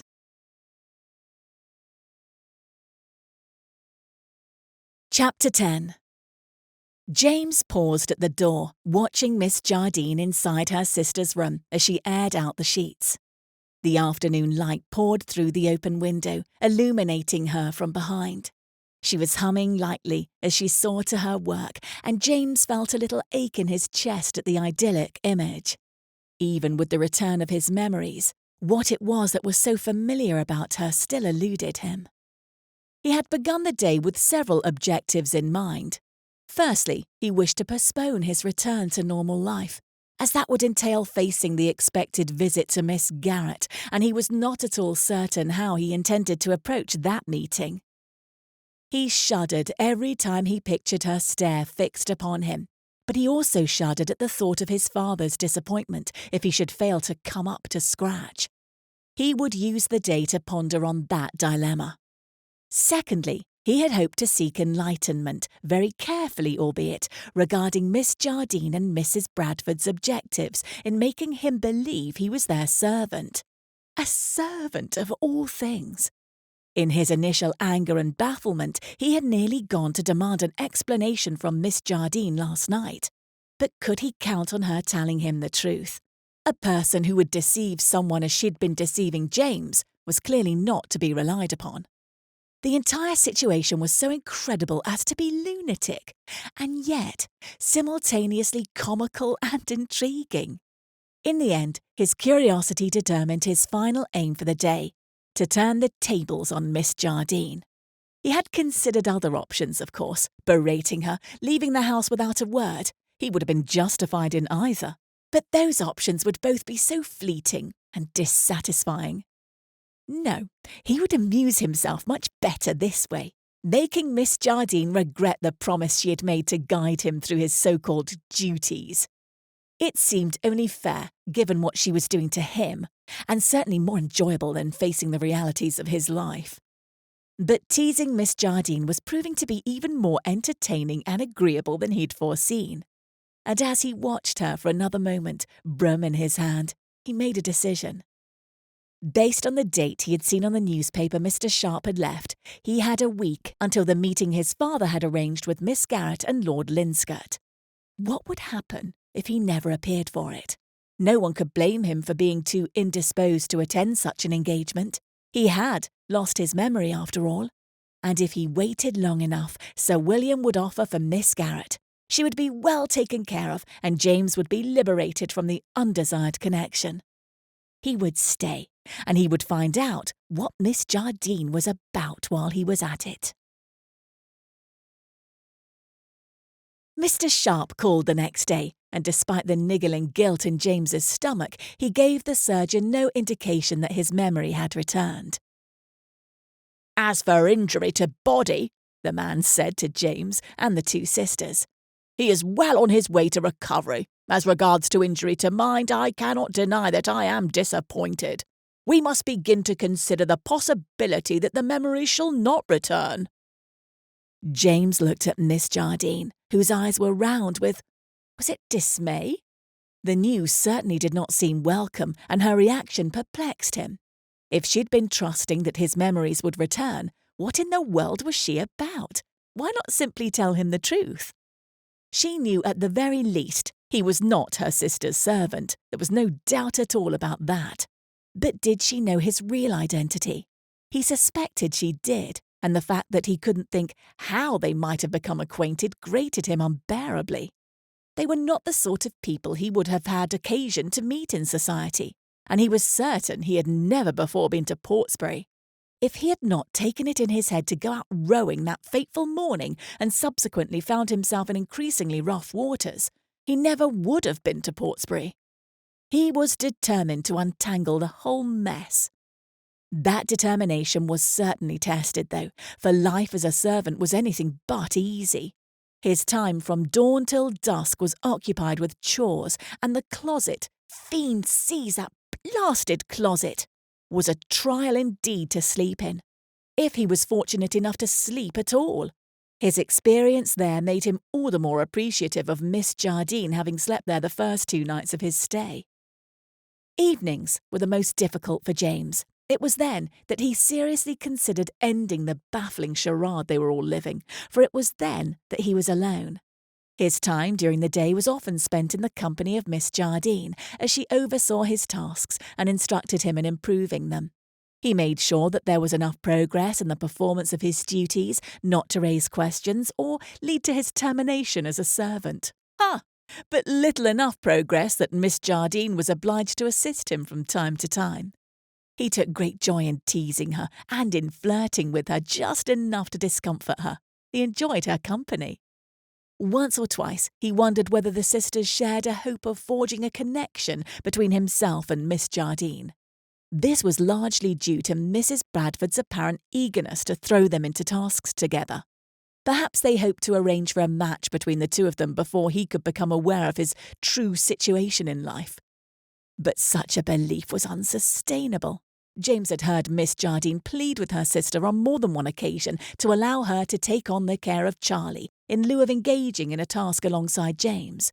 He was baffled, and a little hurt if he were honest, by those instances. But Mrs. Bradford was always quick to insist that she wished to keep Charlie to herself so that she might spend as much time with him as possible before the new baby arrived. Miss Jardine was difficult to puzzle out in truth.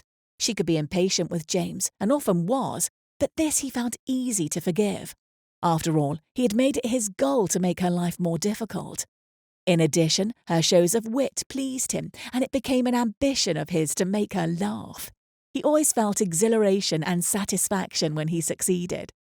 At other times, though, he knew a desire to do much more than make her laugh. He had caught himself with the impulse to take her in his arms. His wish to tease and torture her had become confusingly mixed up with other developing feelings. The ease of being with her and the knowledge that she and Mrs. Bradford would struggle to get along without him made the uncomfortable nights more bearable. Every now and then, usually when he had just hit his head on the unforgivably slanted ceiling in the closet, James would fall into a fit of laughter at the absurdity of his current situation. Just shy of a week after his arrival, James sat on a stump outside the cottage, just under the kitchen window, letting the sea breeze ruffle his hair and cool the sweat on his brow. It was a particularly hot day, and he had nearly finished beating the rugs when he had noticed a stain upon the one from the sitting room, compliments of Charlie having managed to steal a few blackberries undetected. More and more, Miss Jardine had begun leaving him to perform tasks on his own, only coming back to check on the final result of his work. He disliked the development, but he could only pretend incompetence for so long. Her voice sailed through the open window above him. "And what if his memory never does return, Mary?" James stilled, cocking an ear, though he could easily hear their voices without doing so. "Then I will happily keep him on as a servant," Mrs. Bradford said. Miss Jardine let out an impatient noise. "To be sure," Mrs. Bradford continued, "I had my doubts he could learn how to be a satisfactory one, particularly with the fish-cleaning debacle, but he has improved significantly, you must admit." "Yes," Miss Jardine said incredulously, "but only after great pains have been taken on my end." "And I applaud your efforts, Judy. I think members of the ton in general would benefit from knowing what a day in the life of a servant is like." "Undoubtedly," Miss Jardine replied. "But you cannot seriously mean to keep him on, Mary. To deprive him of his family and his family of him, to say nothing of keeping him from the life he was born into, you must be joking." "You certainly seem not to mind spending time with him." James could hear the smile in Mrs. Bradford's voice, and his heart beat more quickly. "What in heaven's name are you talking about?" "Oh, Judy, don't pretend, not with me. I can see how things lie with you, plain as day."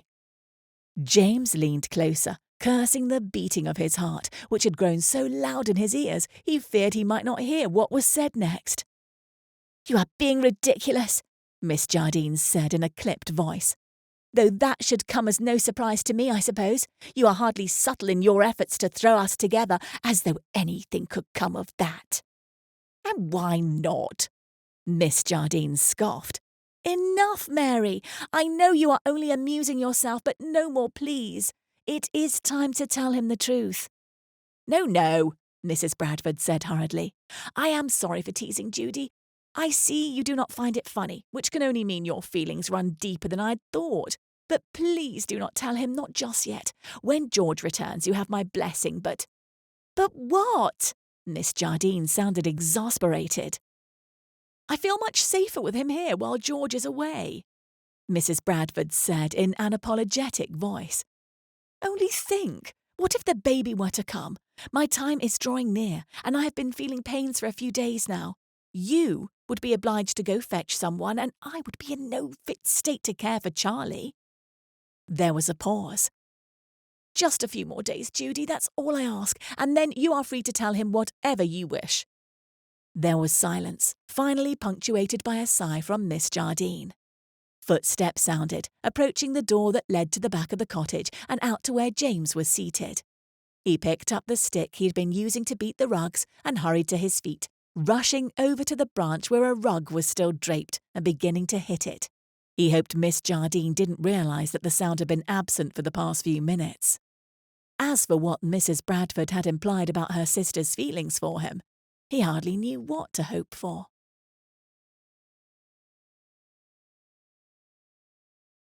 Chapter 11. As she approached, Judith chose to look at the rippling rug in order to keep her eyes from admiring the man beating it. It was something she'd been catching herself doing far too often, admiring Mr. Carlyle, and it frustrated her to no end. When had her disdain for him turned to admiration? And how had she hidden it so ill that Mary had noticed? Mr. Carlyle turned toward her, wiping a dirty hanging sleeve across his brow as he met her gaze. A discarded cravat hung from one of the smaller branches, and sweat glistened on the part of his chest visible through the gap in his overlarge shirt. In all her plans to humiliate him, she had never anticipated he would look so utterly charming and unruffled as she did so. "You might have left this task for this evening when it's cooler," she said. He shrugged. "There is something rewarding about perspiring after a job well done." She raised a brow. How would the Mr. Carlyle of 2 weeks ago feel about hearing such words on his own lips? "A job well done, you say? I think I shall be the judge of that." She stepped over to the rug to inspect it. Her lips pinched together. It did look well beaten. Mary was right. Mr. Carlyle had improved greatly in the past few days. She looked at him, only to find his gaze fixed upon her, watching her carefully. Was he so anxious for her approval? "An acceptable job," she said begrudgingly. He inclined his head in a formal gesture. "You overwhelm me, Miss Jardine. Tell me now, does this mean I have reached new heights? Am I no longer an ass?" She was finding it harder and harder to stop her smiles around him, or perhaps he was getting better and better at eliciting them. Let us not be premature. "This is all?" Judith asked in dismay. Mary's shoulders lifted in a helpless gesture. "The fish you bought was meant to last much longer than 2 meals, Judy." They stood in the kitchen together, Charlie tugging on his mother's skirts, while the two of them looked at the last of the potatoes and the empty larder. "But market day isn't for 2 days, Judith replied. "I know." Judith stared at the 3 potatoes, the smallest ones, which had fallen to the bottom of the sack, and bit her lip. Mr. Carlyle appeared, holding an empty water basin in the crook of his arm. He smiled at them as he approached, but seeing their expressions, his gait slowed and he frowned. "Is something the matter?" Judith looked at Mary, avoiding Mr. Carlyle's eye. It was silly, and she knew it, but she was hesitant to explain the situation to him. Not because it was his fault the sardines hadn't lasted as long as they were meant to. Her hesitation was because of her pride. What had he said at dinner? "Good breeding cannot be bought, of course, but it does go hand in hand with money." Whatever the state of Mr. Carlyle's memory, his prejudices must be lurking beneath the surface. And when he knew that there was no food and no money for food in the house, what would he be left to infer about Judith and Mary? But Judith didn't want to care for Mr. Carlyle's opinion. A man who would assume such things didn't deserve that she should allow his opinions to hold any weight. "We have no food left," she said. It came out sounding more like a challenge than the simple statement of a fact. His eyebrows went up, and he blinked. "Oh." Judith felt her pride flare up again at the expression on his face. "I'm afraid that the massacre upended Mary's plans for dinner." She immediately regretted the words at the look of guilt on Mr. Carlyle's face. "Of course," he said. "I should have thought of that. I sincerely apologise, and I assure you I will make amends." Mary shook her head. "You needn't concern yourself with it, James. There is nothing you can do." "I can fish," he said suddenly. "I will catch them myself." Judith tilted her head to the side, her worry and pride giving way to amusement. "You think you can fish? Surely you haven't forgotten what happened last time you attempted that?" He smiled responsively, though there was still a hint of guilt in his eyes. "I can try." He raised his brows. "Or I could be taught." Judith scoffed. I'm afraid our need for food is rather more urgent than the time it would take for you to relearn such a skill." He shrugged. "I should like to try." He was serious, and Judith couldn't help but like him the better for it, even if the mere thought of trying to teach him such a skill exhausted her. Had they been so successful in convincing him of his past as a servant that he truly thought he had once possessed such an ability? What would his reaction be to discover that his only accomplishments were dancing cotillions and making bows? "We do have the equipment for it," Mary said. Judith shot her an annoyed look. "What?" she said defensively. "We do. It's on the side of the cottage." "I cannot blame you for having little desire to teach me," Mr. Carlyle said to Judith. "I can make the attempt on my own, or perhaps there will be a kindly fisherman who will take pity on me." As he left the room, Mary shot Judith a look that could only be described as that of a chastising mother. "It is not wise for him to go alone, Judy." "Why must he go at all?" Judith retorted. "No one asked him to." "We must eat," Mary said significantly, "and it is very kind of him to offer, even if he is unsuccessful. You did want him to learn humility, did you not?" "Yes," Judith said, resignedly reaching for her pelisse. "I did, but if eating is our goal, I should likely have better success fishing on my own." She hurried to catch up with Mr. Carlyle, who had reached the side of the house and was gathering the fishing equipment together. He glanced up as she approached. "Have you come to help me or dissuade me?" he asked. "To protect you," she said, reaching for the bucket, "and ensure that we have something to eat for dinner. You left without even inquiring about a vessel for your expedition." He smiled mischievously. "I hoped you would follow." She scoffed and set the bucket down again. "You deserve that I should leave right now." "Very likely," he said, giving no indication at all that he expected her implied threat to be carried out. She hesitated another moment, then grabbed the bucket and led the way to the path that would take them to the beach.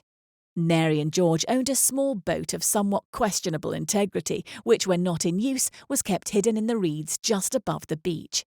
Judith and Mr. Carlyle set their equipment inside it and together pulled it down the grassy slope to the sand below.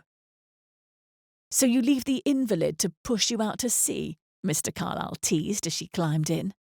"Whatever your skill with a fishing pole, you can at least manage this part of the process, can you not? It will take a great deal of strength. You will simply wait for—" Mr. Carlyle gave a great push, and the boat slid forward, unsettling Judith from her seat and into the bottom of the boat. Mr. Carlyle ran after the boat, making a great splash in the waves, then climbed in, causing it to rock from side to side. Wet from the thighs down, he steadied himself, then extended a hand toward Judith, who was staring at him with all the animus she could muster. "You were saying?" He waited for her to place her hand in his, a wide smile on his face. She didn't deign to reply to his provocation and accepted his hand begrudgingly. He pulled her up with the same strength he had used to push the boat, and the force brought her right up against him. She stopped herself with her hands on his chest, but she needn't have, for he held her in place with a firm hand around the waist. Too flustered for speaking and afraid he could feel her heartbeat with their sudden proximity, Judith pulled back in a hurry, sitting down on the board behind her in a less than elegant shuffle. Mr. Carlyle sat down opposite her so that they faced one another, and he took the oars in hand. "Now then, where do we go, Miss Jardine?" Hoping her cheeks weren't as hot as they felt, she cleared her throat. "Just past that cliff. The fish tend to gather in the pools nearby." Mr. Carlyle seemed to need no instruction on the subject of rowing, and Judith secretly marvelled at the speed with which he took them to their destination. She tried to keep her eyes trained on the water, even though they strayed time and again to the rhythmic movement of his shoulders. There was a contentment in his eyes, too, that struck her. The sun was making its gradual progress towards the horizon, lengthening the shadow of the boat on the water, though the light hadn't yet taken on the golden glow Judith so loved. "This will do," she said, feeling a heightened awareness of their solitude as they rounded the cliff, taking the beach they had departed from out of sight. Mr. Carlyle laid down the oars and picked up a fishing pole. "Teach me, O mistress." She shot him an unamused look but complied, showing him how to thread the line through the loops on the pole, tie the hook to the line, and attach a lure. More than once she found him looking at her rather than the pole or line. She tried to ignore it, though it made her fingers feel too large for their task, and her cheeks warm. "How very hot it is," she said, after fumbling with the knot in the line. Mr. Carlyle used his hands to fan her face, and she laughed, swatting them away. "I am your servant, am I not?" She shot a quick glance at him and took one of the poles in hand to occupy herself. "Your duties do not, however regrettably, include such a task." He picked up the second pole, running a hand along it. "What makes you think everything I do for you is out of duty?" He had made such flirtatious comments before, and they always left Judith feeling somewhat unhinged and flustered. She forced herself to wave them off, but she had seen in his eyes a growing glimmer of admiration, or perhaps something more. Whatever it was, it couldn't survive the inevitable reckoning that the truth would bring. "As for casting your line," in a deft movement, Mr. Carlyle whipped his rod in the air, sending the line sailing several fathoms away. She stared at him, and he glanced at her. "Was that wrong?" he asked. "No, but... Well, it was very disobliging of you. You might at least have waited for me to explain it, so I could attribute your success to my instruction." He laughed. "How do you know how to fish? Is that something most young ladies are practised at?" "Playing the pianoforte, stitching a sampler, catching and cleaning a fish," she said. The sound of his laugh gave her just as much pleasure as did her line reaching nearly as far as his. "I am not what one might call an accomplished young lady. George taught me to fish when I was here for Charlie's birth." He pulled his line back in and recast it. "Surely fishing is a more valuable accomplishment than stitching a sampler. Unless, of course, someone has found a way to subsist entirely on samplers, in which case London might be fed for years." She laughed and looked at him thoughtfully. "And what do you know of London and society?" He glanced at her and shrugged as he pulled in his line. "Nothing, really." "As much as you know of anything, then," she teased. "Have none of your memories returned?" Why did she feel such anxiety to hear the answer? He looked her in the eye for a moment, then shook his head, and they fished in silence for a time. The only sounds the water lapping gently against the wood and the plop of their lines dropping in the water as Judith sat with troubling thoughts of what the future held. Mr. Carlyle was the first to catch anything, a mackerel, and Judith tried to rein in her surprise. "Beginner's luck," he grimaced as he pulled the fish from the line and set it in the bucket. "Remembering Mr. Higgins?" "Always," he said. Judith managed to catch another mackerel shortly after, and Mr. Carlyle a second, after which a lull occurred. They sat in silence some of the time, but it was a peaceful silence rather than an awkward one, and Judith sighed contentedly as she took in the view around them. "This is my favourite time of day," she said. "Is it?" He looked at her with eyes slightly narrowed, sincere interest reflected in them. "The water almost glows orange, and on a day like today, it is calm enough that it sparkles as it moves. There is nothing like it." He gazed out at the vista around them. "I think you are right." Silence reigned for a moment. "Thank you." She frowned and glanced at him as she readjusted the hook on her line. "For what?" His gaze rested on her, soft and warm like the glow of the water. "For everything, Miss Jardine. For tending to me in my injuries, for giving me a place to recover, for sleeping in that miserable closet." He smiled ruefully. "For being patient with me in my ineptitude. Not every mistress would do as much." She looked away. "I'm not your mistress, James." "Not in the strict sense of the word, no." "Not in any sense of the word," she wanted to say. He glanced at her with an amused smile. "Do you always turn off compliments and thanks when they are offered?" "No," she said with a hint of defensiveness and even less persuasiveness. He raised a brow at her, drawing his line back in. "I don't believe you." "Well, you are wrong not to." "Am I? Let us see about that." He set down his fishing pole and turned toward her purposefully. "What are you doing?" she asked warily. Putting your assertion to the test, let us see if you can accept a compliment, if you can look me in the eye and simply accept it, rather than make some witty retort." Judith scoffed and looked away. She should put Mr. Carlyle in his place, but that was the tricky thing about the situation she had created. What was his place? Her heart needed the protection afforded by insisting on a servant-mistress relationship, but her conscience balked at the lie. Her hand was taken up, and she whipped her head around. "There," he said, as her eyes met his. He held her gaze as he took the rod from her hands and set it down next to his own. She wanted to look away, but his eyes kept her there, rooting her like an anchor. She expected to see teasing there, but instead she saw sincerity and the admiration that so terrified her for how much she wanted it to be real, for it not to crumble the moment Mr. Carlyle realised where he truly stood in relation to her and what she had done to him. "You are the most extraordinary woman I have ever met," he said. Her first impulse was to turn away, but Mr. Carlyle had anticipated it, and his hold on her hand tightened, reminding her of what she was tasked with doing. She gritted her teeth and fixed her eyes on him. "You hold others at a distance with your wit and sarcasm," he said, "but you cannot hide the heart behind. It is softer and kinder than any I have ever encountered." To her dismay, tears began to well in her eyes, and she turned her head away. "Says the man with no memories." He laughed and put a hand to her cheek, guiding it to face him again. "You truly cannot do it, can you? Why is that?" She blinked quickly. Perhaps I doubt the sincerity of the compliments being offered. It was true in part. She didn't doubt that he meant them now in this moment. She merely doubted that they would survive the return of his memory. His brows knit together, and he searched her face, his own lit from behind with a sunny halo. "Then allow me to reassure you." He moved closer, taking her other cheek in hand, the intent in his eyes clear.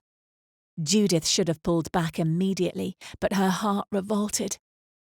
It wanted the reassurance he was offering, and she shut her eyes. The boat listed gently, and she grasped his wrists to steady her. The touch of his lips was felt first on her own, soft, warm, unlike anything she had ever experienced. But its effects rippled out over her skin, down her back and deep inside her, everywhere. She let go of his wrists, reaching her own hands around his neck, pulling him closer. The truth she had been holding in, all of the feelings she had been suppressing, demanded escape through the only medium offered to her, and Mr. Carlyle responded in kind, as if he had only been waiting for her invitation to give more. One of his hands left her cheek, and she felt it next on her waist, pulling her nearer. The boat rocked with the shift, unsettling them, and Judith's eyes flew open. She broke away, reaching for stability on the sides of the boat.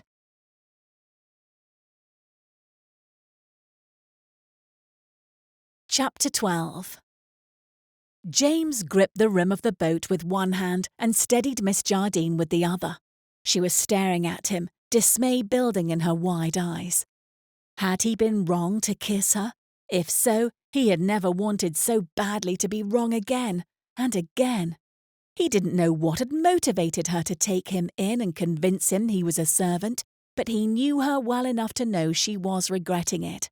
And whatever doubt there might have been in his mind about the nature of his feelings for Miss Jardine, it had slowly crumbled over the last few days. But her eyes were full of such doubt now, and he felt guilt ripple and build inside him as he wondered what she was thinking, what she wanted. "We should go," she said. "But we've only caught 3 fish. It will be enough. I am not hungry." He watched her for another moment. "Miss Jardine," he said, "forgive me." "No." She looked at him and smiled, but it was a counterfeit smile. "There is nothing to forgive. Here, allow me to row us to shore. You should not be exerting yourself so much. You are still injured after all." He grimaced and reached for the oars. She clearly did not wish to speak of the kiss. "I'm fully capable of rowing, Miss Jardine." James wondered if they might pass the time it took to reach the shore in utter silence, but what happened was worse.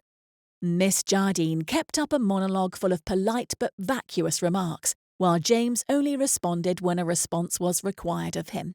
His mind was too full for anything more. His heart urged him to tell her the truth, to tell her what he knew. But what would happen? The entire world they had constructed over the past week, absurd and ludicrous as it was, would shatter instantly. "I feel much safer with him here. Just a few more days, Judy." Those had been Mrs. Bradford's words. They needed him, servant or not, and he was not fool enough to think Miss Jardine would let him stay once the truth was laid before her. She had far too much pride for that. When they reached the shore, he jumped out of the boat and into the chill water as he pulled the vessel onto the sand.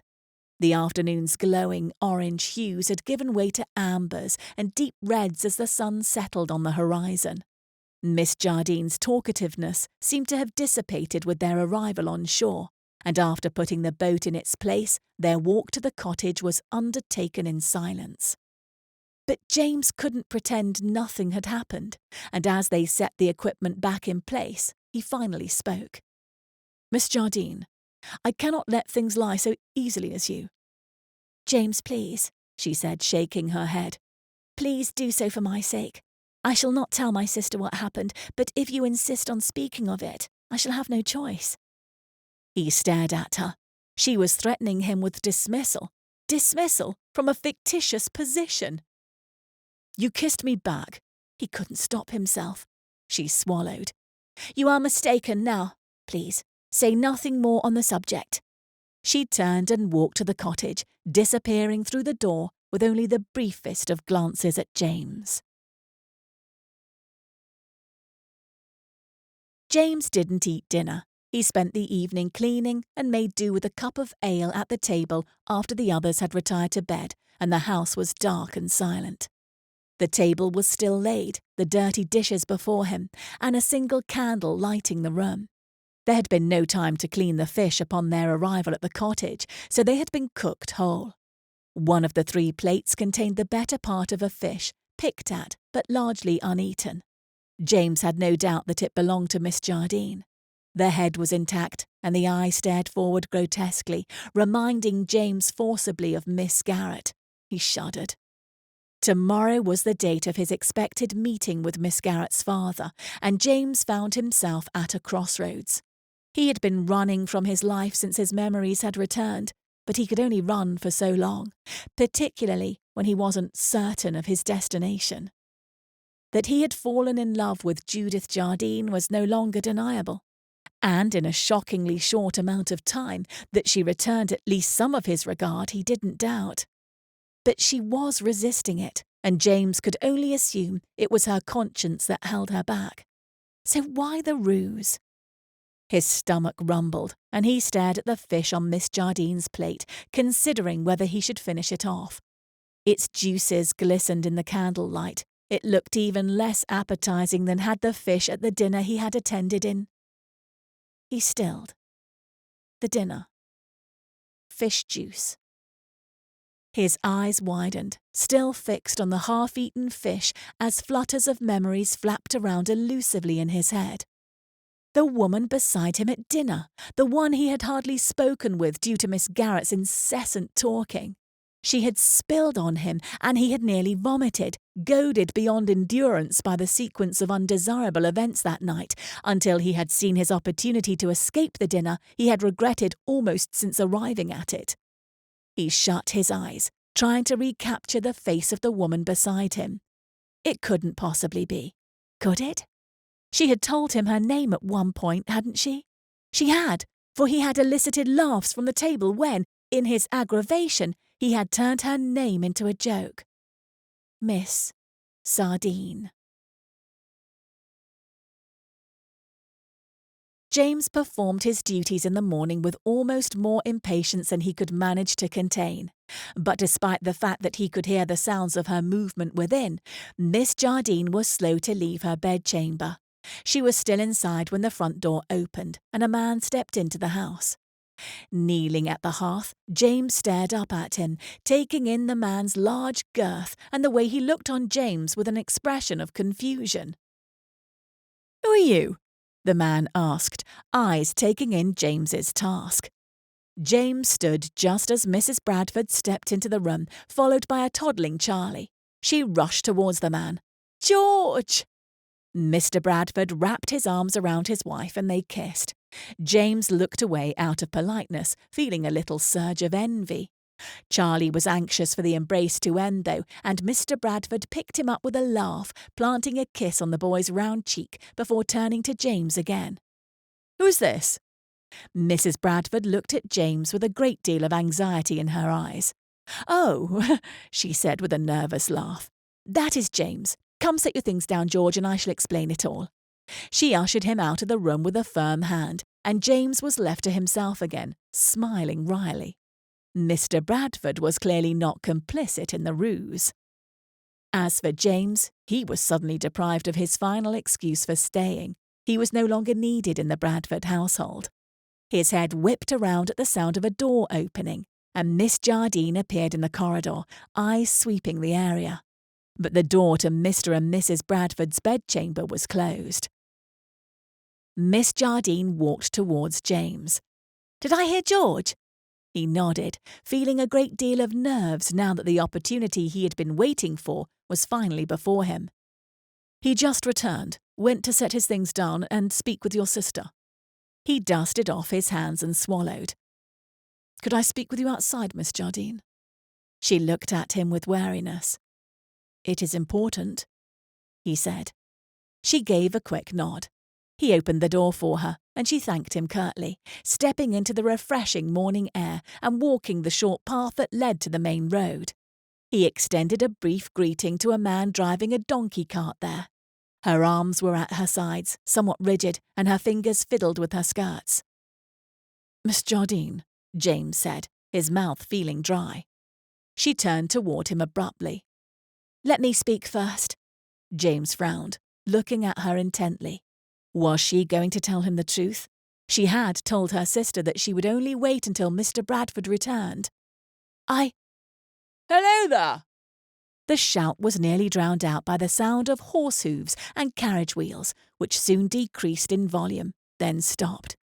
James turned toward the newly arrived chaise as the door opened and a man stepped out. Philip Langham.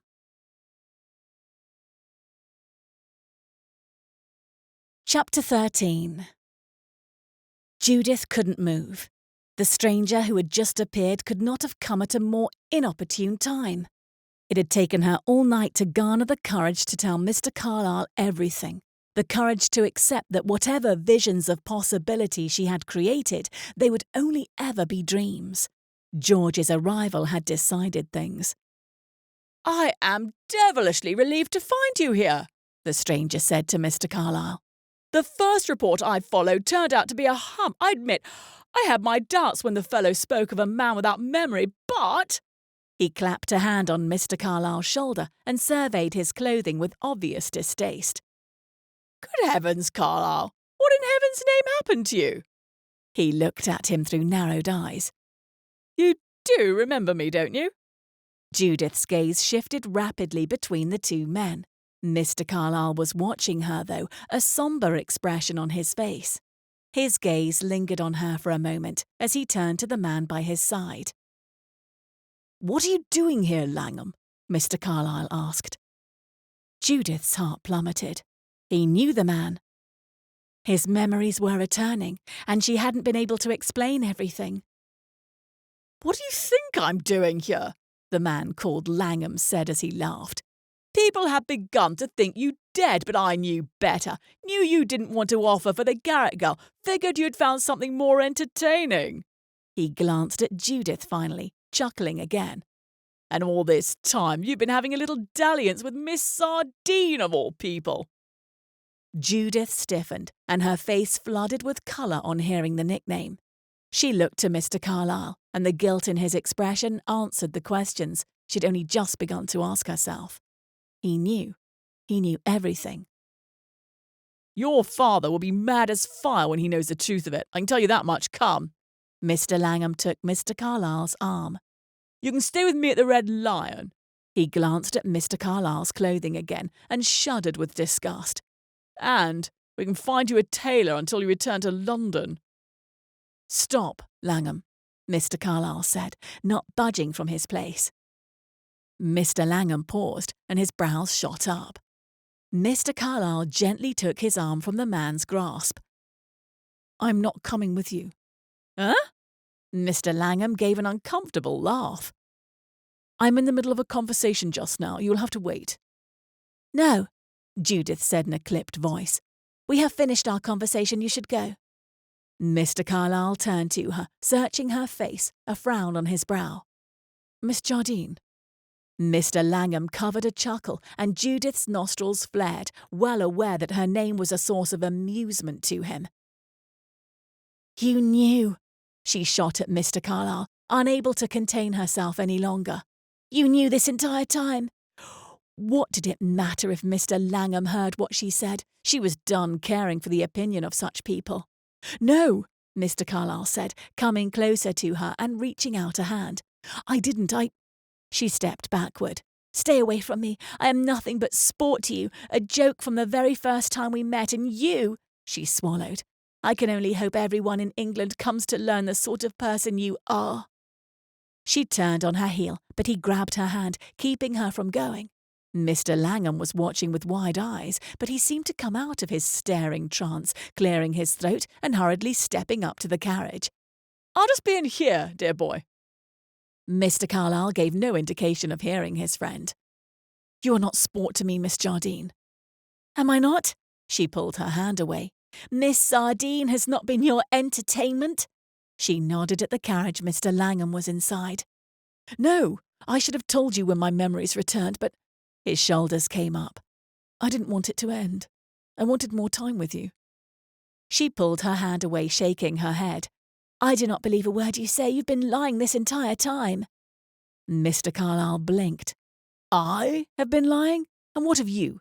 You convinced me I was a servant. You had me cleaning fish and the privy, sleeping in quarters one might expect to find in jail. And for what? Revenge? Because I made a silly comment at a dinner?" "You think that is all it was?" she cried, incredulous. "A silly comment? You are the most ill-mannered gentleman I have ever come across." His eyes widened, and she could see that her insult had landed. "Forgive me if I had not lived up to the standards of all the gentlemen you have undoubtedly encountered in a place like this." He gestured to the house. Rage ran hot through Judith's veins. "Oh yes, you made your prejudices against those less fortunate than you quite clear at dinner. But what claim have you to the title of gentleman when you ignored me for the entirety of dinner, left me to fend for myself instead of serving me any food, and, as if that were not enough, made a laughing-stock of me, ruining any chance I had at a match?" Her jaw hardened, and she couldn't fend off the tears much longer. "You deserved every moment here, and I hope it serves you and Miss Garrett well. Please offer her the compliments of Miss Sardine." She wheeled around and stalked toward the path they had taken to the beach just the day before, refusing to wipe the tears that slipped onto her cheeks until she was no longer in Mr. Carlyle's line of sight, her body trembling with anger and feeling. The path finally sloped downward, and with a quick, bleary glance over her shoulder, she sank onto the sand and surrendered to emotion. Chapter 14. James watched Miss Jardine disappear behind the hill that led down to the beach, his chest rising and falling rapidly. He was angry, he was confused, he was guilty, and he was heartbroken. He had anticipated the encounter would be unpleasant, but he had not anticipated this. "Carlyle!" Langham's voice was tentative, coming through the chaise window, which had been open the entire time. Langham had heard everything. He and the postilion waiting by the horses for his orders, who fiddled awkwardly with the bridle of a horse. "It seems my timing has been rather unfortunate," Langham said, clenching his teeth. "I can return later if you'd like, or not." "No," James said, not allowing himself a look at the house or the spot where Miss Jardine had disappeared. She had been quite clear what she thought of him. There was nothing for him here. "I'm coming with you." He climbed into the chaise and sank down into the seat across from Langham, who watched him for a moment, then hit a fist against the roof. The chaise pulled forward, and they rode in silence for some time. James occupied with unhappy thoughts, and Langham no doubt feeling awkward at the strange situation he had happened upon. After 10 minutes, though, Langham cleared his throat. "Forgive me, Carlyle, but what the devil just happened?" James let out a sigh and let his head fall back against the tufted seat back. He shook it from side to side, wishing he could forget it all, unable to put it into words. "You must be ready to give some sort of explanation to people, Carlyle, and better you sort through what you say with me than bumbling through it with your father or Miss Garrett." Miss Garrett's name made James cringe, but Langham was right. He had decisions to make, and with the bundle of emotions he was still feeling, he was bound to make a muddle of it if he didn't think things through first. "Start at the beginning, man," Langham said. "Start when I last saw you, before you decided to dress like a dashed hot air balloon." The chaise slowed as it passed by another equipage, and James shrugged his shoulders, having come to the point of the story where Langham had arrived. He had glanced over a few details, his feelings for Miss Jardine in particular, but Langham had the long and short of it at least. Langham stared at him. "You fell in love with her? With Miss Sardine?" James's brows snapped together. "Don't, Langham, don't call her that." He looked through the window at the shrubs that lined the road. "I never knew what effect those words would have." "Effect?" Langham laughed. "They gave everyone a great laugh. Very clever it was." "And thoughtless and cruel." Langham looked at him under furrowed brows. "You really do love her, then?" "What does it matter?" "Don't be a fool, Carlyle. If you love the girl, what in heaven's name are you doing in here with me?" "It doesn't matter because she doesn't believe me, Langham. She thinks it's all been for sport, a great lie, and I cannot blame her." "No one is asking you to blame her, you oaf," Langham said impatiently. "I'm telling you to make her believe you." James grimaced. "And who's to say that would change anything? She called me—" He let out a frustrated breath as he tried to remember what exactly she had said. "The most ill-mannered gentleman she'd ever come across," Langham supplied. James shot him a glare. "Yes, thank you." "Don't look daggers at me, I didn't say it." Langham tapped his finger on the hat in his lap. "Listen, Carlyle, if you want to guarantee that she'll have you, I can't give it to you. Can't say that I'm an expert on the topic, but love is always a risk, isn't it?" James leaned forward, resting his elbows on his knees and clasping his hands in front of his mouth. "Even if she would have me, what of my father?" Langham waved a dismissive hand. "I imagine he would be happy to know you are alive and choosing to marry. He will overlook your slight to Miss Garrett." "It is not a slight," James said testily. "She is to receive an offer from Sir William." "True, and that is a good match, I say, if only for the fact that she would be able to stare to her heart's content while Sir William is none the wiser. Everyone knows a man is blind. Everyone except him, of course." James could feel his hands sweating and his heart hammering harder and harder as he stared at the chaise floor. Every second he hesitated put more distance between him and Judith, and he felt every inch in his soul. "Stop the chaise," he said softly. Nothing happened, and he looked up at his friend. "Huh?" Langham said, feigning deafness. "Did you say something?" "Stop the chaise," James said louder. Langham smiled. "Confidence, Carlyle. Confidence is key." He hit his fist against the roof. "Now, let us catch you a sardine." Chapter 15. Judith's arms were wrapped around her knees, and the shoulders of her dress were wet from using them to dry her tears. The tears had stopped, though, and the trails on her cheeks had dried with the sea breeze. Watching the waves roll in and out, calmed her, helping her collect the pieces which had come apart in front of Mary's house. Her heart still ached with a sense of loss. Not all of her attempts to distance herself from Mr. Carlyle had managed to prevent that. Nor did knowing that he hadn't been honest with her act as a salve on her conscience, for she knew he was not the only one in the wrong. Focusing on his mistakes did not erase her own, and it had been the knowledge of her own culpability which had made her temper flare more easily than it otherwise would have, leading her to speak the unkind words she had spewed. Mr. Carlyle's incivility had begotten the whole situation, certainly, but upon reflection, Judith had to admit that her own behaviour was the more reprehensible. A breeze blew up some of the sand around her feet and made the reeds behind her rustle musically. She glanced at them, and her gaze settled on the boat hiding amongst them.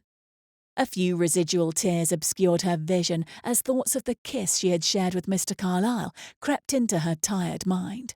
She shut her eyes for a moment, remembering how it had felt to be held by him and, even more importantly, the look in his eyes before he had kissed her.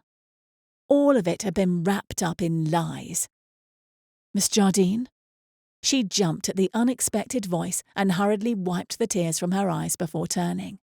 Mr. Carlyle stood at the top of the sandy slope, his oversized shirt billowing with the wind in a way Judith might have found amusing yesterday, but just now it made her heart ache.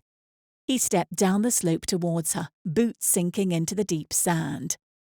"What do you want, Mr. Carlyle?" she asked in a weary voice as she turned back towards the water.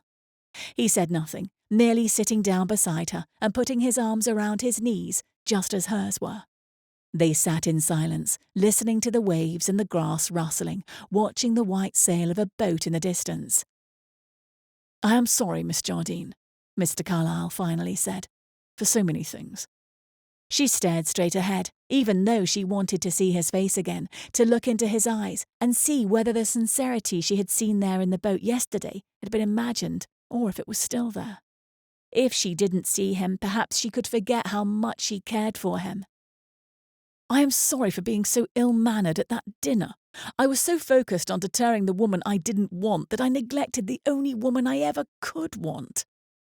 Unable to bear it any longer, Judith looked at him, her heart throbbing at the sight. If ever a man had meant what he said, James Carlyle did so now. His eyes said it all. "I am sorry for the terrible thoughtless joke I made about your name, and I am sorry for not being honest with you when I began to remember things." She had seen him degrade himself countless times over the past 10 days, but none of that had been as satisfying as she imagined it would be. His apology, though, filled her in ways she had never anticipated. She took in a deep breath. "And I am sorry for not being honest with you from the beginning as I should have been." She forced herself to look him in the eye, to face up to her decisions. "Why did you do it?" he asked. "What I mean to say is, well," the corner of his mouth turned up. "What in heaven's name were you thinking?"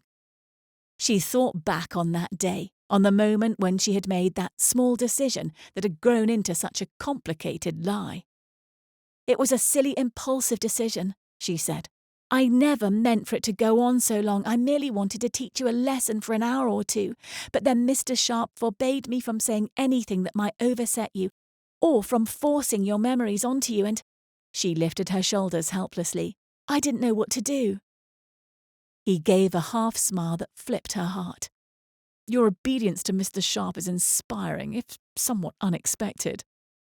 She turned herself towards him more, needing to explain. "He told me the most horrid stories, threatening me with the prospect of driving you to insanity, of sending you to Bedlam, where you would die a madman." "Good heavens," Mr. Carlyle said with a laugh. She reached for a handful of sand, letting it slip through her fingers. "I thought surely your memories would return when you began to take on the role of servant, but they did not." She looked at him with a frown. "Or so I thought." He smiled apologetically. "Why did you not tell me?" she asked. "I very nearly did, almost boxed your ears, but I decided against it for a number of reasons. The reason I tried most to believe was simply my wish to escape the duties that awaited me as James Carlyle." She narrowed her eyes at him. Surely those duties were not more unpleasant than cleaning the privy. He laughed, and Judith watched the reflection of the bright water in his eyes with longing. She had never denied his charm or attraction, But to her, he had never possessed more of either than in this moment, with the sea in his eyes, George's shirt drowning him, and a laugh on his lips.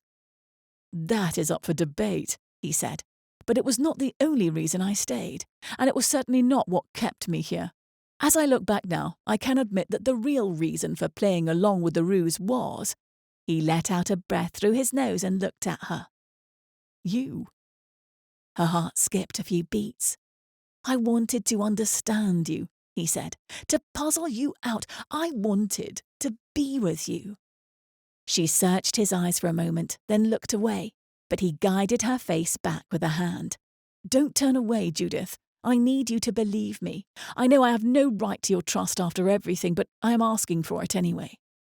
She shut her eyes. "I am sorry, James, but I find it inconceivable that you, a man so accustomed to being served that you must hardly notice the people who serve you, chose to continue being a servant just to spend time with me." She shook her head and swallowed, but he kept his hand on her cheek, and all she wanted was to nestle into it. He came to kneel before her, taking her other cheek in hand. "Please, look at me, Judith." She slowly opened her eyes, and he held her gaze intently. "I will be your servant for the rest of my life, Judith, if only it means I get to love you." He rested his forehead against hers. "Please let me." She shut her eyes, savouring the impossible moment, feeling the warmth of his head resting against hers and his breath grazing her nose and tickling her lips. "If you still do not believe me, only feel how my heart beats for you," he said softly, taking her hand and placing it on his chest. A quick pattering tapped against her hand, a language all of its own, and she lifted her chin, catching his lips with hers. He responded willingly, pulling her closer until she lost her balance and they tumbled backward onto the sand. He held her against him, laughing, and they rolled down the slope until the ground levelled out. She found herself on her back, looking into the face hovering above her, lit from behind like it had been in the boat yesterday, gazing at her with tenderness and the smile she had come to crave. He dipped down for a kiss, and pulling him closer, she forced him to roll to the side, their lips still locked together. Sand sprinkled from her hair down into her dress and stays, stopping where James's hand pressed against the small of her back. She pulled away, looking down on him now from above, admiring the way his dark eyes and hair contrasted with the sandy backdrop. "When did your memories return?" she asked. His mouth twisted to the side guiltily, and he waited before responding. "The night we cleaned the fish." Her jaw dropped open, and he recoiled slightly, as though afraid of what she might do. "That long ago?" she said in dismay. He nodded, apology written on his face. "Mr. Sharp's newspaper must have slipped out of his bag when he came to visit the second time. There happened to be an advertisement within requesting information regarding my whereabouts. It all began to come back when I saw my name." He grimaced. "Can you ever forgive me?" She considered him through narrowed eyes. A few more nights in the closet ought to balance the books. He reached a hand up, threading his fingers through her hair and looking at her in a way that made her heart thump. "A small sacrifice," he said. "I have become somewhat fond of it, you know." "What? Of the closet?" He nodded. "It's full of thoughts of you." "And bruised heads and pokey straw," she said with a laugh. "Besides, it wouldn't take very many thoughts of me to fill that space. I begin to think you have overestimated your affection for me." He guided her head down until their lips just brushed. "Then allow me to reassure you, my love."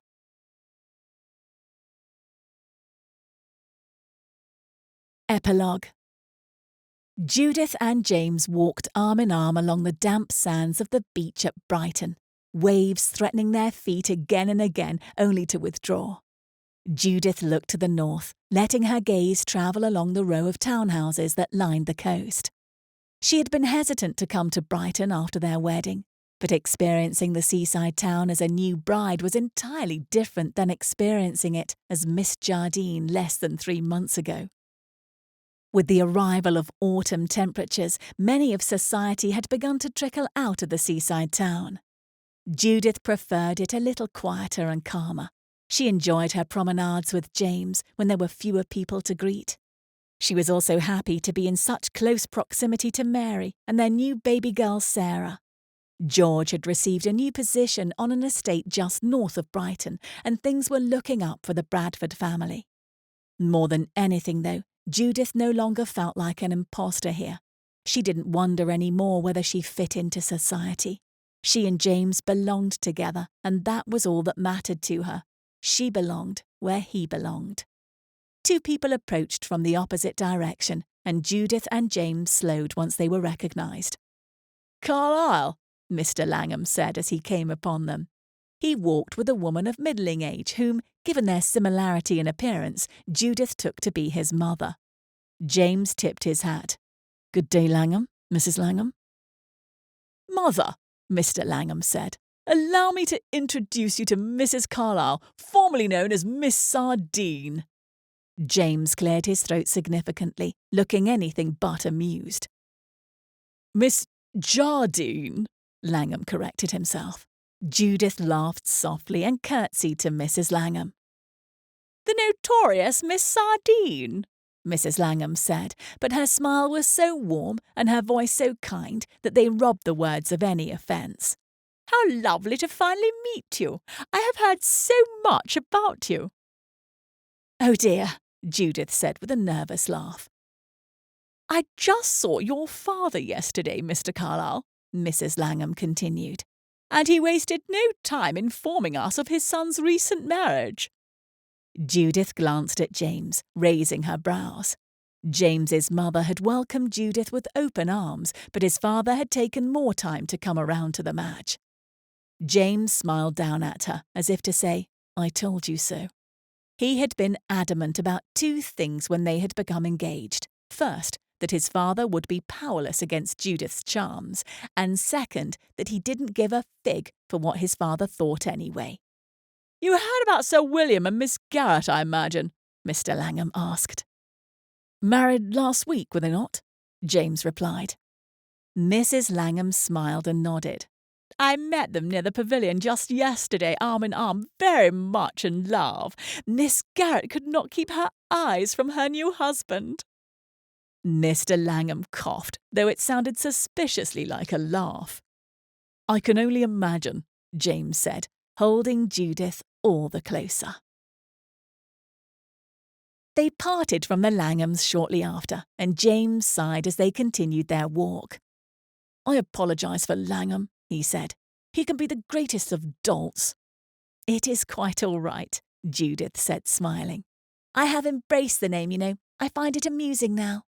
He looked at her through narrowed eyes. "Do you?" She nodded. "And what of Brighton?" he asked. "Do you dislike it here?" She stopped and took in a breath of fresh sea air, shaking her head. "I quite like it now." He came to stand before her, playing with her bonnet ribbon which rippled in the wind. "I'm glad to hear that. I thought perhaps your memories of the place had ruined it for you forever." "I thought so too. But even those memories are happy now, thanks to you." She took his hand, holding it within hers. "It's funny how that happens, isn't it? Our memories are not really fixed. They take on a new shape as the future takes form, and even the worst ones can evolve into something happy if only they have guided us to a joyful present." He brought one of her hands to his lips and kissed it fervently. "A joyful present indeed. I love you, Judith." He wrapped his arms around her waist. "Miss Sardine." "And I you, Mr. Carlyle." He smiled softly. "Your servant."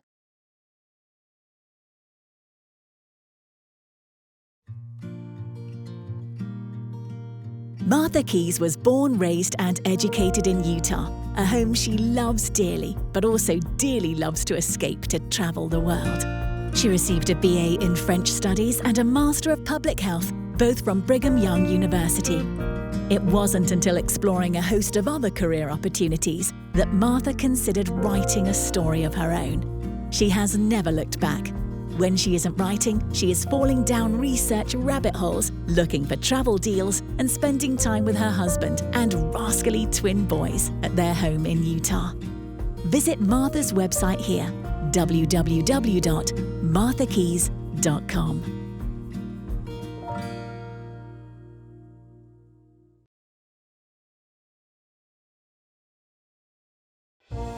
Moonlight Summer by Heather B. Moore.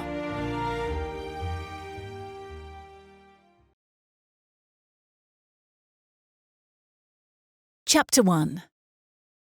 8 trunks and 7 valises packed into 2 carriages, and still Dotty had the feeling she was forgetting something as she stood in the doorway of a London townhome. Oh no, all the baggage wasn't for her alone. She could claim only 1 trunk and 1 valise, a feat for a 20-year-old lady to be sure. But Dotty's mother had given her strict instructions to pack modestly. She'd bring along her small sketchbook in her reticule in the morning. "That way, my dear. You'll have to shop for what you need," her mother had said earlier that day as her pale blue eyes sparkled. "You have a new father now, and he will provide for us." Her mother's colour was heightened these past few months, and her voice had taken on a higher octave. Perhaps it was because of her new marriage, still a blushing bride. Dotty didn't want to think about her own mother at 38 having a romantic time with Viscount Fisher of Turnberry, Dotty's new stepfather, but there was no denying it. Last night after supper, her mother had announced that she was with child. Well, Dotty was already feeling misplaced enough with a new home, 3 new stepsisters, and a new stepfather who said hardly a word to her. Now Dotty knew why they were quitting the London season early, a season that was meant for her, at least originally. She'd missed her first season because she and her mother were in mourning for father, and her second one? Her mother had secured the husband, not Dotty. One day Dotty might find it amusing, but at this very moment she could hear someone crying, wailing, really. "Dorothea!" her mother's voice echoed from the upper level. Dotty turned from the doorway and all the preparations. She hurried up the stairs, wishing for one quiet moment.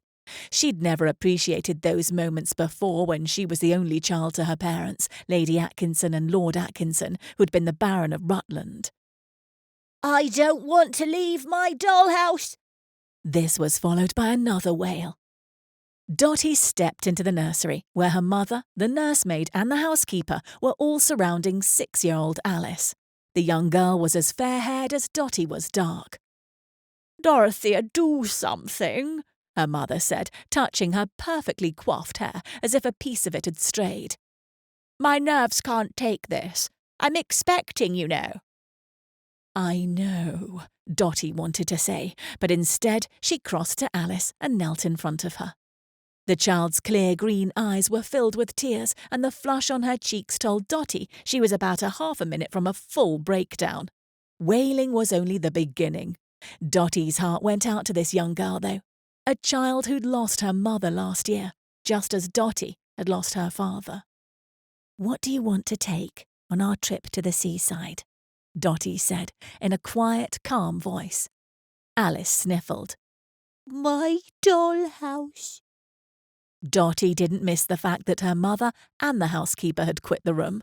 Only the nursemaid Mary remained, hovering by the door. "This one," Dotty said, resting her hand atop the roof of the nearby dollhouse. "I love it too." "You do?" Alice's eyes widened. "But you don't play with dolls. You're too old." Dotty smiled. "Perhaps. Do you know if you take the dollhouse to the seaside, then we can't take all your favourite dresses. There won't be room for both." She could see the understanding growing in the girl's eyes. "What will you wear? A blanket?" Alice's small rosy lips curved upwards. "Oh, I know. You can wear my shawl." Alice giggled. "It's too big for me." Dotty touched a finger to her chin. "Let's see then. How about you wear one of my dresses?" "That's too big." Another giggle. Dotty held back a laugh. "Oh, well, I guess we'll have to bring your dresses. But I have an idea for your dollhouse." Alice's green eyes rounded. "You do?" "We'll put a special drape over it so that it will stay here, safe and sound for you," Dotty said, Nothing will be touched, and it won't even get dusty. A line appeared between Alice's eyebrows, but she turned and gazed at the dollhouse for a long moment. All right.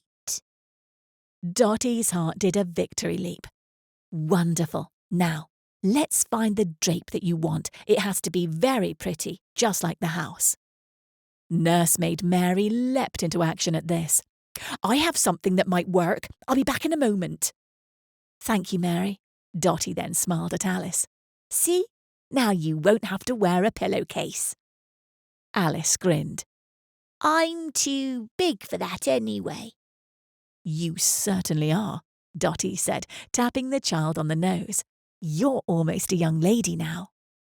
Alice seemed to grow an inch at the compliment. Her astute gaze rested on Dottie. Why can't you be my new mother?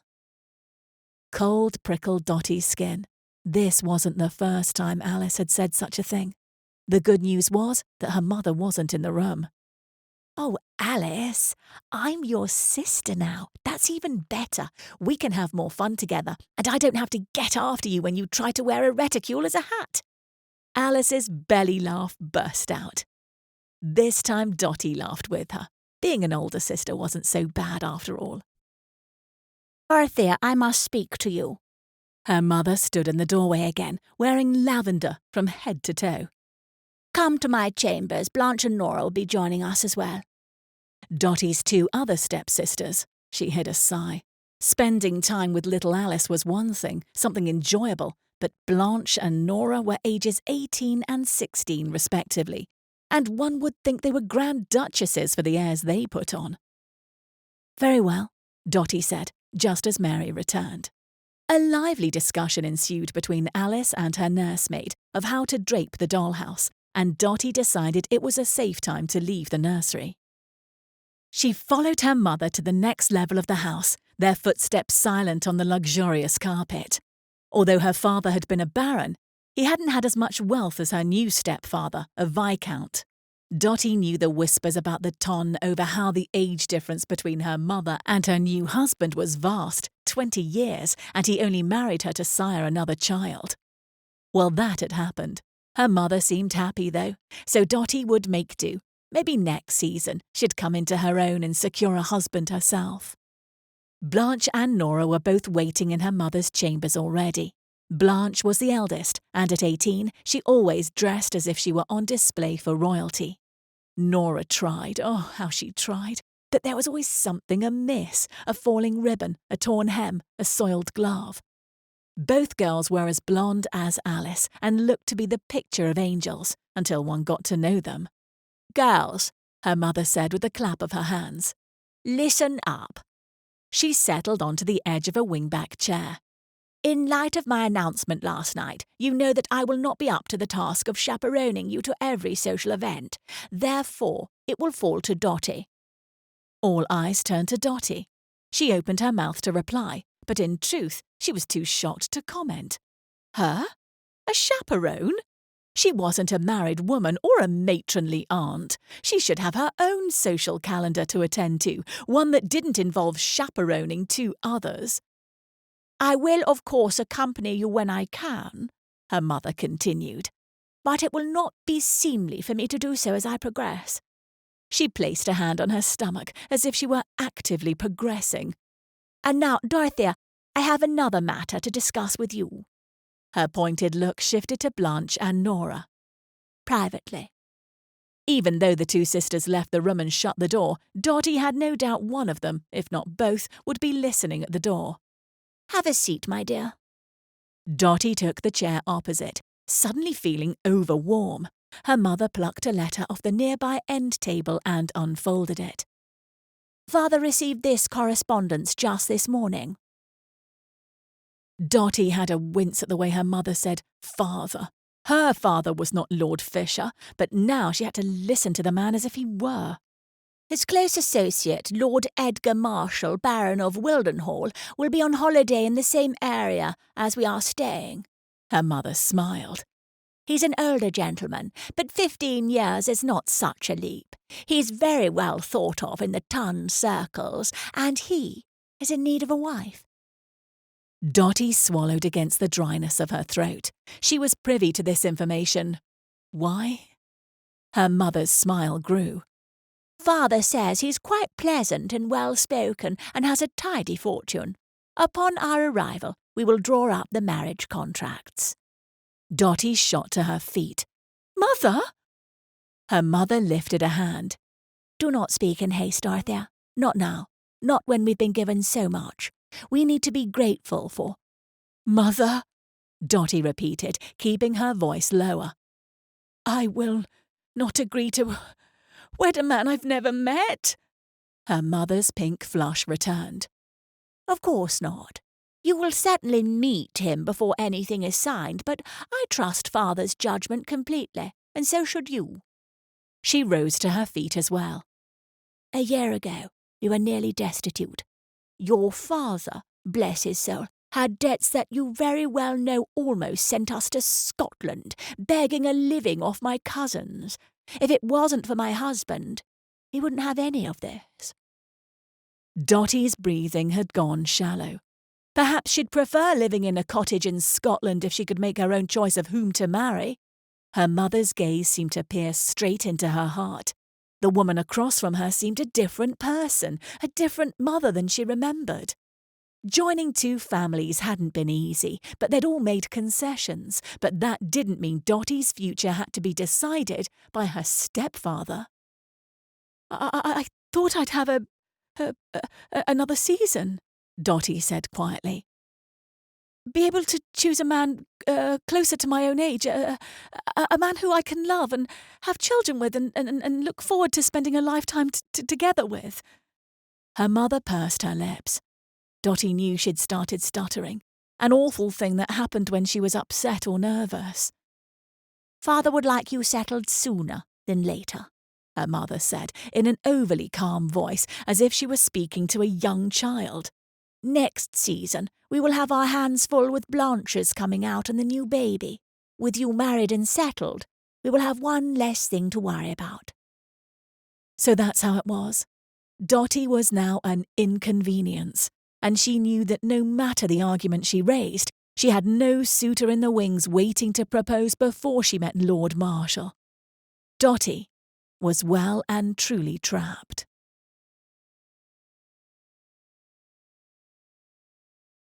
Chapter 2. The sound of a wailing child drew Oscar's attention from the book he was half reading in the orange-gold light of the setting sun. Normally, Oscar Rosewell ignored such distressed children at the seashore because surely there was a nursemaid or mother nearby. But this child seemed quite alone, and it was an unusual time for families with small children to be at the shore. He frowned as he studied the small creature standing a dozen or so metres away, nearly to the water's edge. He guessed her to be 5 or 6 years of age, and she was no urchin. The ribbons and lace on her frock told him as much, along with the blonde ringlets that had likely been carefully curled earlier that day. No more. They were like a golden haystack about her head now. Oscar sighed and rose from the wooden chair he'd planned to park himself in for the evening while he watched the sunset, enjoyed the emerging glittering stars, and reflected on this day of all days, the 10th anniversary of his parents' deaths. Oscar rarely left his ledgers and business unattended for so long, but this was the one day a year he allowed himself an entire day of reflection on all that he loved and on all that he'd lost. Striding across the sand, he approached the crying girl. He glanced about. No one was in close proximity to the child. A man and woman were down the shore a ways, walking together arm in arm, but they were moving away from the child. Others were upon the boardwalk, but no one was paying her mind. Perhaps she'd strayed too far from her parents and they'd lost sight of her. Or perhaps she'd wandered down from one of the nearby rental cottages overlooking the sea. Whatever it was, this young thing was nearly hysterical. "What's the matter?" Oscar stopped near her, keeping some distance. The last thing he needed was an angry matron coming at him with an umbrella. The young girl barely looked at him. She pointed her small fingers towards the swelling waves of the sea. My head." The wailing started up again. Oscar had to shield his eyes from the glowing orange sun to see that, indeed, A straw hat bobbed out in the sea. Quite a ways, too far to wade. Swimming would be necessary. "Where are your parents, child?" he asked. "They're sleeping." Oscar frowned. Sleeping? As in napping? Or perhaps this poor child was an orphan, looked after by an elderly aunt and uncle. A quick glance up and down the shoreline told him that no one was in a mad rush to locate this child, and her hat was only bobbing farther away by the moment. He again assessed the rise and swell of the sea. Oscar wouldn't consider himself a swimmer, but he knew the mechanics of it, so he shrugged out of his vest, then set his hat on top. Next, he peeled off his boots and stockings. He wasn't wearing beachwear, but that couldn't be helped. "Stay here," Oscar instructed the child. At least she'd stopped her wailing. "Don't follow me into the water, all right?" The child bit her trembling lip and nodded. "Very good." He took a deep breath. "I'll be back shortly, and then we'll go and find whom you belong to." Oscar strode forward into the water. The cold was a bit of a shock. Many people waded in it, but with the full heat of the sun overhead. Right now, twilight was fast approaching, and the water had cooled dramatically. By the time he was waist deep, he was shivering. Doing this fast was the only way to go, he determined. He sank lower and pushed his way into the water, inhaling sharply at the cold. The hat seemed to have moved even farther out, and at a very quick pace. He swam, clumsily at first, then it was like his arms remembered the swimming of his youth. The strokes became easier, the water less cold. At last he snatched the hat, and then discovered he had another problem. How was he to swim while holding a child's bonnet? Only one thing to be done, and that was to wear it while keeping his head above water at all times. He thought he heard voices, but he couldn't be sure. The forms at the shoreline were quite blurry. The salt stinging his eyes didn't help matters. Only a few more meters. As his feet finally found purchase on the seabed, he realized he had an audience. Quite a large one at that. Someone had joined the child, and upon the boardwalk just beyond were perhaps a dozen people. A few of them were clapping. He wiped a hand over his face and blinked rapidly, trying to clear the salt and seawater from his eyes. He was quite aware that he was soaked, and his linen shirt and breeches had fared poorly. "My hat!" a young voice cried in joy. And deservedly so. He had indeed procured the hat, but at what cost? He had surely created a spectacle public enough that his name might appear in the local gossip pages. Something he'd surely despise. But the only thing wounded would be his pride, and he had plenty of that to spare. The little girl stood, hand in hand with a woman. The lady's dark hair and nearly olive skin were in such sharp contrast to the young girl's blonde curls and fair skin that Oscar decided this woman must be the nursemaid. Or not. Her clothing was too nice for a house employee. Perhaps the governess, that was it. And by the high colour on her cheeks, she was none too pleased with losing track of her charge. Or perhaps it was the way his shirt was plastered to his chest. "That's my hat!" the girl cried again. "Yes, I believe it is." Oscar took the hat from his head and focused on the young girl again. It was better than noticing much else about the governess. The elegant line of her neck, the way the breeze tugged at the hair beneath her hat, the cherry of her lips. He crouched. "It was the only one I could find out there. Are you sure it's yours?" The little girl's smile could have lit up an entire ballroom. "It is. Dottie made it for me." "Dottie, is that?" "I'm Dottie," the woman said above him. Her tone was schooled, measured. Officially, Dorothea Atkinson. "She's my new sister," the young girl said. Oscar straightened, his gaze shifting to the blue eyes of the woman who was not a governess after all. "Sister?" "Stepsister," the woman said. "Our parents have recently married. My mother to Alice's father, and you are?" Oscar reached up to sweep off his hat, then realised he wore no hat. The woman's cherry lips twitched. "Oscar Rosewell, at your service, Miss Atkinson." He had no idea if she were a miss, but he suddenly hoped so. She didn't correct him. The name Atkinson was familiar, but he couldn't quite place it. Would it be too forward to ask her parents' names? It seemed her father must be deceased if her mother had remarried. Literally at our service, it seems, Miss Atkinson mused. Yes, well, your sister seemed to have lost her hat. Miss Atkinson looked down at the younger girl. What did I tell you about running off without me? Her tone managed to be firm yet kind. Still, the young girl looked up with tears in her eyes. I'm sorry, Dotty.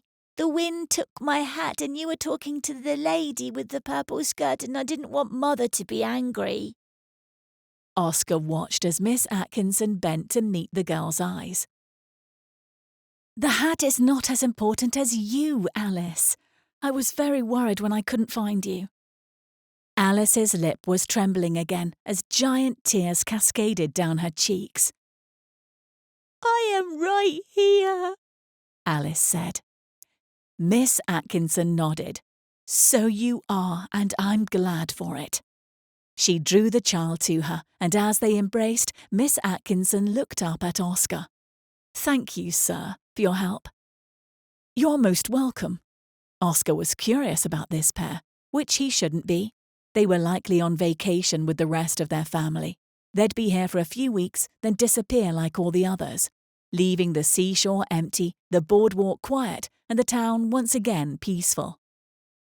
You're in town for a holiday? He asked, when he probably shouldn't be prolonging this conversation, since he was standing in soaked clothing. At least the onlookers from the boardwalk had moved on. Yes, Miss Atkinson said. It seems my stepfather brings his family here on an annual basis, so here we are. The faint line between her brows told him she wasn't too happy about this holiday, which made him curious again. Do you not care for the sea, Miss Atkinson? Her gaze flitted away from him, straying to the horizon beyond. Did she know that her eyes were nearly the colour of azure, a colour that could only be found by an artist mixing paint on a palette? It's beautiful here, I must admit, but she seemed to catch herself. There have been many changes to adjust to of late. Oscar dipped his head. Yes, I can only imagine. Her gaze moved across his face, and he wondered what she saw there. You're on holiday as well, Mr. Rosewell? I'm a resident of about 10 years, he said. I found that the quiet suits me. Miss Atkinson tilted her head, and her eyes seemed to ask questions that she could not speak. I imagine that it's very quiet here, after all the tourists leave. Very. Oscar tried to remember the last time he'd had a conversation of any length with a woman. Surely it was before he was snubbed by the elite society. Speaking to his housekeeper wasn't the same as speaking to a young woman whose raven hair gleamed in the deep orange of the setting sun. No, he'd had no significant conversations with a woman in years, and he was well out of practice. Did you come from London, then? He asked. Apparently, he was still wanting to talk to her. She didn't seem to mind the delay. Her chin lifted just a touch. Yes, we were there for the season, and... Oh my goodness, Alice, you gave us all such a fright. Two young misses came trotting through the sand toward them. Oscar guessed them to be 17 or 18. Their blonde hair and similar features to Alice made it clear that these were relations by blood. Did you say thank you to the nice gentleman? One of the young women said, her green eyes assessing him. Well, assessing his attire, soaking wet attire, which left him at a disadvantage here. Yes, Alice said. He swam in the sea to get it for me. The young woman wasn't paying attention to the girl, though. You are Mr. Rosewell, are you not? She continued. Oscar frowned. He was not a forgetful person, but he could not remember meeting either of these young women before. My father introduced us last year, the young woman said. I'm Blanche Fisher, and this is my sister Nora. Oscar tried not to hide his surprise. Leave it to the Viscount to have an outspoken daughter just like himself. So you are, he said. A pleasure to see you both again. Now, if I may, I'm going to return home to find a change of clothing. I wish you all a good evening. He looked down at Alice, a smile playing on his lips. And be sure to mind your sisters more carefully. Hats do not belong in the sea. Thank you, Mr. Rosewell, Alice said, her own eyes twinkling. He nodded once at her, then to her sisters. Next, he scooped up his vest and hat and strode to his wooden beach chair, where he'd retrieved the rest of his things. He wondered how soon the Fisher girls would find out about his family and their ruin, and why Oscar and their father would never share more than a few cordial words if they happened to cross paths. It wasn't like Oscar regretted fetching the young girl's hat, though.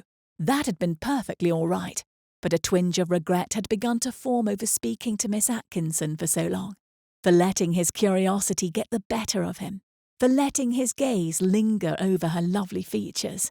Many women were lovely, and some women might even overlook his fallen status. But not a woman connected to Lord Fisher, not even a new stepdaughter. Fisher would never allow it, and neither would Oscar. As much as the Ton had shunned him, Oscar had equally shunned them.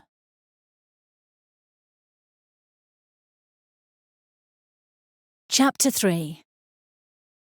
He was quite pleasant, don't you agree? Blanche said as they walked back to the rented house. Dotty knew better than to show any favour toward or against any man. They'd been in the seaside town of St. John's for 3 days now, and it was clear Blanche was on the prowl for male attention, preferably from a wealthy man. Just last night, she'd confided to Dotty that she hoped to marry soon. If I don't marry before your mother has her baby, then I'll feel like a spinster. This was ridiculous, of course. Blanche was only 18, 2 years younger than Dotty. You'll have a season this coming year, Dotty had told her.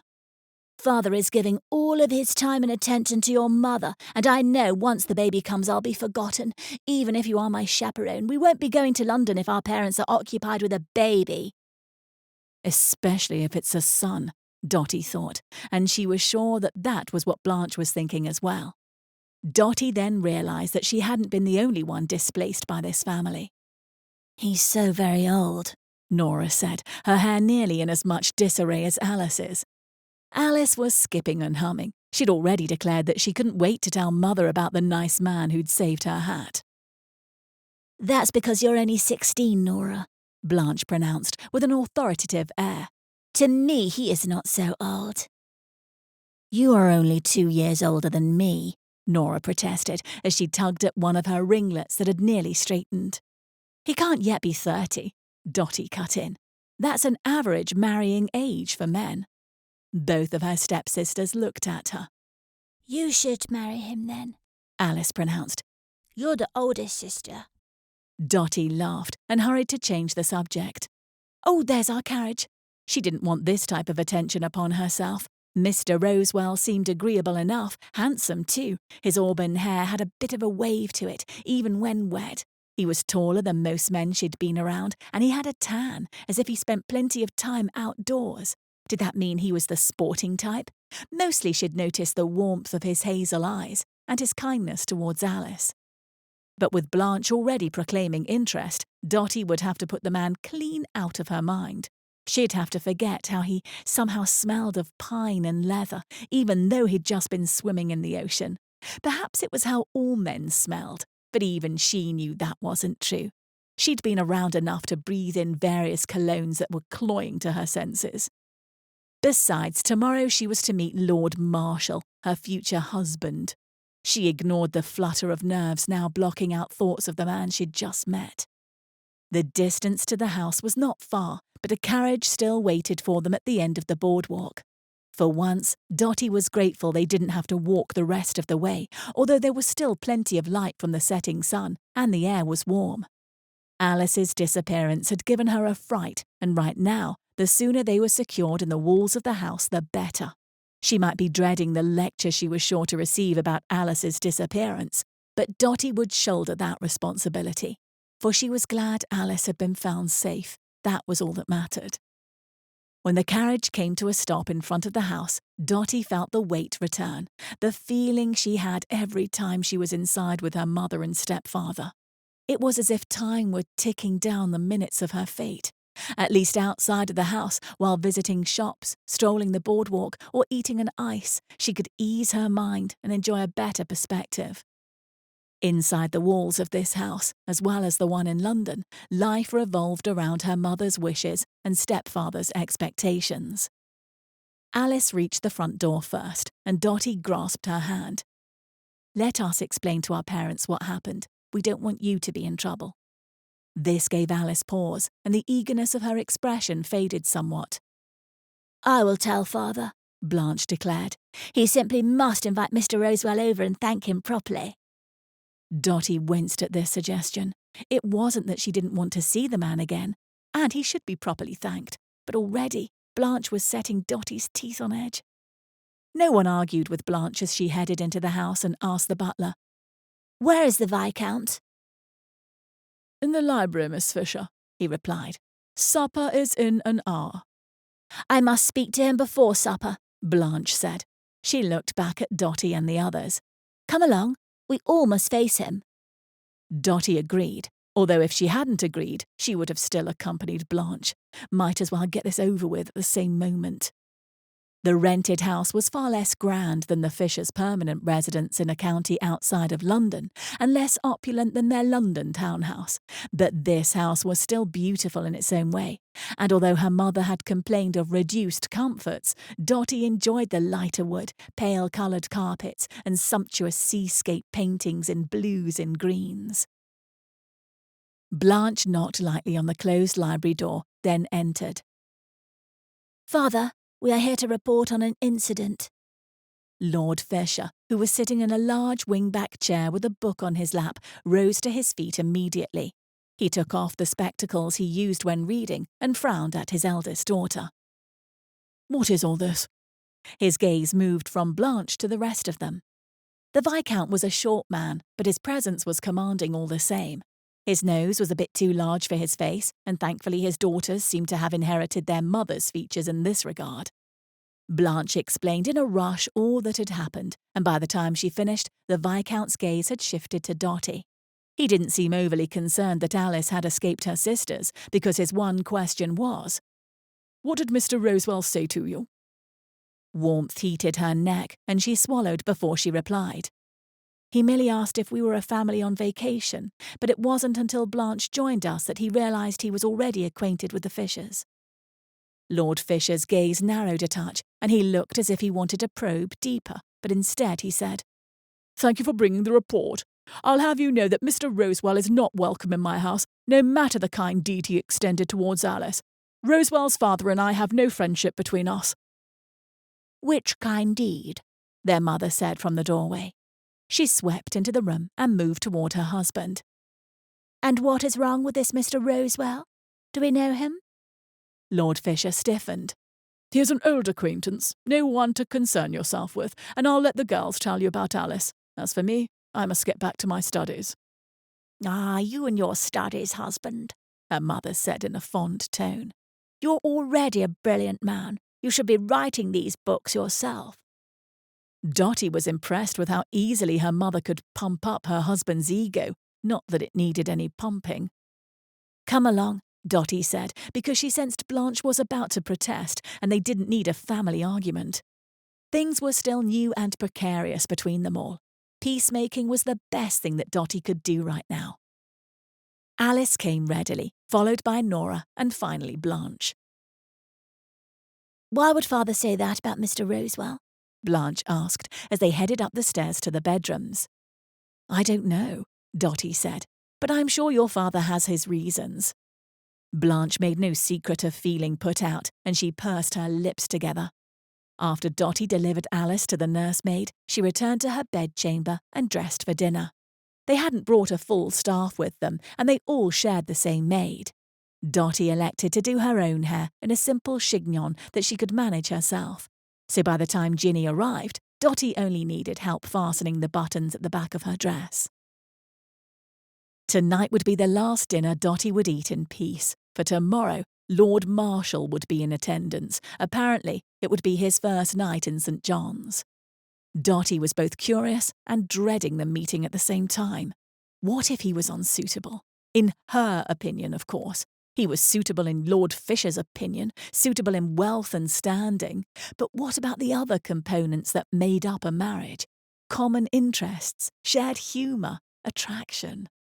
There was still a quarter of an hour before she was to go down to dinner, so she retrieved her sketchbook and sat in the window seat.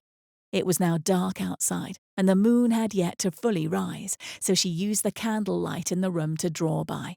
Her sketchbook was a diary of sorts, a way to document her days. Yesterday, she'd drawn the boardwalk, with its lords and ladies strolling with their umbrellas to keep off the sun. Tonight she sketched young Alice, standing at the seashore, holding her hat in hand. In the distance walked a man, returning to his chair, vest and hat in hand. Dotty didn't give him much definition.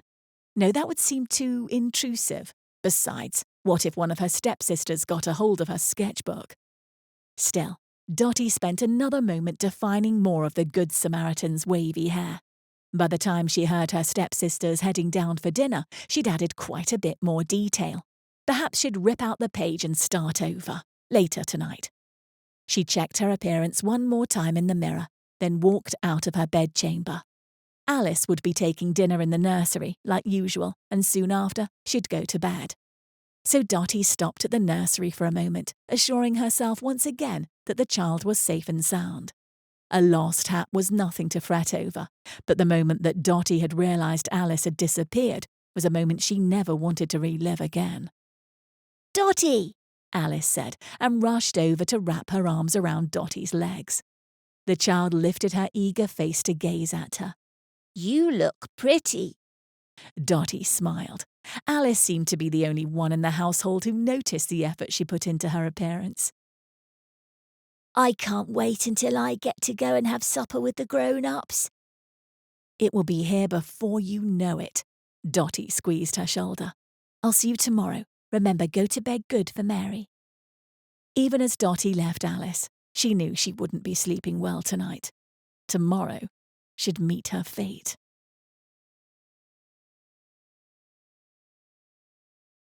Chapter 4. It wasn't that Oscar was antisocial or that he didn't have friends, but he chose to spend his weekends catching up on ledgers, reading, or working on one of his oil paintings. He was no master of art, it was more of a hobby, but he enjoyed making improvements upon what he'd painted last. Current subject, the garden section that he'd convinced his gardener to let run wild. Oscar stood at the easel he'd set up this morning at first light. The sun had since climbed the sky, and if it weren't for the lemonade Mrs. Stanley had brought him an hour before, he would have quit already.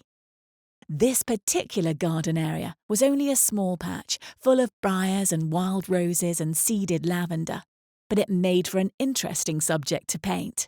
Not that Oscar was even close to Monet, but he found painting the tedious details relaxing. It took very little thought, yet somehow it was fulfilling to see his progress. Unlike other progress in his life. His shipping company continued to grow, continued to expand, and continued to bring in more money than any decent fellow could spend in a lifetime. And there was the crux. He shouldn't be keeping it all to himself. In investments, that was, and sprinkled among a few charities here and there. He should be starting a family and establishing a legacy, taking care of a wife and providing for children. It wasn't that there weren't plenty of women to choose from. Most women would be grateful for a nice home, nice things, a congenial husband and children.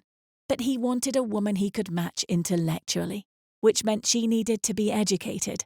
This narrowed the field by half, then half again, since only high society educated its women. And Oscar was avoiding those caliber of people, like one would an Egyptian plague. So that left the women who had fallen from grace, so to speak, like him. Women whose family situations had forced them to become a governess to another woman's children, or a lady's maid to a duchess, or women whose fathers had gambled away fortunes, then conveniently died, leaving his wife and children destitute and dependent upon relatives. Oscar dipped his brush into the oil paint mixture of two greens that he'd blended. As he dabbed the shape of a rather twisted leaf, his thoughts strayed to Miss Atkinson. She was lovely, to be sure, and although he didn't know who her real father was, her stepfather was high enough in the ton that Oscar would likely never cross paths with her again. Unless Alice happened to lose another hat. A smile curved his lips. It was nice, he decided, this smiling thing. He should do it more often, but usually there was little occasion for it. There. The leaf was done. And, if you might say so, quite perfect. He really should break for sustenance. The weekend wouldn't last forever, and he had planned to pay his solicitor a visit. No, he didn't expect Mr. Baldwin to discuss business on the weekend, but he'd been ill of late, and so Oscar had been doing double duty. He'd been a good employer who checked on his employee to see how he was faring. Oscar put away the oils and stuck the brushes in a jar of water and lye mixture. Then he rose. He'd clean up, eat, and then be on his way. Once he'd changed into more appropriate attire, without his valet, to whom Oscar always gave the weekends off, he headed into the dining room to see the array of food Mrs. Stanley had set out. "Is everything to your satisfaction, my lord?" she asked, in that no-nonsense tone of hers. She'd worked for his parents, and he'd kept her on so long that he'd seen the change of her dark hair to nearly full grey. "It is, thank you."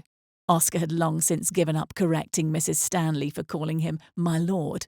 She'd told him in no uncertain terms that she was his employee, and he the master who had a title, whether he liked it or not.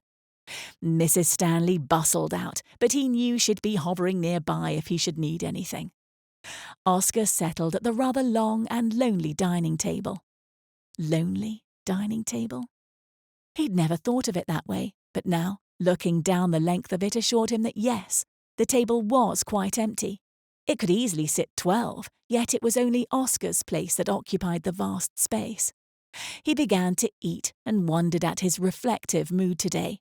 He'd been alone for 10 years and a day now, but why today of all days was he itching over it?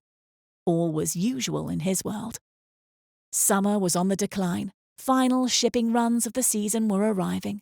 Distribution had never been more brisk with the rise of more and more mercantile stores about the country. His days were entirely predictable. Yesterday, even though it was an anniversary day, had gone as usual for the most part, only interrupted by the young girl losing her hat, his unexpected swim, and then meeting Miss Atkinson and her 2 stepsisters. In his mind's eye, he pictured Miss Atkinson, her observant blue eyes, the warm colour of her skin that contrasted with the paleness of the other young women, the interest in her voice when she'd asked him questions. Lord, just because it had been a long time since he'd had a conversation with a woman, an unmarried woman, didn't mean he needed to continually dwell on the things that had been said between them. Oscar needed to put a woman such as Miss Atkinson out of his head. If he were truly considering finding a wife, perhaps he could write to his cousin Frederica, who was in the know about practically everything. She was also the only member of the ton who purposefully spoke to him, or wrote letters, as the case may be, since she was in London and Oscar refused to budge. On his way to Mr. Baldwin's, the idea of writing to Frederica began to grow. She'd see right through his innocent line of questioning, of course, so there'd be no reason for any subterfuge. He'd just come right out and say it. They both knew he was 30. They both knew it was time to find a wife. "Oh, Mr. Rosewell," Mr. Baldwin's wife said in surprise when she opened the cottage door. Hastily she curtsied. "What a pleasure to see you." Oscar nodded. "Are you well, ma'am? And how is your husband?" "Oh, I am well," Mrs. Baldwin said, her brown eyes crinkling at the corners.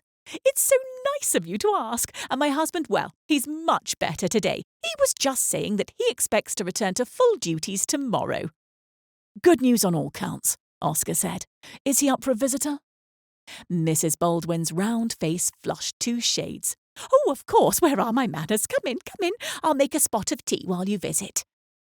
Oscar was about to say, "Don't trouble yourself," but Mrs. Baldwin had already bustled off. The cottage was clean and cosy, and Mr. Baldwin was sitting near a large set of windows, a book in hand. Before the solicitor could rise to greet him, Oscar said, "Stay seated. How are you feeling?" "Almost mended." Mr. Baldwin adjusted his spectacles. He was a man of indeterminate age, although Oscar guessed him to be in his 50s, since his 2 children were grown and gone. "Thank you for your visit." The 2 men chatted for a few minutes about business, and soon Mrs. Baldwin brought the promised tea. Then, for whatever reason, Oscar shared the story of rescuing the young girl's hat.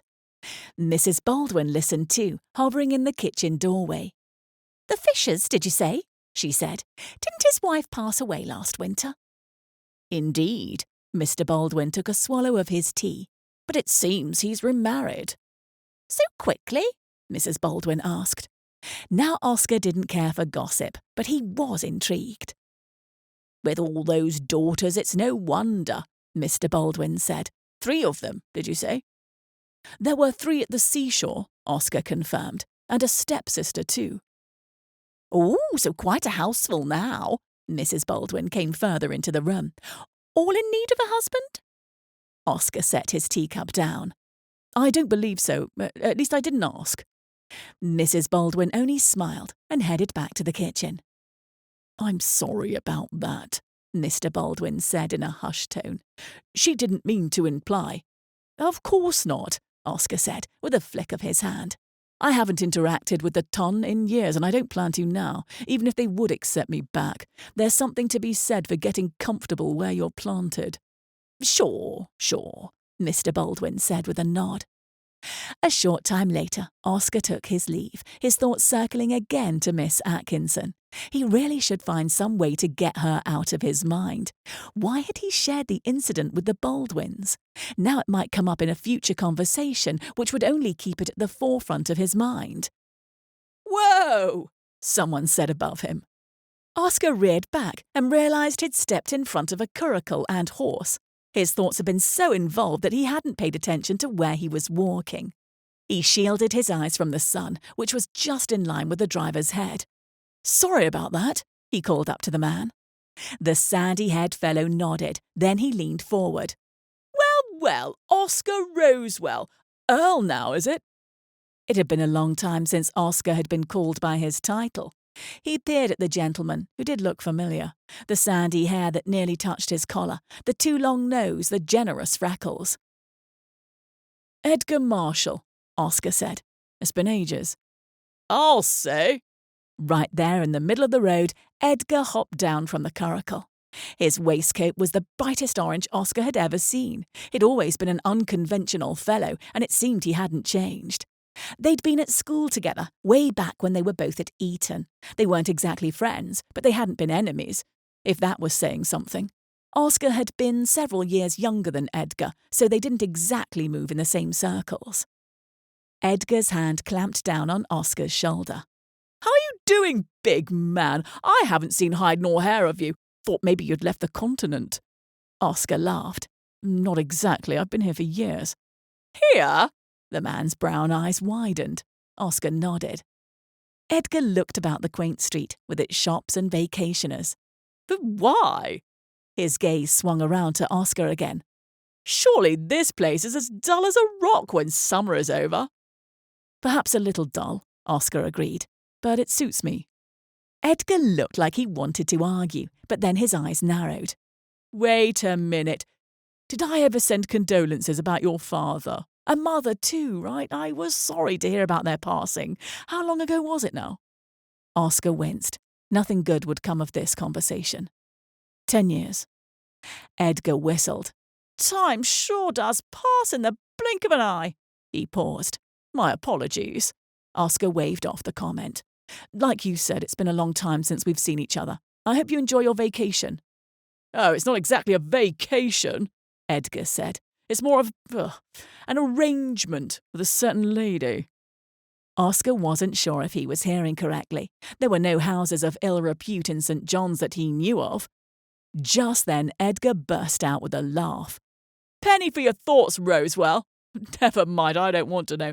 The lady in question is to be my future fiancée, should she agree. It's all been arranged with Fisher." Fisher? This caught Oscar's attention, and he thought through the daughters of Lord Fisher. Only the eldest was of marriageable age, he guessed. "I know what you're thinking," Edgar said with a chuckle. "They are quite young, but it's not one of his daughters, it's his stepdaughter, Dorothea Atkinson. Fisher is making it more than worth my effort. Seems to want her out from under his care as soon as possible." The grin on Edgar's face made Oscar's stomach twist into a knot. Dorothea Atkinson. It had to be the Miss Atkinson he'd met on the beach. He tried to picture the lovely and intriguing woman with a man such as Edgar Marshall. "Perhaps I'll see you tomorrow night at the concert?" Edgar continued. I'll introduce you to my fiancé." Another clap on the shoulder, and Edgar was climbing into the curricle. Sometime later, Oscar was still standing on the edge of the road, looking in the direction that the curricle had disappeared.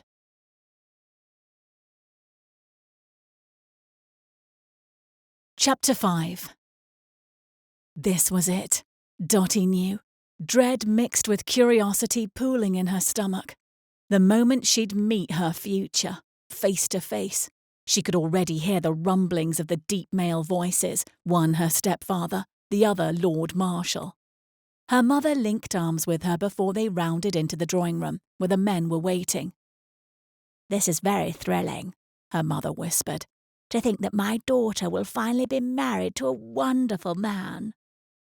Dotty wanted to argue, but instead she kept quiet. Her mother hadn't even met Lord Marshal, so how could she say he was wonderful? She drew in a breath and forced her expression into something that would pass for pleasant. The two men stood by the hearth, which had been lit with a fire, although the heat wasn't needed for the perfectly comfortable room. They both turned as Dotty and her mother walked into the room. "Here they are at last," her stepfather boomed in quite a large voice for a small man. The man next to him was a few inches taller than Dotty at least. She knew he was 15 years older than she, but he looked much older than that.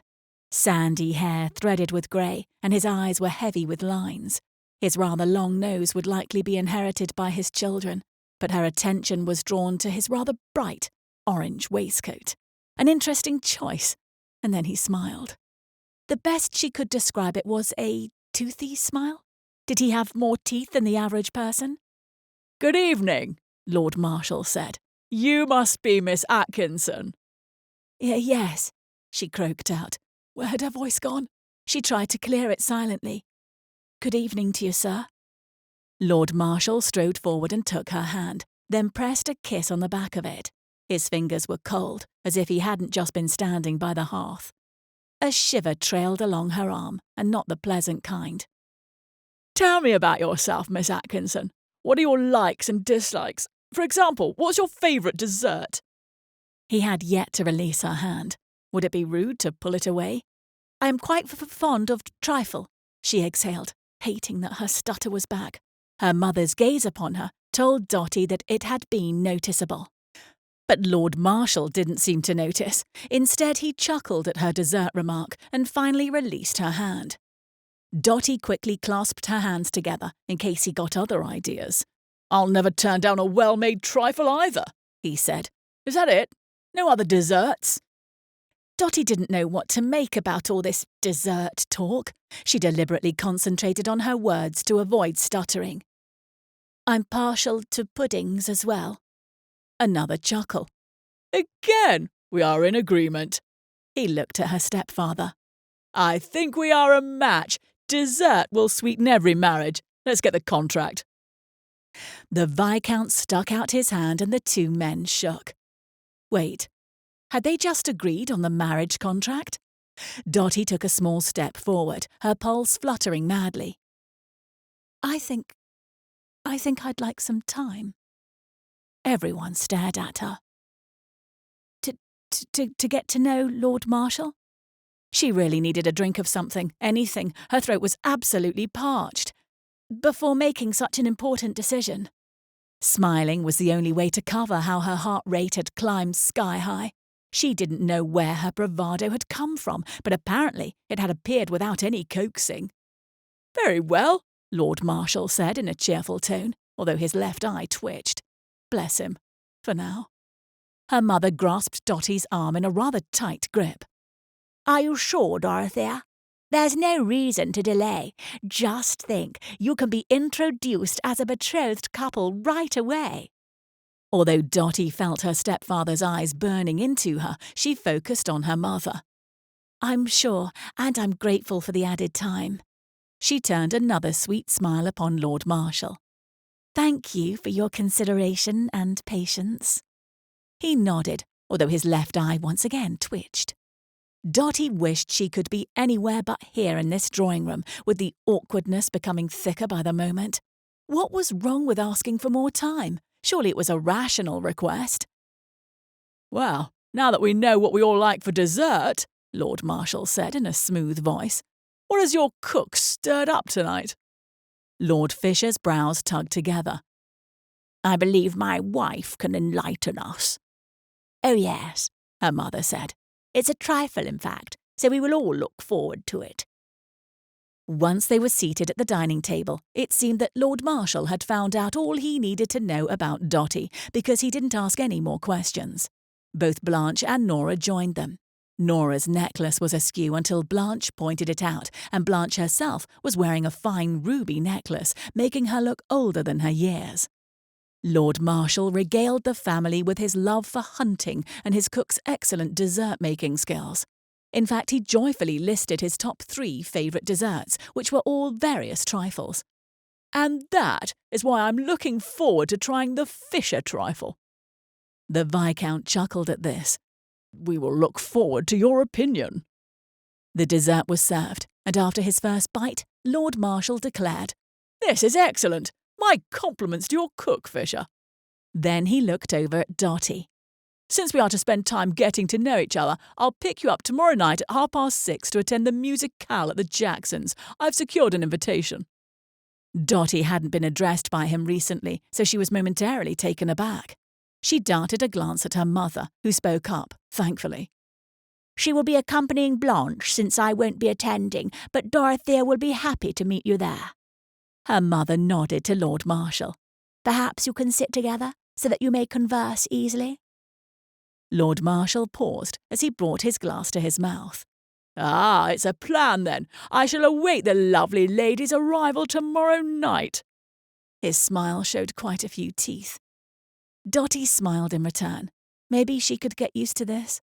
Get used to him. He seemed to be of good nature, and if his reputation was sound, then who was she to complain? Just because she'd hoped for a small spark of attraction didn't mean that she had to be wholly disappointed. Some ideas took getting used to, that was all. Nonetheless, she was relieved when the men separated and went to the library for their port and cigars. Must we reconvene in the drawing room? Dotty mumbled. Dorothea, her mother said. Nora and Blanche giggled. My apologies, Dotty said. It's been quite overwhelming tonight and I could do with some fresh air. She waited as her mother considered this. Very well, her mother said in a rare moment of grace. I will inform Father that you are walking the terraced garden and that you look forward to seeing Lord Marshal tomorrow night. Thank you, Dotty said, rising to her feet. She moved toward her mother and kissed her on the cheek. This reprieve felt heaven sent, and she grabbed her sketchbook from her bedchamber, then headed out the back door to the terraced gardens. When they'd first arrived at the house, Dotty was delighted to discover that the garden path led to the seashore below. It wasn't a private beach, but it wasn't all that popular. So on the days that Dotty walked the gardens, she felt like she was in her own private world. Now it was dark, and by the light of the moon, she made her way as far along the path as she dared. If Mother should look for her or send for her, she didn't want to be completely out of earshot. Dotty paused at the top of the path before it sloped sharply to the sand below. The vastness of the undulating sea somehow brought her back to centre again, gave her a better perspective. Tonight, she'd sketch the serene evening scene. She headed down the path until she reached a boulder she could sit upon. She was close enough to the sea to smell it, but she was out of the main path of wind that came off the water. Tonight's sketch would be simple. The hovering moon, the place its reflection touched the water, the indiscriminate outcropping of rocks here and there.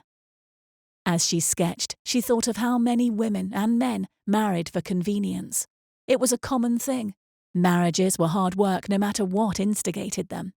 Dotty had seen her mother living in 2 of them, and although her real father was a beloved man, he hadn't been perfect.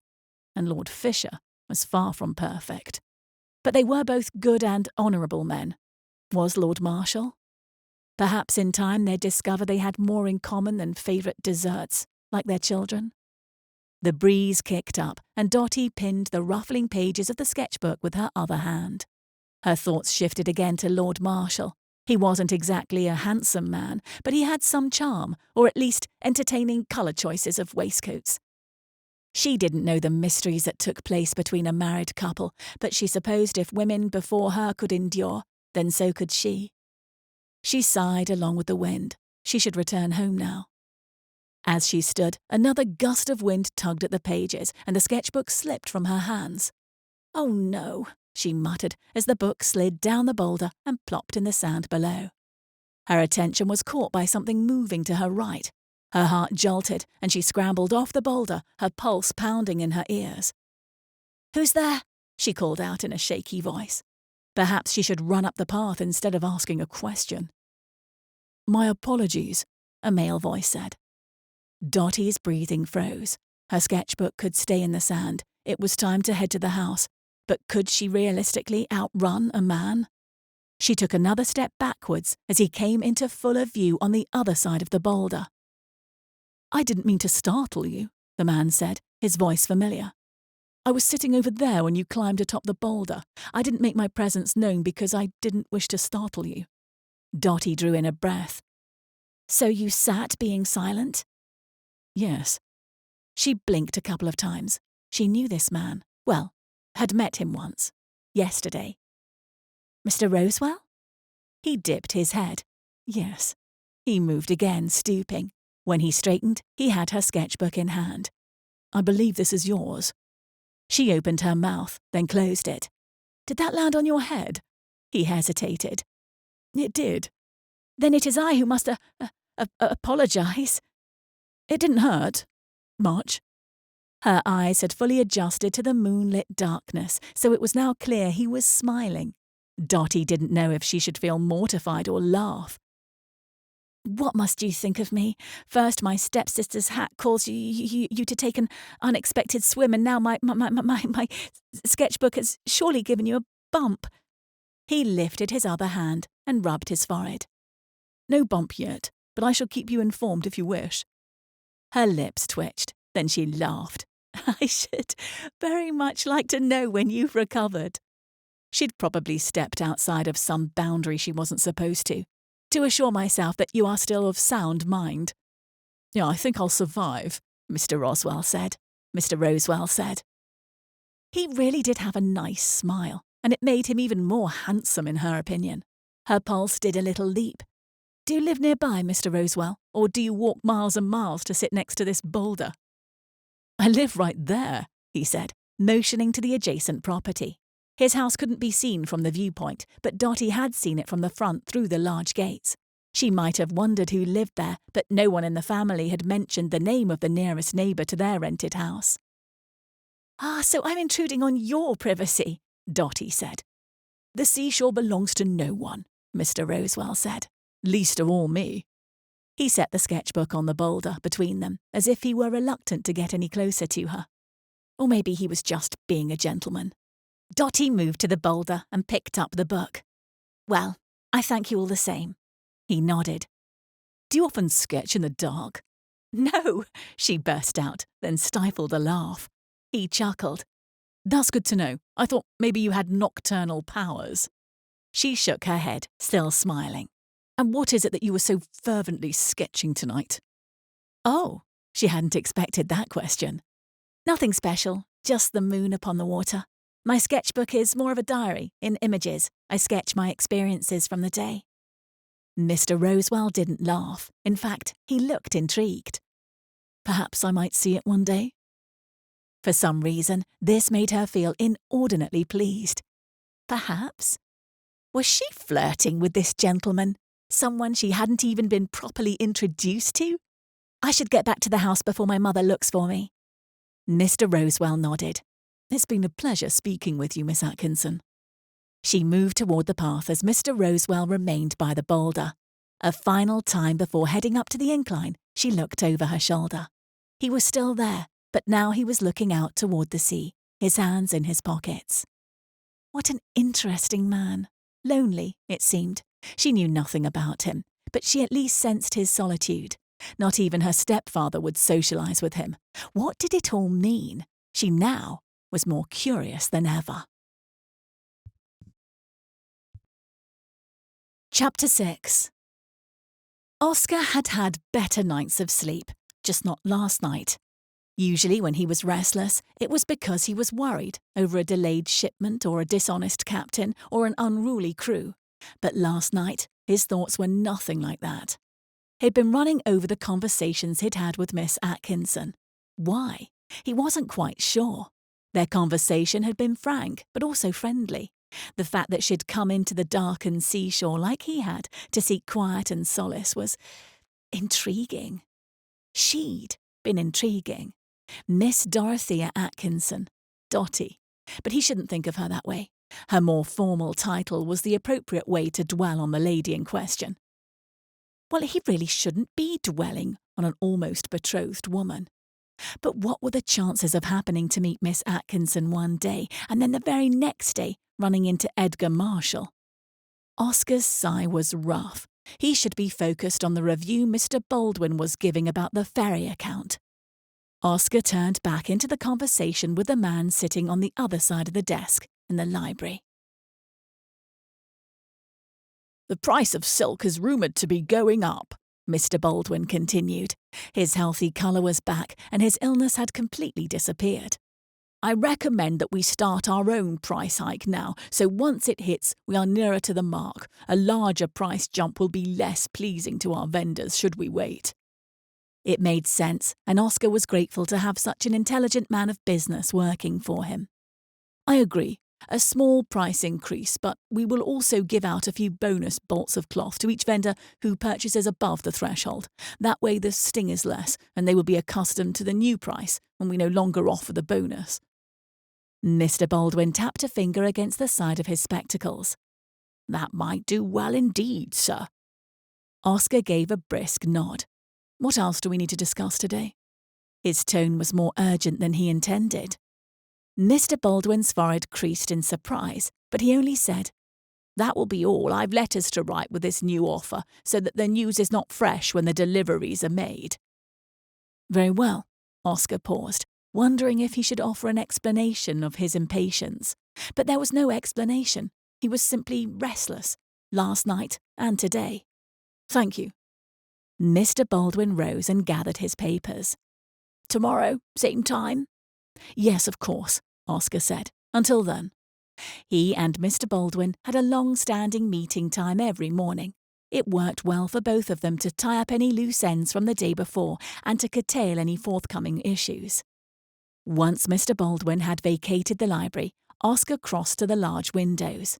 He stood before them, hands clasped behind his back, and he gazed over the side garden. It was the area of his untamed garden plot. From here, he could also see the seashore where he'd met Miss Atkinson the night before. And now she was inside his head again. This would not do. He determined to get out, walk the town, breathe in fresh air. Hopefully he wouldn't encounter Edgar Marshall again. Mind made up, Oscar strode out of the library and snatched his hat from the front hall table. Mrs. Stanley must have heard his hurried steps because she came out of the dining room and said, Is there anything you need? No, thank you, Oscar said. Tell Mr. Topham I'll be out for a few hours. Not that he expected any callers, but occasionally a tradesman would stop in with a request. The butler's duties had diminished over the years. With so little social interaction on Oscar's part, there was very little need for Mr. Topham to attend to the comings and goings of visitors.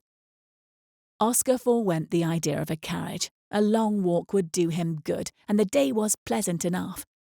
It just so happened that on the way into town, he passed by Lord Fisher's rented house.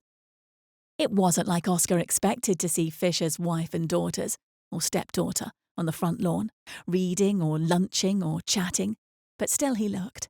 No one was outside, it seemed. Perhaps they were in town themselves, browsing shops, eating ices, walking the boardwalk.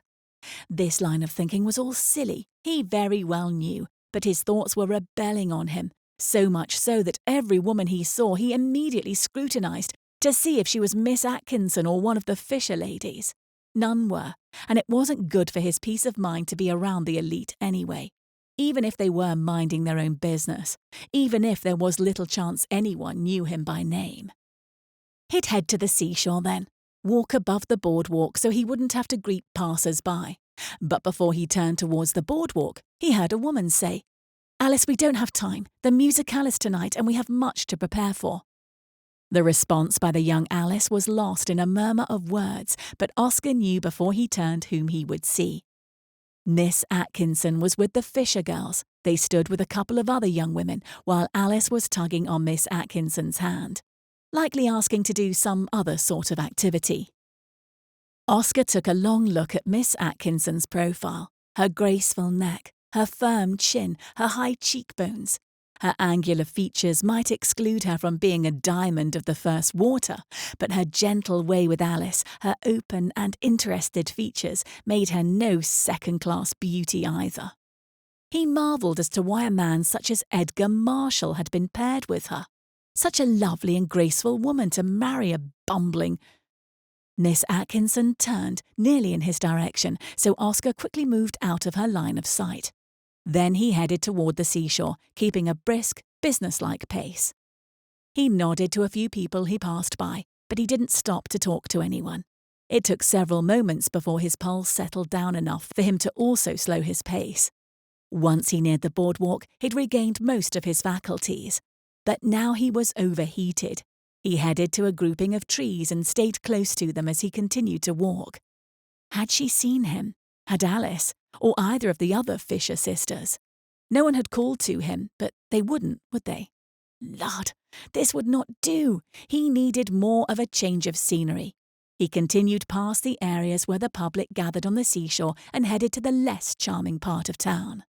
The docks were a composite of labourers, sea vessels loading and unloading, carts and their horses, and general organised chaos. "Rosewell," a man said, "have you come to check on inventory?"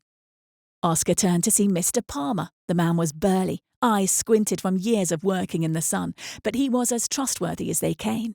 He worked for Oscar as a dock foreman. Inventory, what a good distraction. "I have." Mr. Palmer schooled his surprised expression. Mr. Baldwin usually handled inventory inspections, but occasionally Oscar paid a visit. "All right then, come this way," Mr. Palmer said. "There has been a bit of a mishap with a fishing boat that broke some of its crates, so it's best not to get in the middle of that."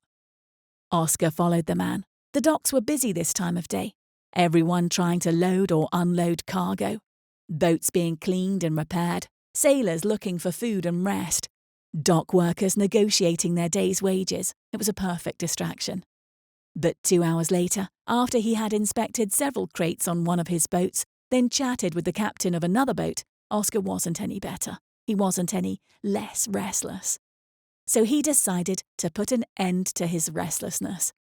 If Miss Atkinson went to a musicale tonight, she'd be out late, and if she decided upon her return to take a walk and sketch in the moonlight, then perhaps he could be there waiting.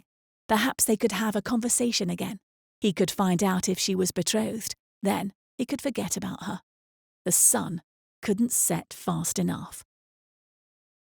The hours passed far too slowly, and Oscar's internal debate continued. He couldn't expect Miss Atkinson to show up at the Boulder a second night in a row, could he? Certainly he'd scared her off the night before. Besides, at the musicale, she'd be surrounded by friends and new acquaintances, something she'd probably enjoy. Being a member of high society and all. And what about Edgar Marshall? Were they enjoying each other's company? Oscar hadn't asked Miss Atkinson about him, but perhaps by now she was betrothed. Still, Oscar sat next to the boulder, leaning against it, as he had so many summer nights. It really was the only time he took to himself all day. At night, ironically. He was simply following his usual habits, and it appeared that he was listening for any sound above the sea or wind. Perhaps the sound of a footstep or a feminine sigh. It was late, though, much later than the previous night when Miss Atkinson had come upon his reverie quite suddenly. He'd frozen when he'd heard another person and hadn't moved until that book plopped onto his head. He didn't want her to come around the boulder searching for it, then be startled out of her wits at seeing him. She'd been startled anyway. He was sorry for that, of course, but it couldn't be helped. Oscar guessed the time to be nearly midnight when he decided to return home. He'd had an early morning like usual, since he could never sleep past dawn. The rising sun was like a ticking clock, telling his brain to wake up. He looked down at the sketch pad he'd brought along. The sketch of the moon and sea was nothing to be pleased about.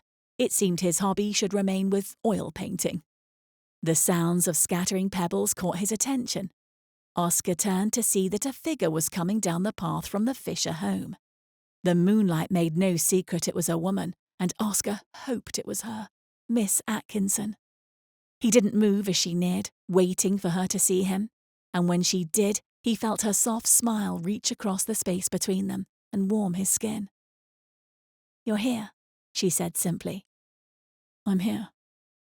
She was still smiling as she neared the boulder and perched on the edge. He remained on his side of the boulder because it seemed more proper that way. Not that there were any gossiping matrons about, but he didn't want anything below propriety. Besides, tonight Miss Atkinson might tell him she was betrothed, and that would mean this would be their last private conversation. If she was betrothed, then he absolutely should not be talking to her alone on an empty beach. If she was not, then he also should not be here, waiting for her.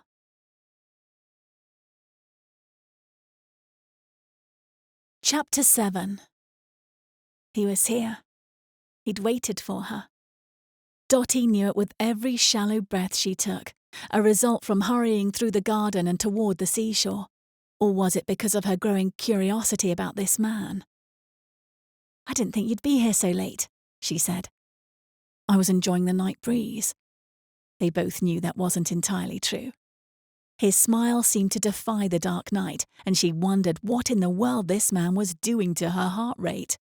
He wore a jacket, but no hat, and his cravat was untied. The breeze ruffled his dark hair and stirred his scent of leather and pine in with the salty taste of the air. Dotty noticed a sketchbook in his hands. "Don't tell me you were sketching the moon." His brows lifted. "As a matter of fact, I was." She couldn't help the next smile that spread across her face. "Can I see?" "If you let me see your sketch." Dotty brought her sketchbook to her chest. "Never mind then." He gave a short laugh. "You're so protective of your work." "Remember, I told you sketching is my diary." "I remember." Their gazes continued. The breeze rather cool tonight, and although Dotty had donned a shawl, she'd been nearly shivering. Right now, though, she was far from cold, not with this man's gaze on her. Mr. Rosewell didn't move, didn't press his case, he only gazed at her, openly. It should have been disconcerting to have a gentleman being this candid, but she felt she didn't mind it in the least. "All right," she said in a breathy tone. "If you promise not to turn the page forward or backward." "I promise." And she believed him. So she walked around the boulder as he came up toward her. They both halted when they were only a few feet apart. Then they made the trade. Dotty turned Mr. Rosewell's sketch more fully toward the moonlight so she could have a clearer view. It was far from rudimentary. In fact, it was well done, very well done. He hadn't used long, sleek lines like she did in her sketches. His pen had created short strokes, but as a whole, the shape was obvious. Light playing against dark. He'd also captured tiny details on the water and sand, nuances that most art glossed over. She wondered if he were a man of science and had studied how particles made up the basis of all forms. "Very nice," she murmured, then looked up because she felt his gaze upon her. She knew his eyes were hazel from their first encounter, although they looked as dark as warm chocolate in the night. Then her skin heated because her sketchbook was not open to the drawing of the seashore she'd done the night before, but of another sketch from this morning. Alice sitting on the floor of the nursery, playing with her dolls. Dotty felt both relief that the sketch wasn't the one she'd done of him, and self-conscious, since a sketch of a person was much different than a landscape. "You are very talented, Miss Atkinson," Mr. Rosewell said. "This is an interesting seashore, though." She smiled, her pulse jumping all over the place. "Wrong page, I'm sorry. Here." She moved closer and turned the page one back to display last night's art attempt. Mr. Rosewell was taller this close. His shoulders seemed more broad, his eyes darker, his scent lovely. "Ah," he murmured. She didn't move away, nor did he. "Your talent far outweighs anything I could ever attempt," he said. His low voice was like a warm rumble, vibrating through her. She tilted her head, trying to see her sketch how he saw it. She considered it ordinary, lifelike, repeating what she saw onto paper, whereas his sketch was filled with details, emotion and depth. "I don't agree with you," he chuckled. The sound made her smile, and she peered up at him. "Perhaps we can appreciate each other's renditions and leave it at that." His mouth quirked as he scanned her face. "So we don't need to continue heaping praises upon each other." "Precisely." Mr. Rosewell handed over her sketchbook. "I should give you custody of this again, for I am too tempted to turn more pages." Dotty was flattered, truly, but she took her own book back and returned his. Mr. Rosewell moved closer to the boulder, distancing him a few feet from her. He leaned against it and gazed out over the water. His casual, unaffected stance gave her courage where she didn't know she had it. "I did not see you at the musicale tonight." He didn't respond for a moment, but his shoulders stiffened. Was the statement rude? Presumptuous? "No, you would never see me at such events." This surprised her. "You don't like music?" He looked over at her, and then his brows furrowed, as if he didn't understand her question. "I am a lover of music." He offered nothing else, so she said, "Then you don't care for dancing?" Mr. Rosewell turned slightly, his gaze still on her. "Dancing is perfectly enjoyable." His tone was soft, and his gaze seemed to twinkle at the stars above, as if he were egging her on. Dotty moved closer to her own side of the boulder and rested a hand upon the cool rock. "It must be the crowds, then. You prefer the solitude of a dark night on the seashore to the bustle and chatter." One edge of his mouth lifted. "I wouldn't say I love crowds, but I don't hate them either." The breeze swirled around them both, and Dotty smoothed back an escaped strand of her hair. "It is the finery, then. You prefer untied cravats or dropped vests in the sand to being starched and trussed." The other edge of his mouth lifted, and the breeze tugged at his hair. "I'll admit that casual clothing is more comfortable, but I have nothing specifically against fashion." She almost laughed. "Can it be the food? Certain foods make you ill. Everything but water and bread, and you're tired of explaining yourself to hosts and hostesses." Mr. Rosewell chuckled. "Oh, if only it was so. But let it be known that I would have no problem relaying to my host or hostess my specific dietary needs, were I to have any." A grin threatened. "Well, I quite give up, Mr. Rosewell," she said. "I can no longer stand the suspense." He regarded her for a moment, and then his demeanour changed from humorous to sombre. "Might I ask you a question first, Miss Atkinson, before I reveal my most personal reason for not attending the musicale tonight, or any other event like it?" The back of Dotty's neck prickled with something like a warning.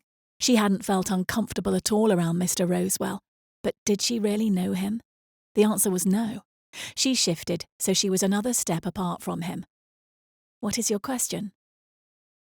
"Are you betrothed to Lord Marshall?" Any other question couldn't have surprised her more. I am not."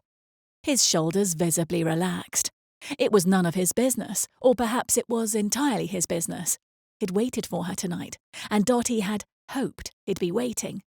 "How do you know him? And how do you know that we are—" She swallowed back more questions. "I ran into him on the road the other day," Mr. Rosewell said in a stiff tone. "We are acquaintances from school, and he informed me of his intentions." "Oh." Dotty drew in a breath. Mr. Rosewell and Lord Marshall knew each other? Were they friends? The edge to Mr. Rosewell's voice told her they might not be. "Lord Marshall has not exactly proposed in the manner you are suggesting, but there is an understanding between him and my stepfather. The only missing component is, well, my acceptance." She had Mr. Rosewell's full attention, and his eyes, murky in colour, seemed to bore into her. "Will you accept his proposal?" Mr. Rosewell's voice was not much louder than the size of the sea. Dotty averted her gaze. How could she not accept Lord Marshall's proposal? Yet she continued to delay. "A woman in my position has very few options." Mr. Rosewell waited a few beats before replying. you may have more options than you think." "Pray tell.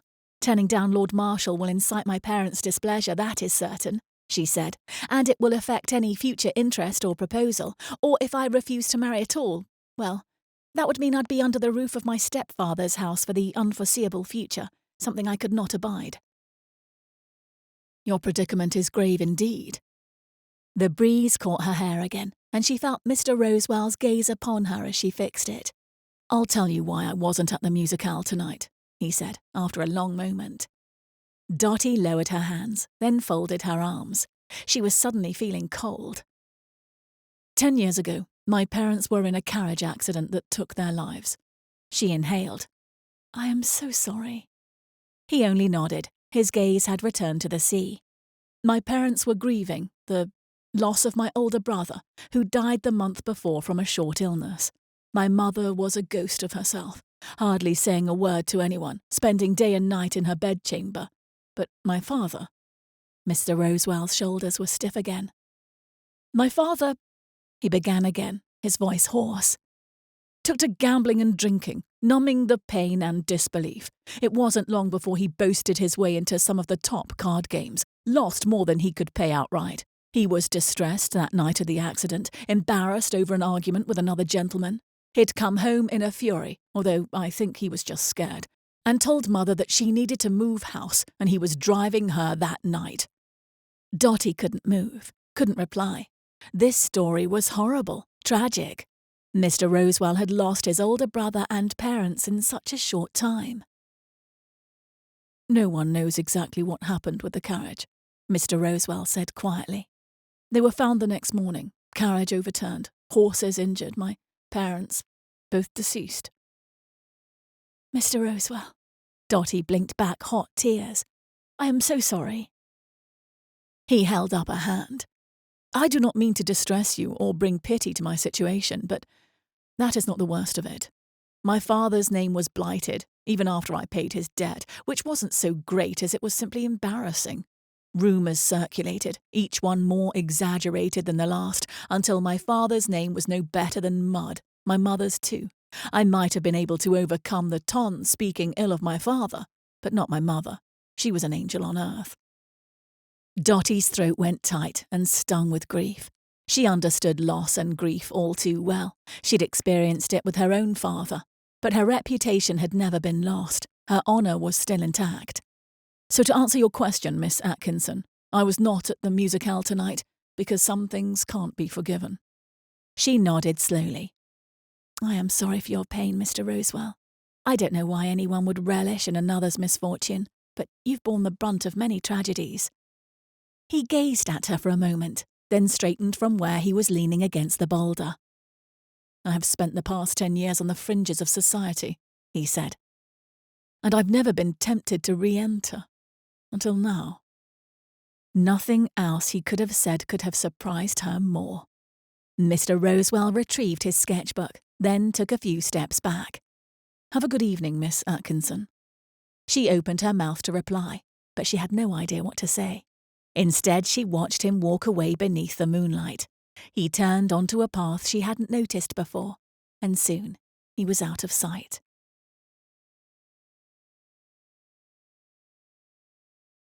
Chapter 8. Oscar should have said nothing. He shouldn't have poured out his whole tragic story to the unsuspecting Miss Atkinson. Sure, Mr. Baldwin knew it, and Mrs. Stanley, and many of the older members of the ton who remembered his parents. But Miss Atkinson was a fresh-faced young woman who didn't need to be burdened with his broken past and isolated present. Not even the rising sun this morning had dispelled Oscar's bothersome regrets. Perhaps he could send her a note. No, that would not do. He could meet her for a final time at the Boulder tonight, assuming she'd appear, and apologise for the weight of the information he'd dumped on her. Tell her he'd been too presumptuous, and that it was better that they no longer had their clandestine meetings. Speaking of meetings, the morning's events had concluded, and now Oscar was planning his next business trip as the library clock ticked away the time. He'd meet with several vendors, shake hands, discuss price increases, and keep a good relationship with those he worked with. Oscar had never intended to be in trade. His father's fall from grace had shoved aside any plans Oscar might have had of running his father's estates and maintaining social obligations that came with that. To fully separate from the ton, Oscar had sold several holdings, but kept the Seaside estate, another smaller home in London, and the family estate, which was currently maintained by a manager. Then he'd bought boats and cargo and hired men to work for him. Mr. Baldwin had been God-sent. The man had worked in shipping for decades, and now he wanted to live a quieter life, so working with Oscar fulfilled that wish. His gaze shifted from the tall windows to the rows of books. His brother Harry had been a great student, destined to take over the family name and estates. Harry was well-read and meticulous, and would have had no problem standing up for their father in his gambling debacle. But Oscar, he always felt a step behind, even with his brother and father gone these 10 years. No one was looking over his shoulder, and by any measure, Oscar's business turned a healthy profit. His investments had grown and built, and Oscar should really do something with them, either buy up more boats, expand, or turn away from his bachelor days.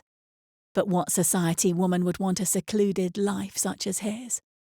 Even a woman as gentle and lovely as Miss Atkinson would surely go batty if she were cut off from society because of being married to him.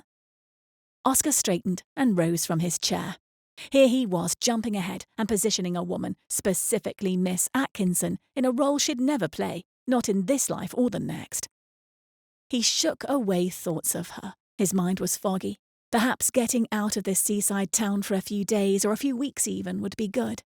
By the time he returned, Miss Atkinson would be betrothed and quite possibly heading back to London for a wedding. Oscar paced to the windows, then back to the desk. He could leave this afternoon, in fact. It would take shuffling a few things, so Mr. Baldwin wouldn't be left in too big of a lurch, but it was possible. Or Oscar's gaze strayed to the line of small portraits of his mother, his father, Harry, and himself. The portraits were completed 2 years before they were gone from this life. Oscar hadn't even been 20 yet. In death, his family's name was marred. He was the only one left, the only one who could rectify their reputation. So, he could attend a society function, see how he was received, see if there was a chance to return to the elite. No, he didn't want to be in their whirlwind circles. He didn't want to be back in the good old boys' club where deals were made and favours were passed on. Did he? Yet he wouldn't want his wife to suffer outside of them. He could be detached and only attend events as necessary, and his wife could be involved to her heart's desire. Not that he had a wife or someone in mind. It appeared that Miss Atkinson was spoken for. The thought made his neck itch, and Oscar rubbed it, then ran his hand through his hair. Blast! Edgar Marshall was a lucky man. Nonetheless, Oscar had to be grateful for his chance encounter with Miss Atkinson. She had made him realise that time was not exactly on his side, and if someone like Edgar Marshall could find a lovely woman to settle down with, perhaps Oscar could make it a priority as well. Instead of leaving town today, tonight he'd attend a society event, come hell or high water. But first, he had to find out where one was taking place and how to secure an invitation. Mind made up, Oscar stopped his pacing and fetched his hat from the front hallway. Mrs. Stanley came out of the kitchen, her hearing sharper than a hunting dog's. "I'll be out for an hour or two," he said, "and let Mr. Topham know I'll be needing him to act as valet tonight. He might set to dusting off a few of my nicer items of clothing." Mrs. Stanley's brown eyes widened and she nearly sputtered when she said, "Yes, my lord, right away, my lord." Oscar sighed and strode out of the house. He'd forgo a carriage again, but he'd need a horse. Once he entered the stables, he had nearly saddled Max, one of the more spirited stallions, when the head groom, Mr. Connolly, came in. "Let me help you with that, sir," Mr. Connolly said. The two finished preparing the saddle, and within moments, Oscar was riding off his property. He headed along the path that avoided the centre of town. The place he was going was on the far side of the seaside town. It was also one of the oldest established estates and owned by his mother's sister, Aunt Beatrice. It had been 95 days since he'd seen his aunt. Why did he know this?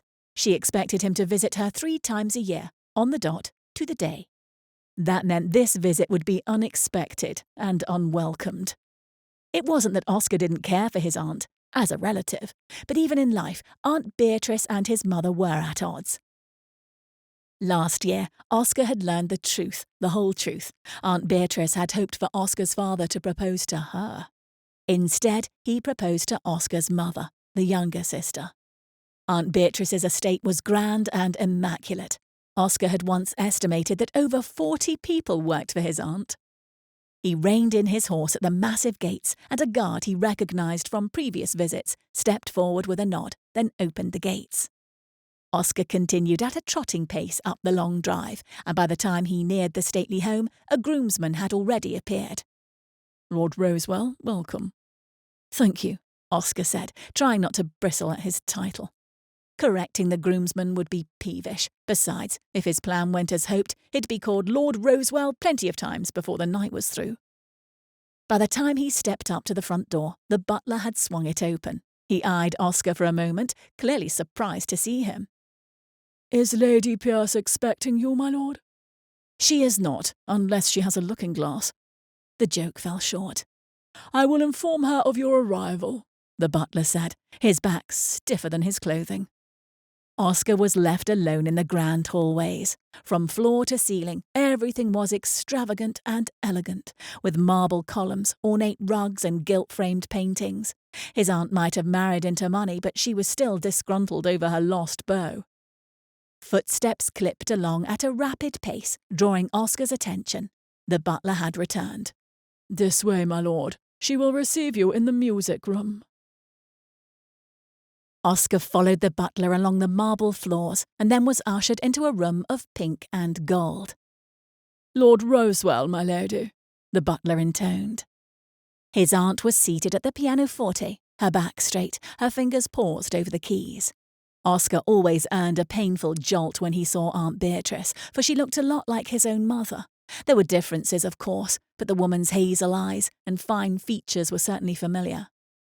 Aunt Beatrice always dressed as if she were expecting company, and today was no different, with her peach organza dress and plethora of pearls. "I thought I was having one of my bad dreams," Aunt Beatrice pronounced, as her gaze landed upon him. Thankfully, the butler had bowed his way out of the room because Oscar wasn't sure how to take his aunt's comment. "Dear aunt," he said, walking forward, then bowing. "You look lovely." She sighed and lifted one of her hands, which he grasped and kissed. "I have a feeling I'm going to regret letting you inside my home." She folded her hands in her lap, but made no move to find a more comfortable chair. Oscar crossed to the hearth, which had a low fire in it, even though the room was plenty warm on this summer day. He didn't want to sit either. "I've decided to attend a society event. Tonight." This captured his aunt's attention, and she rose to her feet. "Really?" He nodded. She exhaled, but he couldn't tell if she was intrigued or bothered. "I suppose you want me to secure you an invitation?" He met her steady gaze with his own. "It's been 10 years. They were no longer talking about social events and invitations. "It has." Aunt Beatrice moved towards the hearth. Her expression was less stoic now, more tender? No, that wasn't the word. "Perhaps it's time," Oscar said in a quiet voice, "to let them rest in peace." Aunt Beatrice swallowed and looked away. The ticking of the clock could be heard across the room. Outside the room was only silence, as if all the house activity had paused. When she next looked at Oscar, she had tears in her eyes. "I'm sorry, nephew, for all of it. And you're right. It's time to honour your parents' and brother's memory by doing what they loved." Which meant socialising, attending events, forging friendships. His mother always had a full social calendar, and his father was a congenial partner in everything. Harry was never one to lack a friend or turn down an adventure. "I'd need only one invitation," Oscar said, over the nerves climbing in his throat. "From there I can manage on my own." "Nonsense," Aunt Beatrice said in a tremulous tone. "Consider your social calendar now full, and it starts tonight with Lady James's evening garden party, so be ready at 7:30. We'll do this in style, dear nephew. I'll be picking you up in my carriage. Oscar opened his mouth to say he could very well take his own carriage, and that his aunt needn't trouble herself, but she leaned forward and kissed his cheek, then patted his shoulder, leaving him quite speechless. And don't keep me waiting, she said, her soft eyes belying her stern words. She turned, and without another pause, walked out of the room, her organza skirts swishing in the silence. Oscar waited a few heartbeats, wondering if what had just happened had really happened. At what his aunt agreed to, his mouth went dry and his senses muddled. It took a great deal of effort to move his feet, one in front of the other, and walk out of the drawing room. He had a lot to prepare for, and there was no turning back now.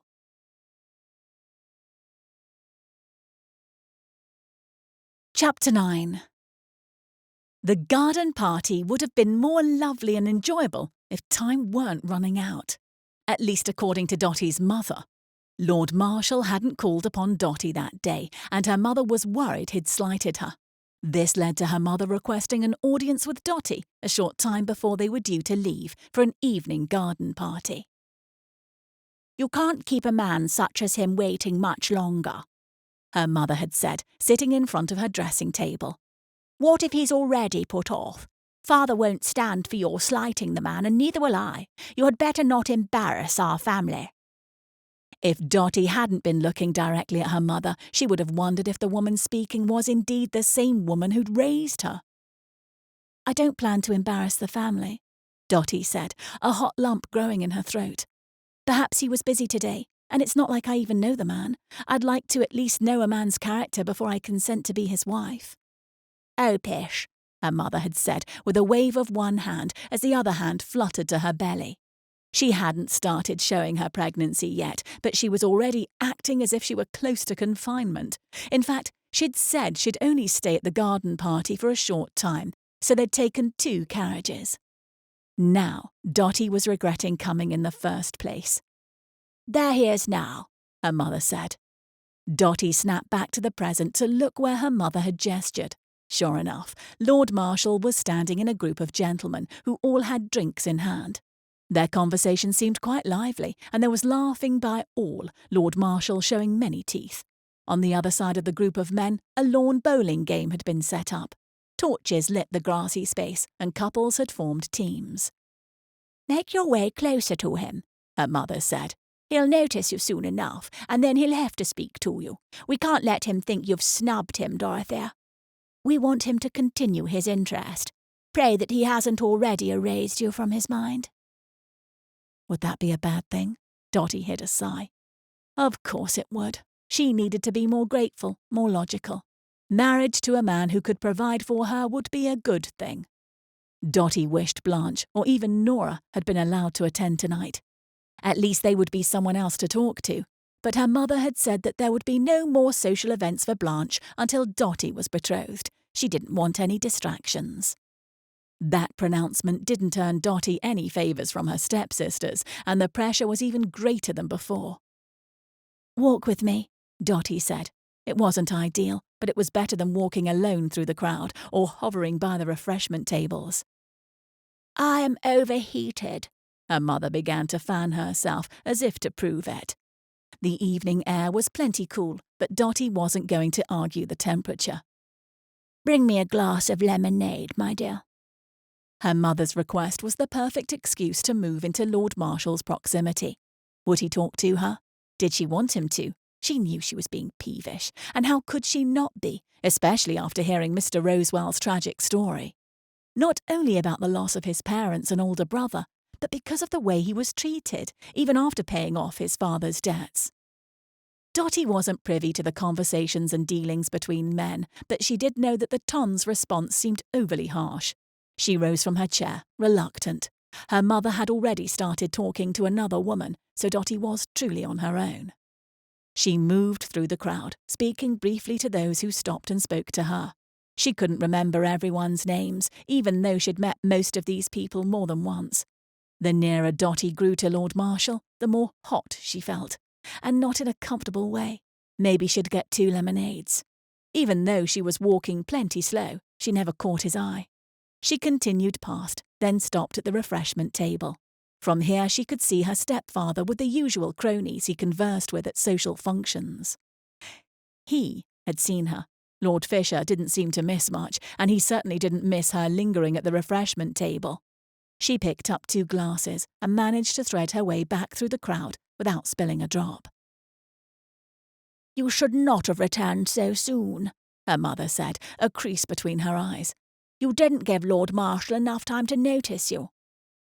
Dotty pursed her lips as her mother drank from her lemonade. "Go to the lawn bowling game and join in," her mother suggested. "Let him see you enjoying yourself and acting carefree. Give him something to smile about. You can't spend your entire marriage talking about your favourite desserts." Dotty's neck went hot. He's the one who asked me that question, then it turned into something of significant importance. Even worse, her stepfather was now striding straight towards them, and his expression was quite severe. Whatever he had to say to Dotty certainly couldn't be pleasant. "Dorothea, you are a full-grown woman," her mother said under her breath before Lord Fisher reached them. "You have an opportunity to secure your future. Now go and do it." Her mother might as well have shouted the last phrase since it pounded straight into Dotty's chest. Marrying Lord Marshal would certainly get her out of the household that had become a topsy-turvy existence, but would Dotty be trading one misery for another? "Enjoying your lemonade, dear?" Lord Fisher said, placing a hand on his wife's shoulder. She beamed up at him. "Very much. It's a lovely party, don't you think?" His gaze down at her was brief. "I do indeed." Then his gaze lifted to bore into Dotty. "I'm surprised to see you sitting with your mother. Don't you have someone you should be speaking to?" By someone, they all knew he meant Lord Marshal.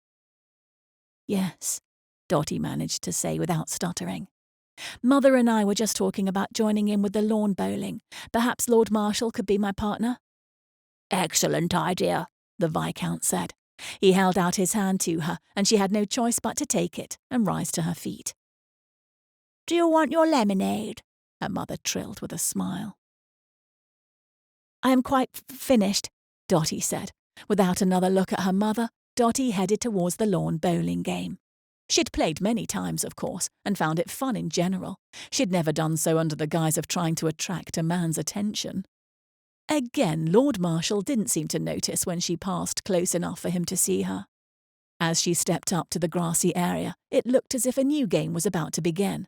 She asked one of the women, "Is there room for another?" The woman turned, her blue eyes sparkling, her cheeks flushed bright. "Of course, sweetie. Here, take my spot, I'm quite parched." Her laughter spilled out, and Dotty guessed that whatever the woman had been drinking, it wasn't lemonade. The lawn ball was heavier than Dotty remembered playing with. No matter. She walked to the line where everyone was gathering. Once she took her place next to one of the women, the others noticed. "We have a newcomer," a woman who looked to be in her 30s announced. Her green dress was embellished with extensive embroidery. "Aren't you Lord Fisher's new daughter?" "I am," Dotty said. "Dorothea Atkinson." The woman's smile was friendly. "I'm Lillian Wormwood. I hope you won't take any offence when I win the game." Dotty wasn't sure if she should laugh. "I assure you I won't." Lillian gave her an appraising look. "Very well. Now we need to find you a partner. We're playing in teams of 2. Did you bring a gentleman with you to play?" I'm here alone." Should she mention Lord Marshal? At this moment she didn't spot him nearby. "We don't have much time before the next round starts," Lillian said, her gaze searching the surrounding spectators. Dotty turned to look as well. She couldn't invite someone she'd never met, could she? "Sir," Lillian said suddenly, "will you be this lovely lady's partner in a game?" Dotty looked over at the man Lillian had just invited. Everything inside of Dotty seemed to still. Mr. Rosewell was here, at a social function, the type of function he said he no longer frequented. His words from last night suddenly returned. "And I've never been tempted to re-enter, until now." Had he come because of her? He was dressed in elegant evening attire that made him look older and more sophisticated than she remembered. His auburn hair was smooth, his cravat perfectly tied, his jacket tailored to his shoulders, and his jaw clean-shaven. It was most definitely the man from the seashore, her Mr. Rosewell, yet tonight he seemed to be someone else entirely. "I would be happy to," Mr. Rosewell said, in reply to Lillian's invitation. At the sound of his voice, the one Dotty was well familiar with, a bud of warmth began in her stomach, growing as he walked towards her. "If I knew your name, I could make introductions," Lillian said in a light tone. "Oscar Rosewell," he said, then gave a short bow. Lillian trilled a laugh. "I'm Miss Lillian Wormwood, and this is Dorothea Atkinson." "A pleasure to meet you both." Mr. Rosewell bowed to Dotty and gave her the briefest wink. The warmth in her stomach moved into her chest, so he wasn't going to admit their acquaintance. Lillian was apparently finished with introductions, and she turned to the others in the game. "Let us begin." As the first couple stepped forward to take their turn, Dotty felt Mr. Rosewell's gaze upon her. "You're at a social event," she said in a quiet tone. "I am." "How's it going?" She lifted her gaze to meet his. In the light of the multitude of torches, his eyes gleamed a tawny gold. "Rather terrible. Only the buffoons have spoken to me." The edge of his mouth quirked. "At least until someone invited me to bowl with a beautiful lady." She heard the teasing in his tone and held back a laugh. "Was that earlier this evening?" His gaze searched hers for a moment. "If you count a handful of seconds earlier, then yes." Dotty could smell his scent, reminding her of when she'd stood near him on the seashore. Sea breeze mixed with leather and pine. "I'm glad you agreed to be my partner. I didn't know what to expect coming over here except for obeying orders." His brows rose at that. Gazing at Mr. Rosewell would certainly draw notice, the unwelcome kind by her mother. Dotty shifted her gaze to the next couple, who were getting ready to take their turn. The young woman of the pair looked to be no more than 17, and she was as delicate as a flower. She tossed the lawn ball onto the ground, then giggled as it rolled only a handful of feet. Her partner, a tall man with a shock of grey hair, was certainly gallant. His toss was much better. The surrounding spectators clapped politely. "I hope you are better than her," Mr. Rosewell said in a quiet tone. "I hope you are better than him," Dotty replied. Mr. Rosewell's chuckle was quiet. "I'm out of practice, but I think I can manage." Dotty kept her gaze forward, but she could practically feel his smile. Soon it was their turn. Mr. Rosewell handed Dotty the lawn ball, and she hefted the weight of it. Then, taking a step, she tossed it. The ball rolled swiftly, then slowed at precisely the right time, so as not to overtake its mark. "Bravo," Mr. Rosewell said. Then he strode forward to fetch the ball. When his turn came, his toss was smooth, but didn't stop quite as perfectly as Dotty's had. Still, they made a good team. "Rosewell," a voice said from behind them. "Is that really you?" Mr. Rosewell stiffened next to her before he turned. Dotty turned as well. The overset man with small eyes studied Mr. Rosewell. "I never thought I'd see you again. What hole have you been hiding in, Lord Rosewell?"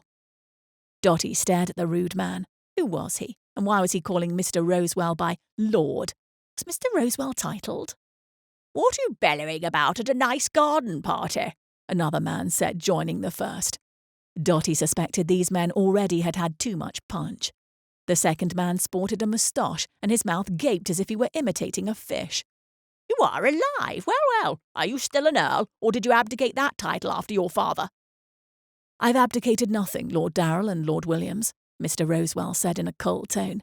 "I see you're still around too." Dotty's chest froze. Mr. Rosewell was an earl? A titled man who was higher in the ton chain than her stepfather? The first man, Lord Darrell, narrowed his already small eyes. "We'll always be around. What did you do? Spend the rest of your father's money, and now you're going to worm your way into a card game?" "Does it look like I'm playing cards?" The second man, Lord Williams, chuckled. "You always were witty." His gaze slid to Dotty. "This your wife?" She was about to reply when Mr. Rosewell, Lord Rosewell, took a step forward. "Don't speak to her. If you have more to say to me, we can reconvene someplace else." Lord Darrell took his own step forward, but Lord Rosewell easily towered over him. The two men gazed at each other for a tense moment. Others in close proximity had stopped their conversations to watch. "You're a fool to show up after all these years," Lord Darrell said in a low tone.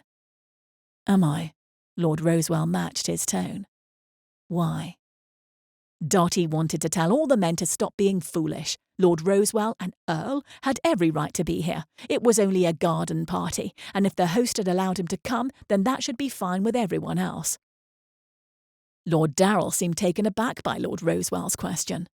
And Dotty noticed that Lord Rosewell had curled his hands into fists, so no matter how calm his words were, inside he was far from calm. The other man, Lord William, scoffed. "Some things are unforgivable, Rosewell, no matter how much money you have." "Some things are unforgivable," Lord Rosewell echoed. "But my father's debts are paid with his life. There is no greater penance than that." It seemed neither of the men could argue with that. Something in Lord Darrell's eyes shifted, and Dotty wasn't sure if the man was more angry or less. "Dorothea," a sharp whisper sounded behind her. Dotty turned to see her mother, the colour in her cheeks a deep pink, something that only happened when she was angry. "Come with me immediately." Mother's words weren't loud, but surely plenty of the spectators heard them. Next to Dotty, Lord Rosewell looked over at her mother, so he'd heard too. Her mother's face went from flushed to nearly white. Something like dread twisted in Dotty's stomach. She shouldn't have partnered with Lord Rosewell simply on the principle of knowing that her stepfather had refused to invite him to the house. Did Mother know this too? Apparently she did, because of her mother's sudden firm grip on Dotty's wrist. She wanted to say goodbye to Lord Rosewell, but her mother was already tugging her away.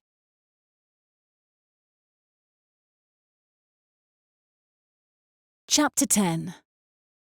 Oscar shouldn't have come to the garden party, but he had, and now he must deal with the consequences, whatever they might be. He'd seen the shock in Miss Atkinson's eyes about his status among the ton. Blast Darrell and Williams. The only thing that was keeping him from not slugging both men in the mouth right now was the fact that he'd come with Aunt Beatrice, and he didn't want to embarrass her. So with every ounce of calm he could muster, he bit back each retort and argument that had been 10 years in the making. He had to turn this tide of animosity, and fast. "Would you gentlemen care to join in a game of bowling?" Oscar could practically hear the intake of breath from the spying ton around him. Lord Darrell looked toward the lawn, then back at Oscar. "Lord Williams and I have important business to attend over our card game tonight." He paused. "Business that you'll not ever need to trouble yourself with." "Best wishes, then," Oscar said with a short bow, hoping the men would leave, hoping the others wouldn't be so openly disdainful. He didn't know where Miss Atkinson had gone, but the crux of it was that her mother looked very familiar, and when the colour in her face had drained, Oscar knew the former Lady Atkinson had recognised him as well. What was the connection? Something with his mother? His father? When he returned home, he'd combed through every single paper of his father's in order to discover his family's connection to the Atkinsons. Meanwhile, Lord Darrell and Lord William seemed to have delivered all of their barbs, for they all took their leave, without giving him the cut direct. Progress indeed. Until they disappeared through the crowd, Oscar didn't realise how tense he'd been. He wouldn't be surprised if his neck and shoulder muscles were sore tomorrow, as if he'd been in a curricle race instead of conversing with unpleasant people. He turned to Miss Wormwood. "I'm afraid I find myself without a partner, so I will have to now bow out of the game." "Nonsense," Miss Wormwood said. "I'm sure an earl would have no problem finding a new partner." "My daughter can be your partner," a woman said, practically shoving her daughter a step toward Oscar. The poor young woman was blushing red, and Oscar guessed she was barely 18.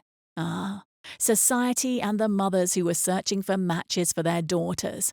It wasn't like he'd forgotten, or that he wasn't due for a wife, but to be faced with a blushing girl and her formidable mother made it all the more real. "Certainly," Oscar said. "This is Miss Vivian White, and I am Lady White," the matron continued. Oscar bowed over Lady White's proffered hand. "Lord Rosewell, at your service, Lady White and Miss White." He almost choked on giving his title. but it couldn't be helped now. In for a penny, in for a pound. It seemed not everyone in society knew of his parents' fallen reputation. The next hour crawled as Oscar politely played the game with Miss White. He'd come for this reason, he tried to tell himself, to rejoin society, no matter how painful it might be. He was doing it for his future wife, who'd most certainly not be Miss White. But if he could get through this first social event, as awkward as it might be, the next one would only run smoother, correct? Even so, Oscar's skin prickled at the knowing gazes sent in his direction and the whispered conversations that he was sure were going on.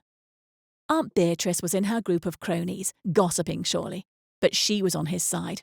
So she would only speak words of support about him. Still, he felt that every moment since Miss Atkinson's departure was pointless, and the mystery of her Atkinson name was still plaguing him. Relief jolted him when the bowling game concluded, and Oscar thanked Miss White, then left her in the care of her mother as soon as he could. He couldn't even remember what they'd talked about. All he knew was that she blushed furiously through every sentence she spoke. Perhaps he'd obtain refreshment, then see if his aunt was ready to depart. But he'd only made it halfway to the refreshment table when someone stepped in front of him. "Rosewell!" Lord Marshal boomed. "I didn't quite believe my eyes when I saw you in the lawn bowl. What a surprise!" "Excellent to see you, Marshal," Oscar said, hoping his tone sounded sincere when all he wanted to do was brush past the man. Marshal smirked. He wore a ridiculously bright purple waistcoat. "Are you sure about that? I saw you bowling with Miss Atkinson. An interesting choice, especially after what I shared with you." Oscar's cravat was tied much too tight. "Are you betrothed then? She didn't say." The smirk left the man's face. "Not officially," he said, "but as far as you're concerned, you need to be more careful about the women you pick to dally with." This man deserved an uppercut to his jaw. "I will keep that in mind," Oscar said, his tone stiff. Marshal moved closer. "You've held back on me, Rosewell. My acquaintances have filled me in on your family situation." Oscar's breath stalled. He didn't like this turn of conversation. Again. 10 years is sufficient time for bygones to be forgotten. Marshal's forehead pinched. "I guess it would depend." "Upon what?" "If you're like your father." Oscar knew he should just let the challenge die. He should excuse himself, make acquaintances with those whom his family had no previous association with. Instead, he gazed at Marshal. "My father lost his oldest son, and in his grief he made a grievous error. He paid for it with his life. Then I paid off all his debts to his cold-hearted friends. You did not know him at all, Marshal, so you have no right to judge my own character. But I can assure you, no one will find it lacking as you are so implying. Perhaps you should look in the mirror yourself." Oscar had gone too far, and he knew it, but he no longer cared. Coming had been a mistake. This had all been a mistake. Marshal's gaze had darkened. "You'd do better to go back into hiding, Rosewell. No one wants you here." "Are you the spokesperson for the entire ton, then?" Oscar looked about them, his eyes catching that of several onlookers. Sure, some he didn't know, others he'd have to search his memory for their exact names. When his gaze shifted again to Marshal, Oscar said, "No one seems to feel the same as you. They are silent, which says more anyway." He took a step back and gave a solicitous bow. "Have a nice evening, sir." Oscar strode past the man. The crowd parted like water encountering a rock in the middle of a stream. No one else spoke to him as he walked to the refreshment table. Still feeling multiple gazes on him, he drank down a glass of punch. The rest of the evening, he stood near the bowling lawn, watching other couples play, but not participating himself. 2 other mothers brought their daughters over for an introduction. Oscar was polite, but didn't prolong the conversations. When Aunt Beatrice was finally ready to go, Oscar accompanied her to her carriage. "Only a handful of run-ins is impressive indeed," she said when they were settled inside the carriage. "I suppose." "Well, next time will be better," she said. "And before you tell me you've given up, remember that you made me promise not to let you give up." Oscar sighed and looked out the window. There wasn't much to see. The homes they were passing were dark, and within moments they'd be at his home anyway.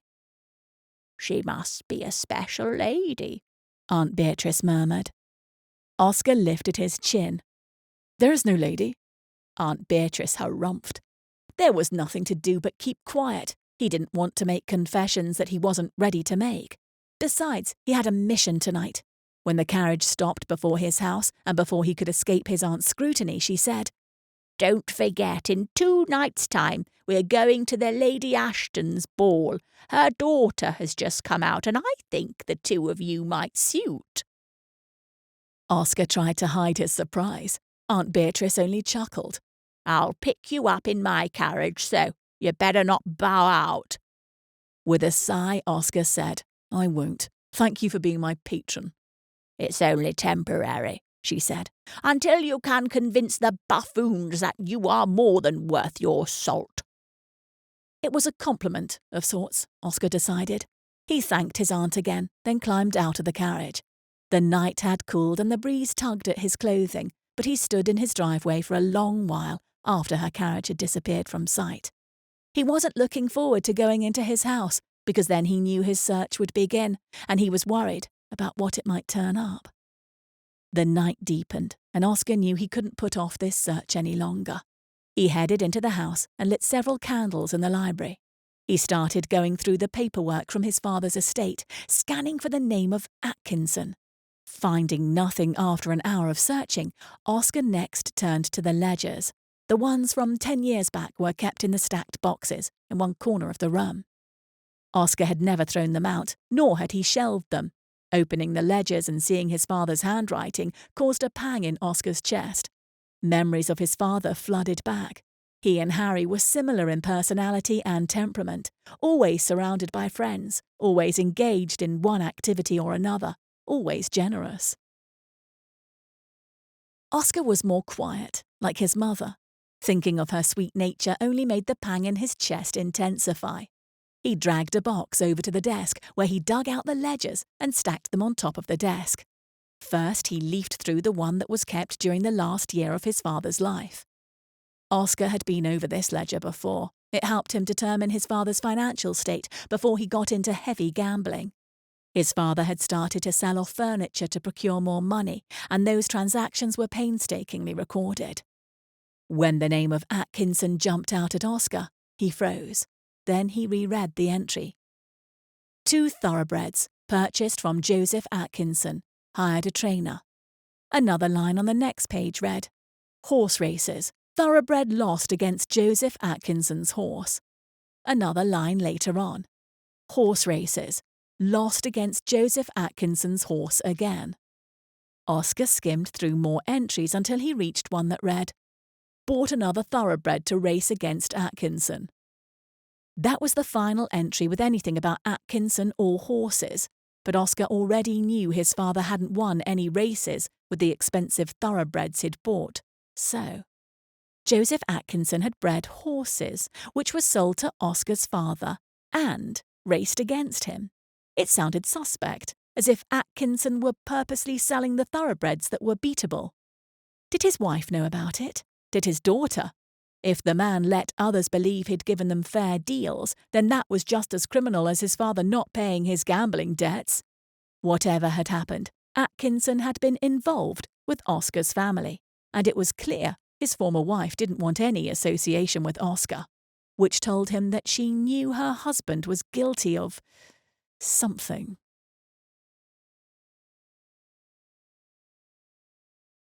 Chapter 11. Dotty was still furious by the time she reached home with her mother. Her stepfather hadn't joined them, and that was for the better.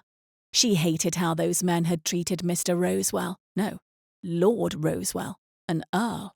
She had no idea of his elevated status in the peerage, and she wasn't sure if he'd assumed she knew or if he deliberately withheld that bit of information. But now, who knew if Dotty would ever be able to ask him for herself? "Come up to my chamber when you have changed for the night," her mother said in a clipped tone. This was the only conversation they'd had since the silent carriage ride home. Once in her bedchamber, Dotty undressed herself. She didn't want to call one of the maids since she didn't want any conversation. Dotty slipped on her night rail, then drew on a robe. She crossed to the window of her room and looked out on the moonlit night. It would take her mother longer to change, so Dotty had a few moments to compose her tumultuous thoughts into a sketch. She picked up her sketchbook and made bold, harsh lines, drawing a semblance of the lawn bowling game, the spectators and their garish expressions, then a tall man in the midst of them, standing strong and speaking the truth. She didn't bother drawing the two men who'd confronted Lord Rosewell. Dotty didn't want their renditions in her sketchbook. Lord Rosewell had not exaggerated in the least. There was real animosity between his family and the Ton. Mostly toward his father, it seemed, but that certainly extended to Lord Rosewell. Dotty had sensed the pain and uncomfortableness that he must have felt at the garden party. Yet he'd come. He'd endured. He'd stood up for his family. It couldn't have been easy. Dotty was proud of him. But her mother's reaction had been unseemly, and Dotty was going to find out why. She picked up one of the candles she'd lit and left her room. On her way to her mother's chambers, Dotty paused at the door of the nursery. She'd made it a habit to look in on Alice. Quietly, she opened the nursery door and stepped into the bedroom portion of the suite. Alice was sound asleep, curled on her side like usual. Her expression in slumber was so peaceful that Dotty was envious. How would it be to sleep and dream with no worried thoughts plaguing one's mind? When Alice stirred, a small smile flitted across her face. Dotty's heart melted at the sight. She committed the sweet scene to memory so that she could draw the sleeping Alice later. Dotty left the nursery and continued to her mother's chambers, dread growing with each step. She didn't want to hear about how she must accept Lord Marshal right away.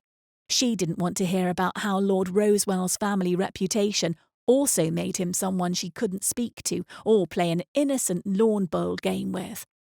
Her mother was sitting at her dressing table, her hair uncoiled and wearing a heavy satin robe. The fire in the hearth had been lit, and the orange glow should have made the room cheery and cosy, but Dotty didn't feel warm at all. "That will be all, Jenny," her mother said to the lady's maid, who was smoothing out the dress her mother had worn that evening. Jenny bobbed, then headed out of the room, leaving Dotty alone with her mother. "Sit, Dorothea," her mother said, her tone far less sweet now. "We must discuss something, and you need to listen very carefully." Dotty felt like she'd swallowed a rock as she sat in a chair close to the dressing table. Her mother eyed her for a moment, then said, "First, Father spoke to Lord Marshal earlier this evening. He will be paying a morning call, but we'll discuss that in a moment." When her mother looked down at her hands in her lap, Dotty sat up straighter. It was a rare moment for her mother to act hesitant. "Your own father. He and Lord Rosewell's father had some business disagreements." Her mother looked up, and Dotty was taken aback by the sorrow there, reminding her of the first few weeks after her father's death. Her parents had loved each other, and that had always been a comfort as a child, but it also meant her mother had truly grieved. "The night before the former Earl died, he visited our home," her mother said in a quiet voice. Nothing could have shocked Dotty more. "He had bought horses from your father, you see, and it seemed that he wasn't pleased with their health or something." Her mother brought a hand to her chest. "I heard most of their conversation through the library door. I'm not exactly proud of eavesdropping, but I had to know what was going on in my home so late at night. Besides, I was truly fearful for your father's safety. The Earl was quite belligerent." "Was it true?" Dotty asked in a careful voice. "Did father cheat him?" When her mother didn't answer right away, Dotty's heart sank. Her father doing a bad business deal was just as bad as Oscar's father not paying gambling debts, if not worse. Her mother reached for a handkerchief. "Your father told me the entire story after the old Earl left our home. Father didn't exactly confess to his misdeed, but I could tell the transactions were taking advantage of the man's eagerness to be a respected thoroughbred racing owner. Dotty felt the air rush out of her. Did father make it up to him? Perhaps this story had a decent ending, at least on her family's side. He didn't have the chance to, her mother said. News of the Earl's death reached us a couple of days later, and his numerous gambling debts were public by then. It seemed he'd been spending all hours at the card tables, hadn't paid his debts, and he had more than one ton member upset. Your father was, I hate to say it, relieved, and I knew it was because the Earl's threats wouldn't come to light. No one would have the chance to take sides or think ill of your father. Dotty didn't move, didn't reply. This was a lot to take in. She imagined the scene, an older version of Oscar pounding on her parents' door late at night, demanding audience with her father, confronting him. An argument must have taken place. The Earl went away, knowing that he'd been duped but not having any recourse. Knowing the man who cheated him might not make things right, combined with his increasing gambling debts, likely the Earl was distraught beyond reason. What had Lord Rosewell said? His parents had died in a carriage accident, rushing somewhere in the middle of the night.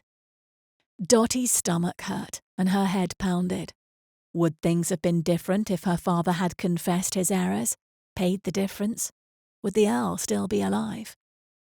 I thought you should know, her mother continued, as if she hadn't noticed Dotty's distress.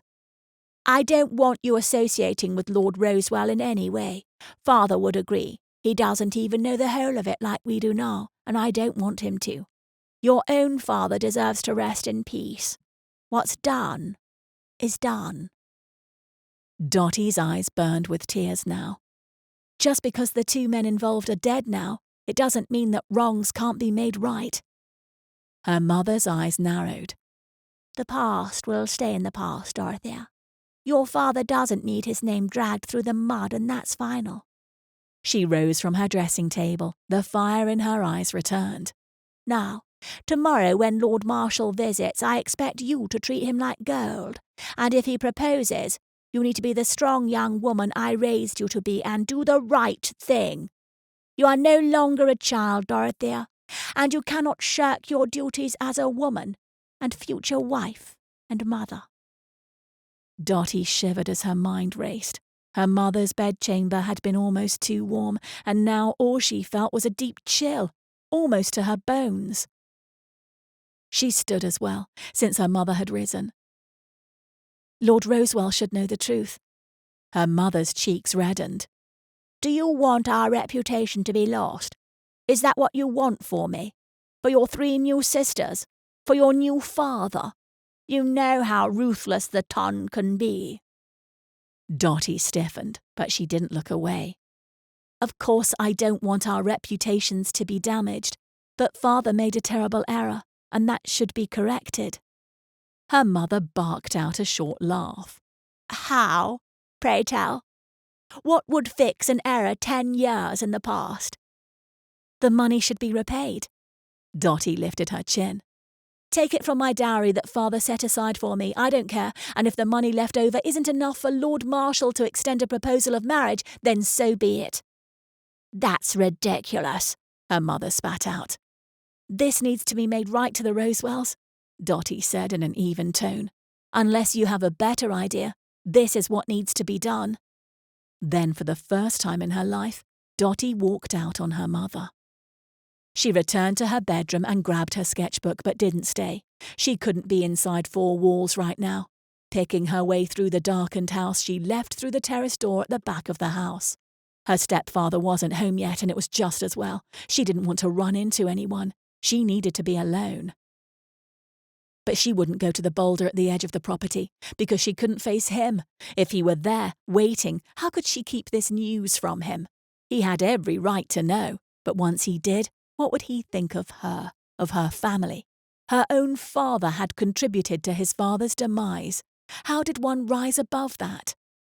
Lord Rosewell had become a friend of sorts, even a confidant, and now that was all over. Dotty sketched by moonlight while sitting on a bench in the garden. She could see the glowing light from the candles in her mother's bedchamber, so she was still awake. Dotty returned her attention to her sketchpad. Most of what she drew was likely nonsensical, but she filled page after page. Her mother sitting at her dressing table, a carriage travelling through a dark night, Miss Wormwood, who'd been friendly to her on the lawn bowling game, the rented house silhouetted in the moonlight. And then, finally, she drew Lord Rosewell at the boulder, perhaps waiting for her, perhaps not. His expression was one of earnestness and curiosity. An expression he might have before he knew the truth about her father, of course. Only when her hand ached and the candles had been extinguished in her mother's bedchamber did Dotty finally stop drawing. She had nothing left inside of her. The emotions had all poured out onto the pages of her sketchbook.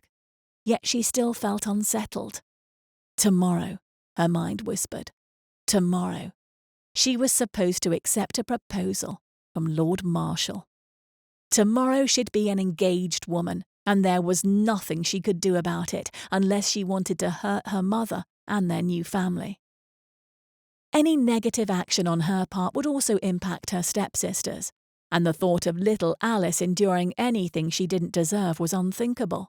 Even Blanche and Nora, as spoiled as the two young ladies were, they were innocents in all of this. Yet there was something that was in her power to do. Make the situation with the Rosewell family right. But how? She couldn't visit their solicitor herself. She'd have to have her mother or her stepfather with her, and she doubted her stepfather would give permission to have her dowry split up anyway. And her mother would be mortified if the Viscount discovered their deep family secret. Dotty gazed at the placid moon, wishing she had the answers to this dilemma, wishing that no matter what move she made, it wouldn't bring pain. The pain would be different with each choice, but it would be pain all the same.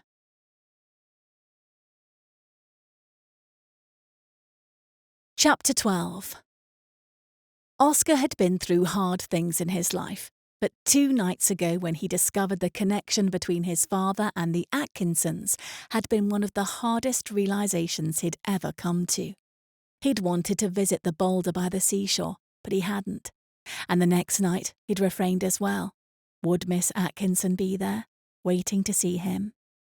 Perhaps she wanted to talk about what happened at the garden party. Perhaps she pitied the way he'd been treated by the gentleman of the ton.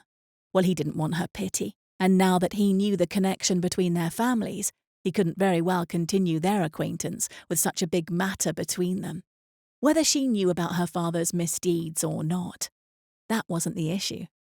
Oscar knew, and that was enough. Miss Atkinson's mother would never allow Oscar to have any sort of friendship with her daughter, let alone something more. For her reaction to him at the garden party made it clear to him that she knew about the deceit of her first husband. She was protecting her own reputation, her first husband's, her current family's, and most importantly, her daughter's. So be it. Again, Oscar had been through hard things in life, so this was just one more. The sharp rap on the front door told Oscar that his aunt was here with her carriage to pick him up. Mr. Topham had already opened the door by the time Oscar strode out of the drawing room where he'd been waiting. "Thank you, Topham," Oscar said, then nodded to the footman who'd knocked. Oscar joined his aunt in the carriage and settled into the plush velvet seat across from her. She smiled a greeting as the carriage jolted into motion. She wore a blue gown and enough diamonds to rival royalty. "You look lovely as always," he said, and she did. She always looked like his mother. Aunt Beatrice waved a hand. "I'm not looking for compliments at my age now. Tell me if the rumours are true." "What rumours?" Aunt Beatrice fixed him with her stern gaze, which was quite searing, even from across the carriage. "Is Miss Atkinson engaged?" "How does that concern me?" He'd heard the news from Mrs. Stanley. It shouldn't have surprised him, though it had. But what did he expect? For her to put off a man such as Lord Marshal? Even if she'd wanted to, like she'd claimed during one of their late-night talks, he knew her mother and the Viscount wouldn't stand for her turning down such a proposal. "I'm no fool, Oscar." Aunt Beatrice heaved a breath. I could see you were gone on her at the garden party." He didn't deign to reply. His aunt continued, unperturbed. "By the way, did you reply to Lord Darrell and Lord Williams?" Oscar gave a curt nod. "I did." "Very good," she said. "I know pride is a hard thing to overcome." He narrowed his eyes. "Are you calling me prideful?" He should never be surprised at his aunt's words, no matter how caustic they were. "All men are prideful, especially the wounded." Her tone softened, and she fiddled with straightening one of her gloves. "And you've been wounded, Oscar. There's no doubt about that. But now we can put it all behind us, move forward, find you a wife." Oscar had to smile at that. "You're not wasting much time, especially since you think I was mooning over Miss Atkinson." Aunt Beatrice arched a brow. "Weren't you?" "I knew from the moment I talked to Lord Marshal after he almost ran me over with his coracle that he intended to propose to Miss Atkinson. Perhaps I was intrigued by her, but I've quite put her out of my mind." "Ah, perhaps I should amend my letter to Frederica then." "You didn't," Oscar deadpanned. His cousin may or may not keep a confidence. It was hard to know with her. Thankfully, she was in London. His aunt only smirked, as if she wasn't considering amending anything. Tonight there was a fair chance Miss Atkinson would be in attendance at the ball with her new fiancé.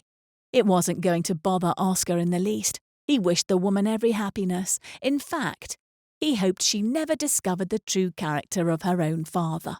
This woman could live the remainder of her life in peace. For all Oscar was concerned, he would do nothing to interfere. Oscar was now reinstated to the ton. Lord Darrell and Lord Williams had both written to him with apologies. Oscar had his own ideas of how those apologies came about, suspecting his aunt's involvement somehow. With Lord Marshal engaged to Miss Atkinson, there was nothing to argue over with that man either. Regardless, Oscar's pulse thrummed fast as the carriage came to a stop in front of the Ashtons' large estate home. London might have a season, but this seaside town had its own entertainments that rivaled the best out there. Light blazed and music soared from the open doors of the house.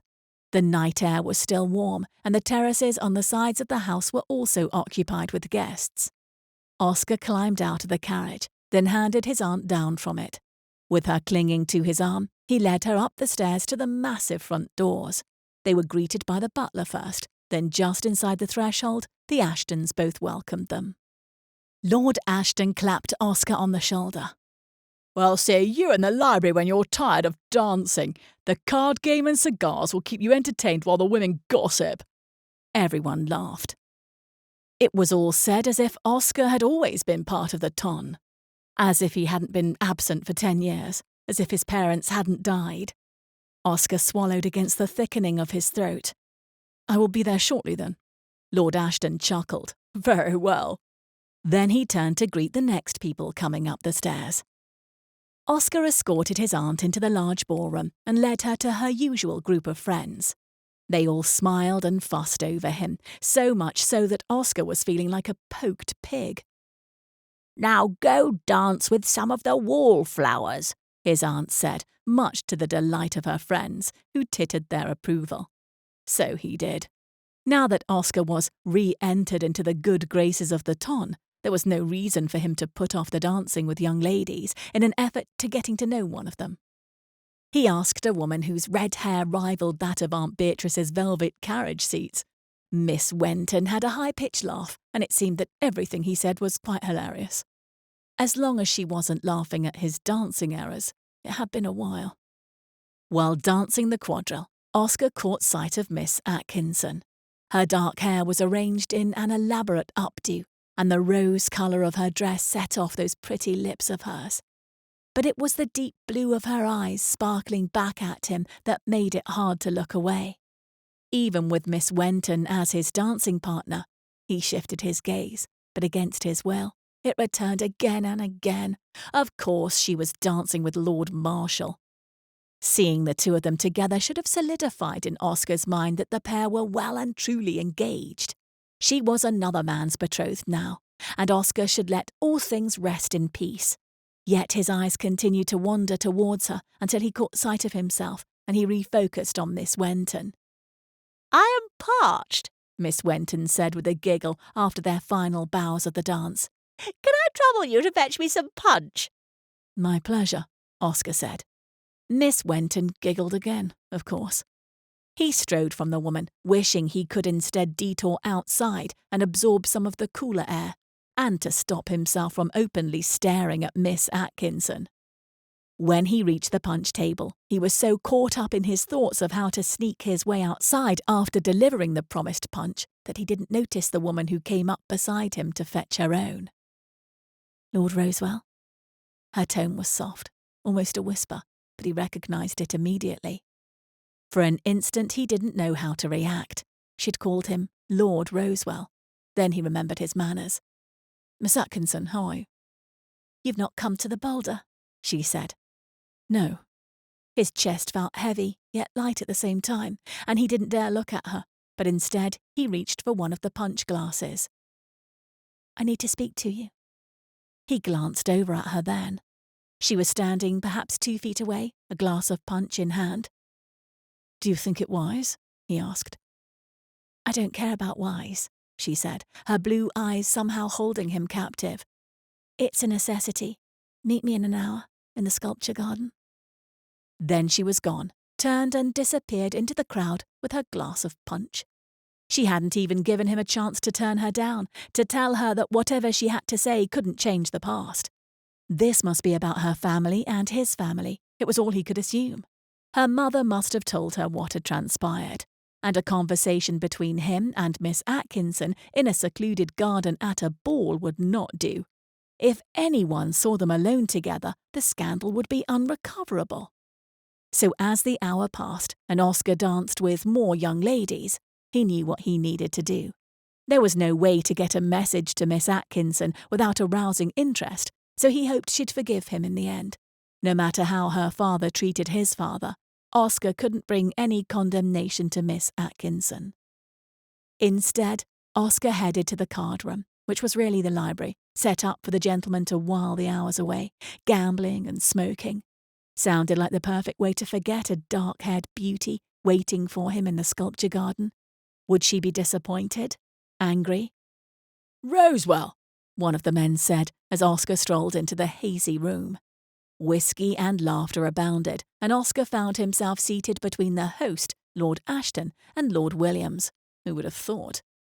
Now tell us what you've been up to all these years, Ashton said, as if it was something to be discussed in public, in front of a room full of men. Oscar took a sip from the whiskey in front of him for a little liquid courage, then said, I own Rosewell Shipping and Goods. Our main operations are here in St. John's, but we expanded to most of England as far as distributions go. The room was absolutely silent as a dozen pairs of eyes surveyed him. Perhaps Oscar should have taken more than a sip of the whiskey. No one spoke, and it was as if he'd told them he'd sailed the world in a hot air balloon. Have you heard of my company? Ashton leaned forward, his gaze intense. Heard of it? Rosewell Shipping and Goods owns half this town. Oscar couldn't disagree there. Lord Ashton clapped a hand on Oscar's shoulder. That means, my man, that you own half of us. He chuckled. The gazes focused on him eased somewhat. Good thing you're our friend, Williams said. Hear, hear, someone else said, and with that everyone raised their glasses and toasted. To Oscar Rosewell, Earl of Rosewell, Ashton said. May he always prosper, and may we always stay in his good graces. Everyone chuckled now, and as the games and smoking and drinking resumed, the atmosphere was energetic. Time and time again, Oscar was interrupted by someone introducing himself, then mentioning a piece of business they were involved in, and might Oscar be an interested investor? Oscar deferred everyone to arranging a meeting through Mr. Baldwin first, something that his man of business might not find so amusing. He was busy already, and now it seemed half the town wanted an audience with Oscar. The evening continued thus, and Oscar almost forgot about the young woman he'd abandoned. Almost.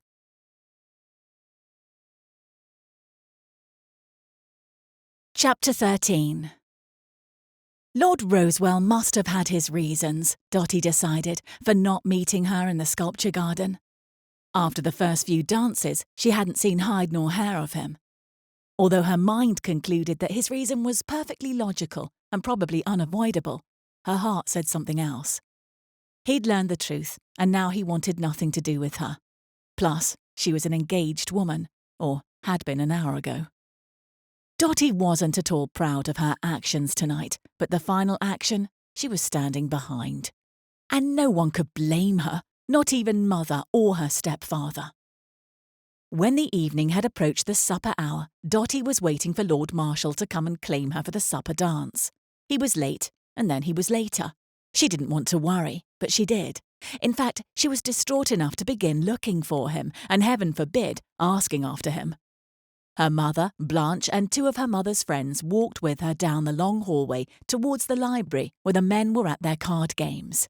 Dotty was fine with Lord Marshal playing cards during the ball. They didn't need to be together all the while, but the dance was nearly over, and who would escort her into supper? Dotty and her group of ladies didn't get as far as the library, though.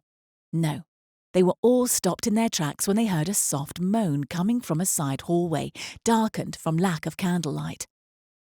"Is someone hurt?" Blanche had said, her green eyes as wide as a teacup.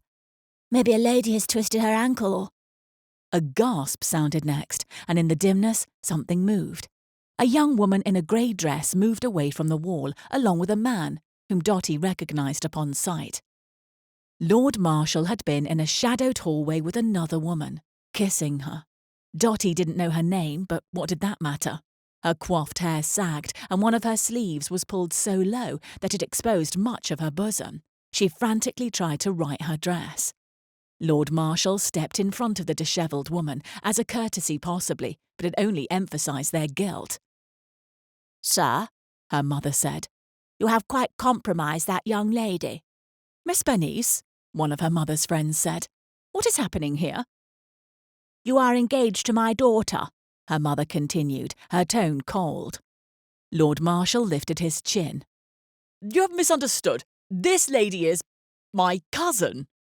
The woman stepped into full view, her dress righted and hair fixed. "I am not your cousin, Edgar." She slapped his arm, then stormed past the onlookers. Lord Marshal's face darkened to nearly purple. Dotty might have laughed if her stomach hadn't plummeted to the floor. Her mother took a step forward, her finger pointing directly at Lord Marshal. "I do not want you near any of my daughters again, you rotten rake." Then she grasped both Dotty and Blanche's hands. "It's time to leave, girls. We'll have supper at home tonight." The carriage ride home was silent. No one dared speak to Mother when her expression was thunderous. A polite supper in the dining room was out of the question, and her mother ordered trays to be sent to everyone's rooms. Once Dotty received her tray, she could hear her mother's crying from down the hall. That, mixed with the Viscount's soothing voice trying to calm her. For this, Dotty was grateful to the man. Dotty ate little, then moved to the window seat. She wasn't even in the mood to sketch anything. The house had quieted, at least, the sound of her crying mother had stopped. When a knock sounded at the door, she nearly jumped. "Come in," Dotty called. Blanche poked her head inside. "Father wants to speak to you in the library." Dotty was expecting this, but not tonight. She swallowed, then nodded. "All right. Thank you." Blanche paused, her expression wary. "Are you all right?" Dotty took a careful breath. "I will be."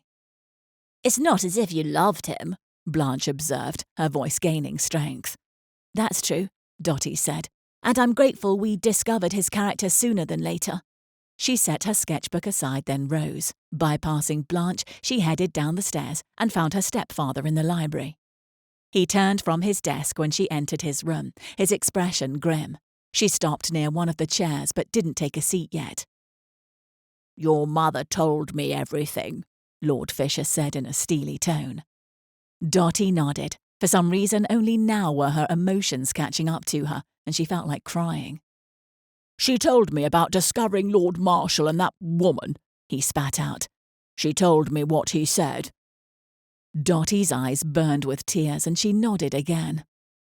Then she told me about your father and his deceit towards the older Earl of Rosewell. This she hadn't expected. She did? Lord Fisher gave a curt nod. I made a grievous error. I should have properly thanked Rosewell when he helped Alice at the seashore, and now it seems I owe him money on behalf of my wife's first husband. It can be taken from my dowry, Dottie hastened to say, wiping at her cheeks. Her stepfather's demeanour went from stony to soft. Your mother told me about your offer, but it won't be necessary. This is a business dealing between men. I'll send a note of apology first thing in the morning and invite Lord Rosewell to our home for supper. The financial arrangements will be made later. Perhaps Dottie had fallen asleep at her window seat and was dreaming. But no, the room was too draughty and her stepfather's voice too loud for a dream. "Thank you," she said in a choked tone. He nodded, and the silence stretched between them. I regret bringing such a man into our family's lives, especially yours. If I had only known, then we would have been spared this incident. Something had shifted in their relationship. Dottie saw the Viscount in a different light now, as a protector, as someone who might care for her after all, as a man who loved her mother. Now tears started, these ones of gratitude. "You are not to blame for his actions," she said in a quiet voice. Thank you for that, he said. I'm glad you don't hold me accountable, but I am sorry all the same. He approached her and laid a tentative hand on her shoulder. I am sorry for what you had to see tonight, and I hope you know that I consider you my true daughter and under my protection. Lord Marshal will pay for what he's done, and your reputation will remain intact. Dottie nodded and wiped away more tears. When her stepfather excused her, she returned to her room. She changed into her nightclothes, but ended up pacing her room. Things were too silent, her thoughts too loud. She had to move, had to think, had to reconsider her future. Drawing on a robe, she headed to the garden terrace, where the moon was high and mellow. The breeze moved with her as she paced the gardens, thinking of how she'd finally consented to be Lord Marshal's wife, finally reconciled herself to making it a good marriage with him, and then... All of her expectations for the future had been snuffed out. She would be starting over completely. If there was one blessing in all of this, she'd rest easy knowing that Lord Rosewell would be made whole. Not completely, of course, but as much as possible. He was out in society again, and perhaps they'd cross paths from time to time, and she would be grateful in the knowledge that his life was less lonely. Dottie eyed the bench that she'd sat upon the night before when she'd wanted some time with her thoughts away from the house. Tonight she didn't want to sit. She wanted to push through the energy consuming her. She'd walk to the boulder and back, and then perhaps her mind would settle. She wasn't doing so in the hopes of seeing Lord Rosewell there. His absence earlier that evening in the sculpture garden at the Ashton ball had made his position loud and clear. The transaction would be between the men after all. She wasn't to be included. Dottie made her way to the path leading to the seashore. Just the sound of the sea at night was soothing already, and with each step, her heart lifted a little more. The breeze was stiffer than previous nights, and she drew her robe tighter about her. Her nightclothes proved to be weak barriers this close to the sea. She saw him before he saw her. It could only be Lord Rosewell who was leaning against the boulder, their boulder, and gazing out to sea. She paused and held her breath. She should turn around, right now before he saw her. Wearing her night rail and robe was hardly appropriate in mixed company, and at night, alone was even worse. Perhaps she wasn't in a shadowed hallway embracing another like Lord Marshal had. Nonetheless, the hot thrum of guilt pulsed through her. She turned away from the man in the moonlight. Before she could take 2 steps, she heard her name. "Miss Atkinson, please wait." She didn't move. Didn't turn. "I'm not dressed for company. I didn't expect anyone to be here." "I'll keep my eyes on the sea," he said. "Please don't go. I need to explain why I couldn't meet you earlier. I'm sorry if you waited, but I could not risk your reputation should someone discover us." Dottie slowly turned. True to his word, Lord Rosewell's back was to her, his eyes upon the sea. You are right, of course, she said. I was foolish to suggest it, but I wanted to tell you something and I didn't want to wait. You can tell me now. His voice sounded hopeful and warm. She drew in a breath. It would not be easy no matter how she framed it. So she started from the beginning, with what her mother told her after the garden party the other night. As she spoke, Lord Rosewell didn't move, didn't shift his gaze, didn't react at all. She walked closer to the boulder as she talked, and still he kept his gaze averted. When she told him how she'd offered to pay the difference from her own dowry, only then he reacted. You cannot possibly do that, Miss Atkinson, Lord Rosewell said. It is a generous offer and I'm quite humbled by it. I believe it's the right thing, Dotty said. You've endured enough tragedy, and the fact that my father had a role in your father's distress has torn my heart. There was a long pause before Rosewell replied. Has it really? He asked in a quiet voice. I don't know how else to apologise for my father's treatment of yours, Dotty said. Tell me what to do and I'll do it. She wished she could see his expression right now, but his face was turned away from her. Your apology is enough, he said, his tone a rasp.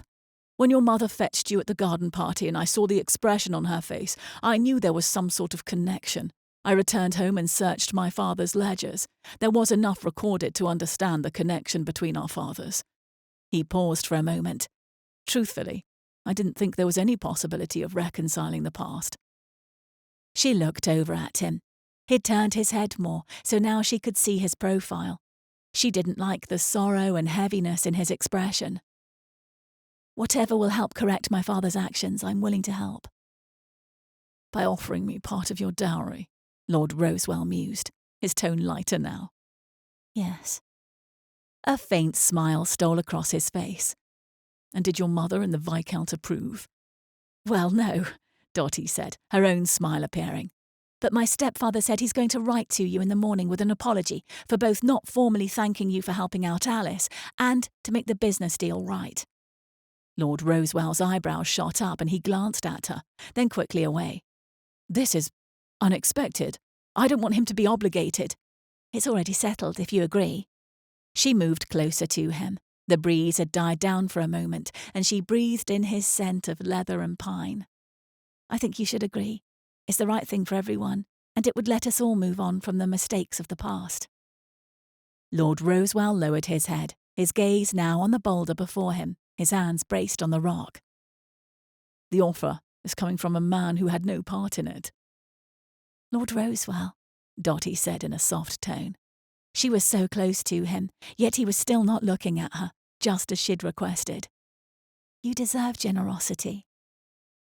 He was so silent that she could hear her own breathing above the sea. She wondered what was going through this man's mind. He'd been through so much, and now someone in the ton was extending an olive branch in a most specific way. Finally, when he spoke, his voice was gravelly. And what about you, Miss Atkinson? Will your dowry stay intact and Lord Marshal won't need any explanation? He didn't know. Of course he didn't know. If he'd left the ball before the stir, then he'd be oblivious. Lord Marshal will never hear another word from me about anything, she said, gazing at his profile. We are quite finished. Lord Rosewell's brows tugged together. What are you saying? She might as well tell him. It would be all over town tomorrow anyway. My mother and I caught him in a compromising situation with another woman. I didn't have to say a word. My mother took care of that for me. There is no longer an engagement between me and Lord Marshal. Lord Rosewell exhaled. Are you heartbroken? The question was so unexpected that Dotty laughed. Heavens, no! I mean, it's a strange position to be in, finding myself without the expectation of marrying the man, but I did not love him, if that's what you mean. He gave a brief nod, keeping his eyes to the moving sea beyond. Might I call on you tomorrow, Miss Atkinson? Properly, in the daylight, at your home? For the second time that night, Dotty felt as if she were in a dream. But the breeze was cool, the sounds of the sea rhythmic, and the man next to her living and breathing. Yes, I'd like that.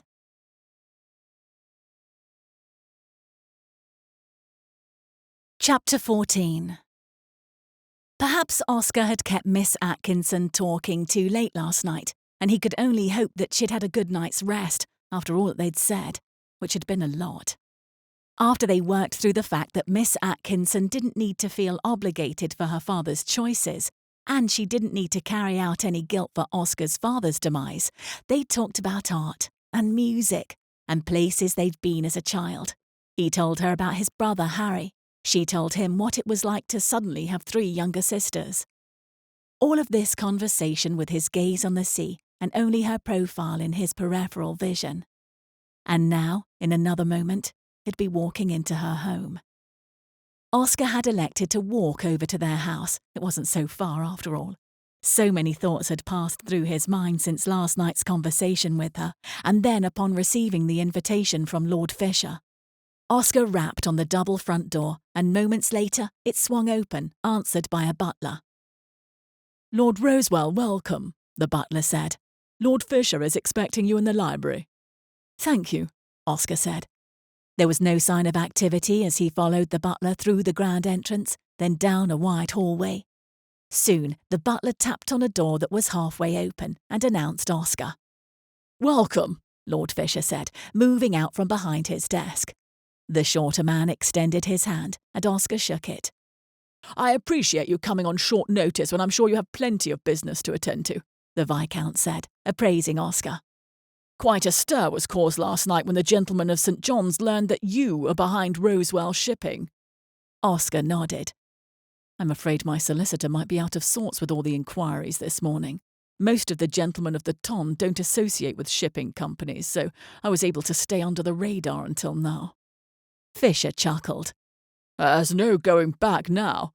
Now, have a seat." Oscar had well guessed how this conversation would go, and he'd already prepared his answer. After Fisher explained how he'd come about learning of Lord Atkinson's betrayal, he'd then offered to pay the amount owed, plus interest. At this point, Oscar lifted his hand.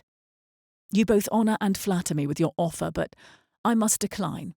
This in no way is a manifestation of my pride, but because I intend to ask something else of you, and if you are amenable to it, then I could not, feel good about settling a debt that's 10 years in the past." At this, Fisher's heavy brows raised. "Speak, sir. I'm all ears." "With your permission, I'd like to court your stepdaughter, Miss Atkinson." Fisher blinked again. Then he chuckled. "Well, she is available, I suppose. Nothing can be kept secret for long." "I suppose not." Fisher leaned back in his chair and folded his hands across his vest. "I will give my permission if you think she'll be amenable." "I believe so," Oscar said, hiding a smile.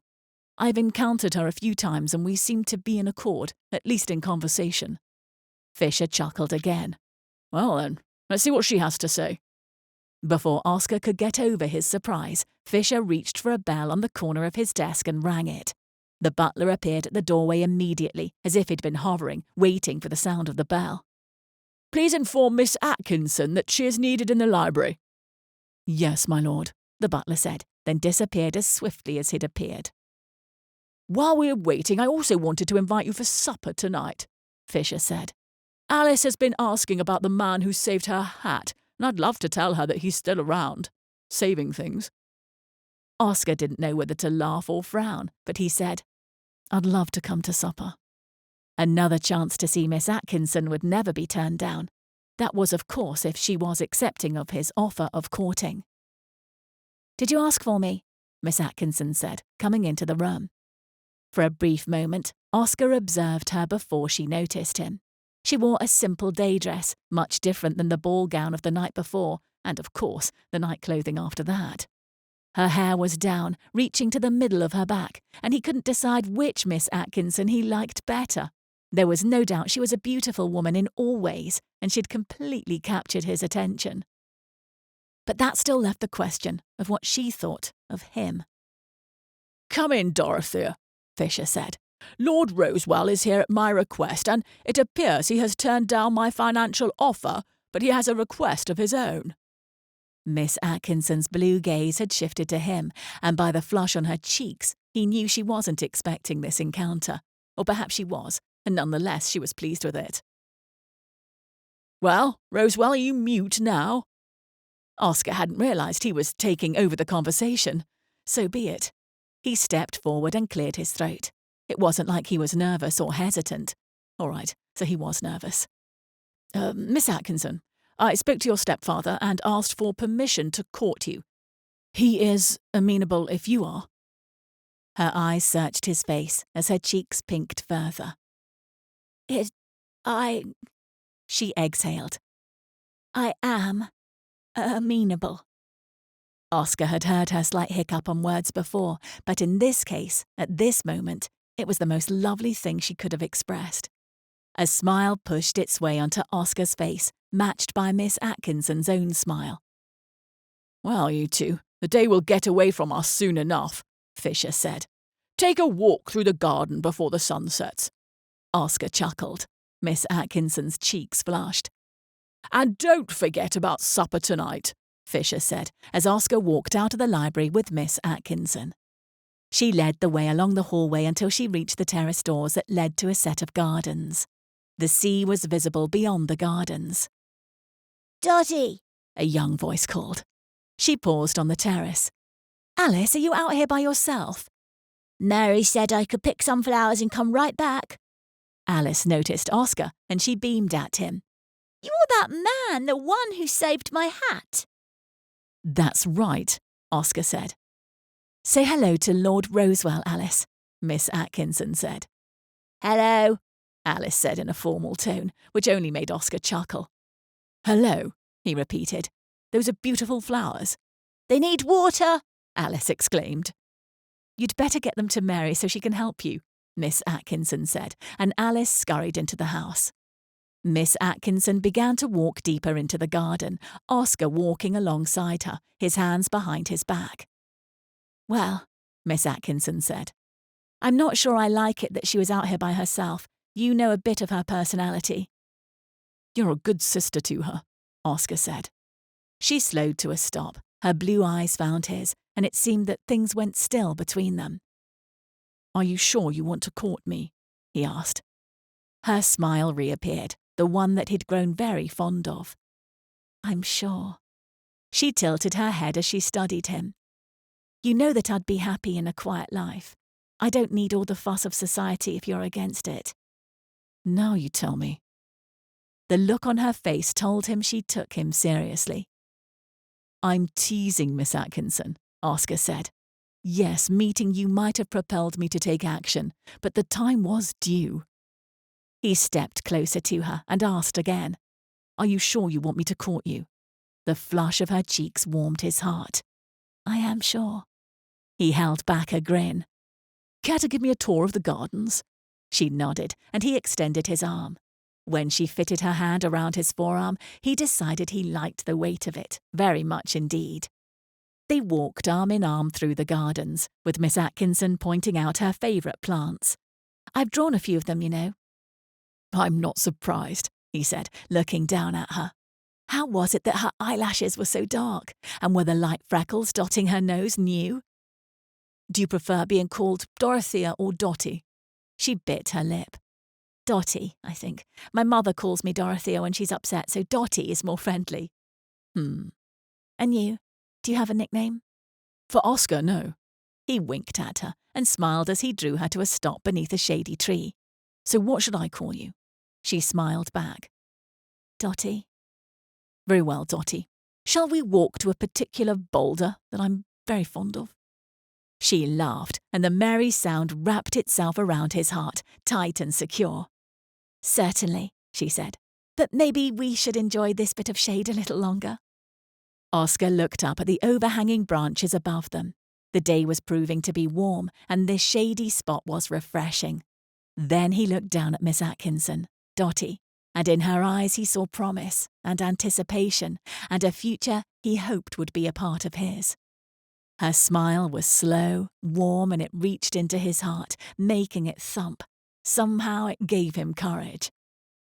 Dotty, might I be bold and ask you something personal? Her brows lifted into a perfect arc. What is it? Since we are officially courting, might I kiss you? The blush on her cheeks was instant, but she didn't draw away. In fact, she took a step closer and whispered, "I think that would be wise." Since Oscar wasn't one to waste much time, he drew her against him, then lowered his head. Brushing his mouth against hers, he could swear that every chattering bird and buzzing bee paused as they kissed. He could only hear the thud of his heart and the soft sigh of the woman kissing him back. When her arms looped around his neck and she pressed against him, he was pretty sure he entered into an elevated state of existence. He kept the kissing light, though, considering they were not entirely alone, and this was only their first day of courting. It was a good day, possibly the best day Oscar could ever recall. "Dottie," he whispered against her lips, "you are beautiful in every way, but now I must release you, or I'll completely lose my wits." Her lips curved into a smile, and then she exhaled and stepped away. "I suppose we'll go visit that boulder then. I wouldn't want to be courting a witless man."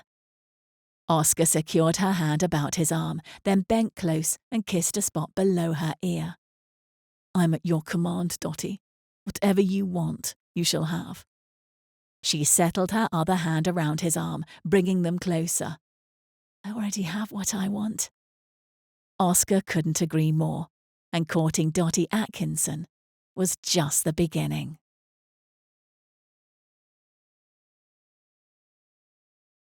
Heather B. Moore is a USA Today best-selling author of more than 70 publications.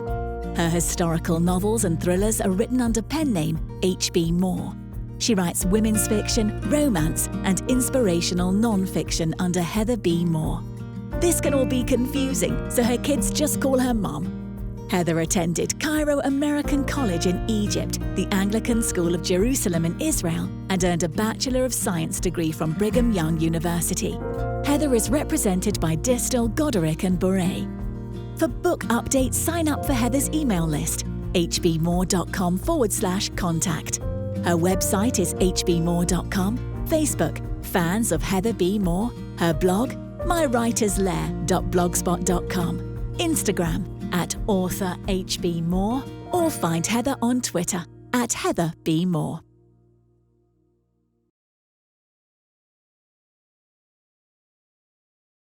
This has been a Seaside Summer, Timeless Regency Collection Book 17. Written by Josi S. Kilpack, Martha Keyes, and Heather B. Moore. Narrated and produced by Kim Bretton. Copyright 2021 by Mirror Press. Production copyright by Mirror Press.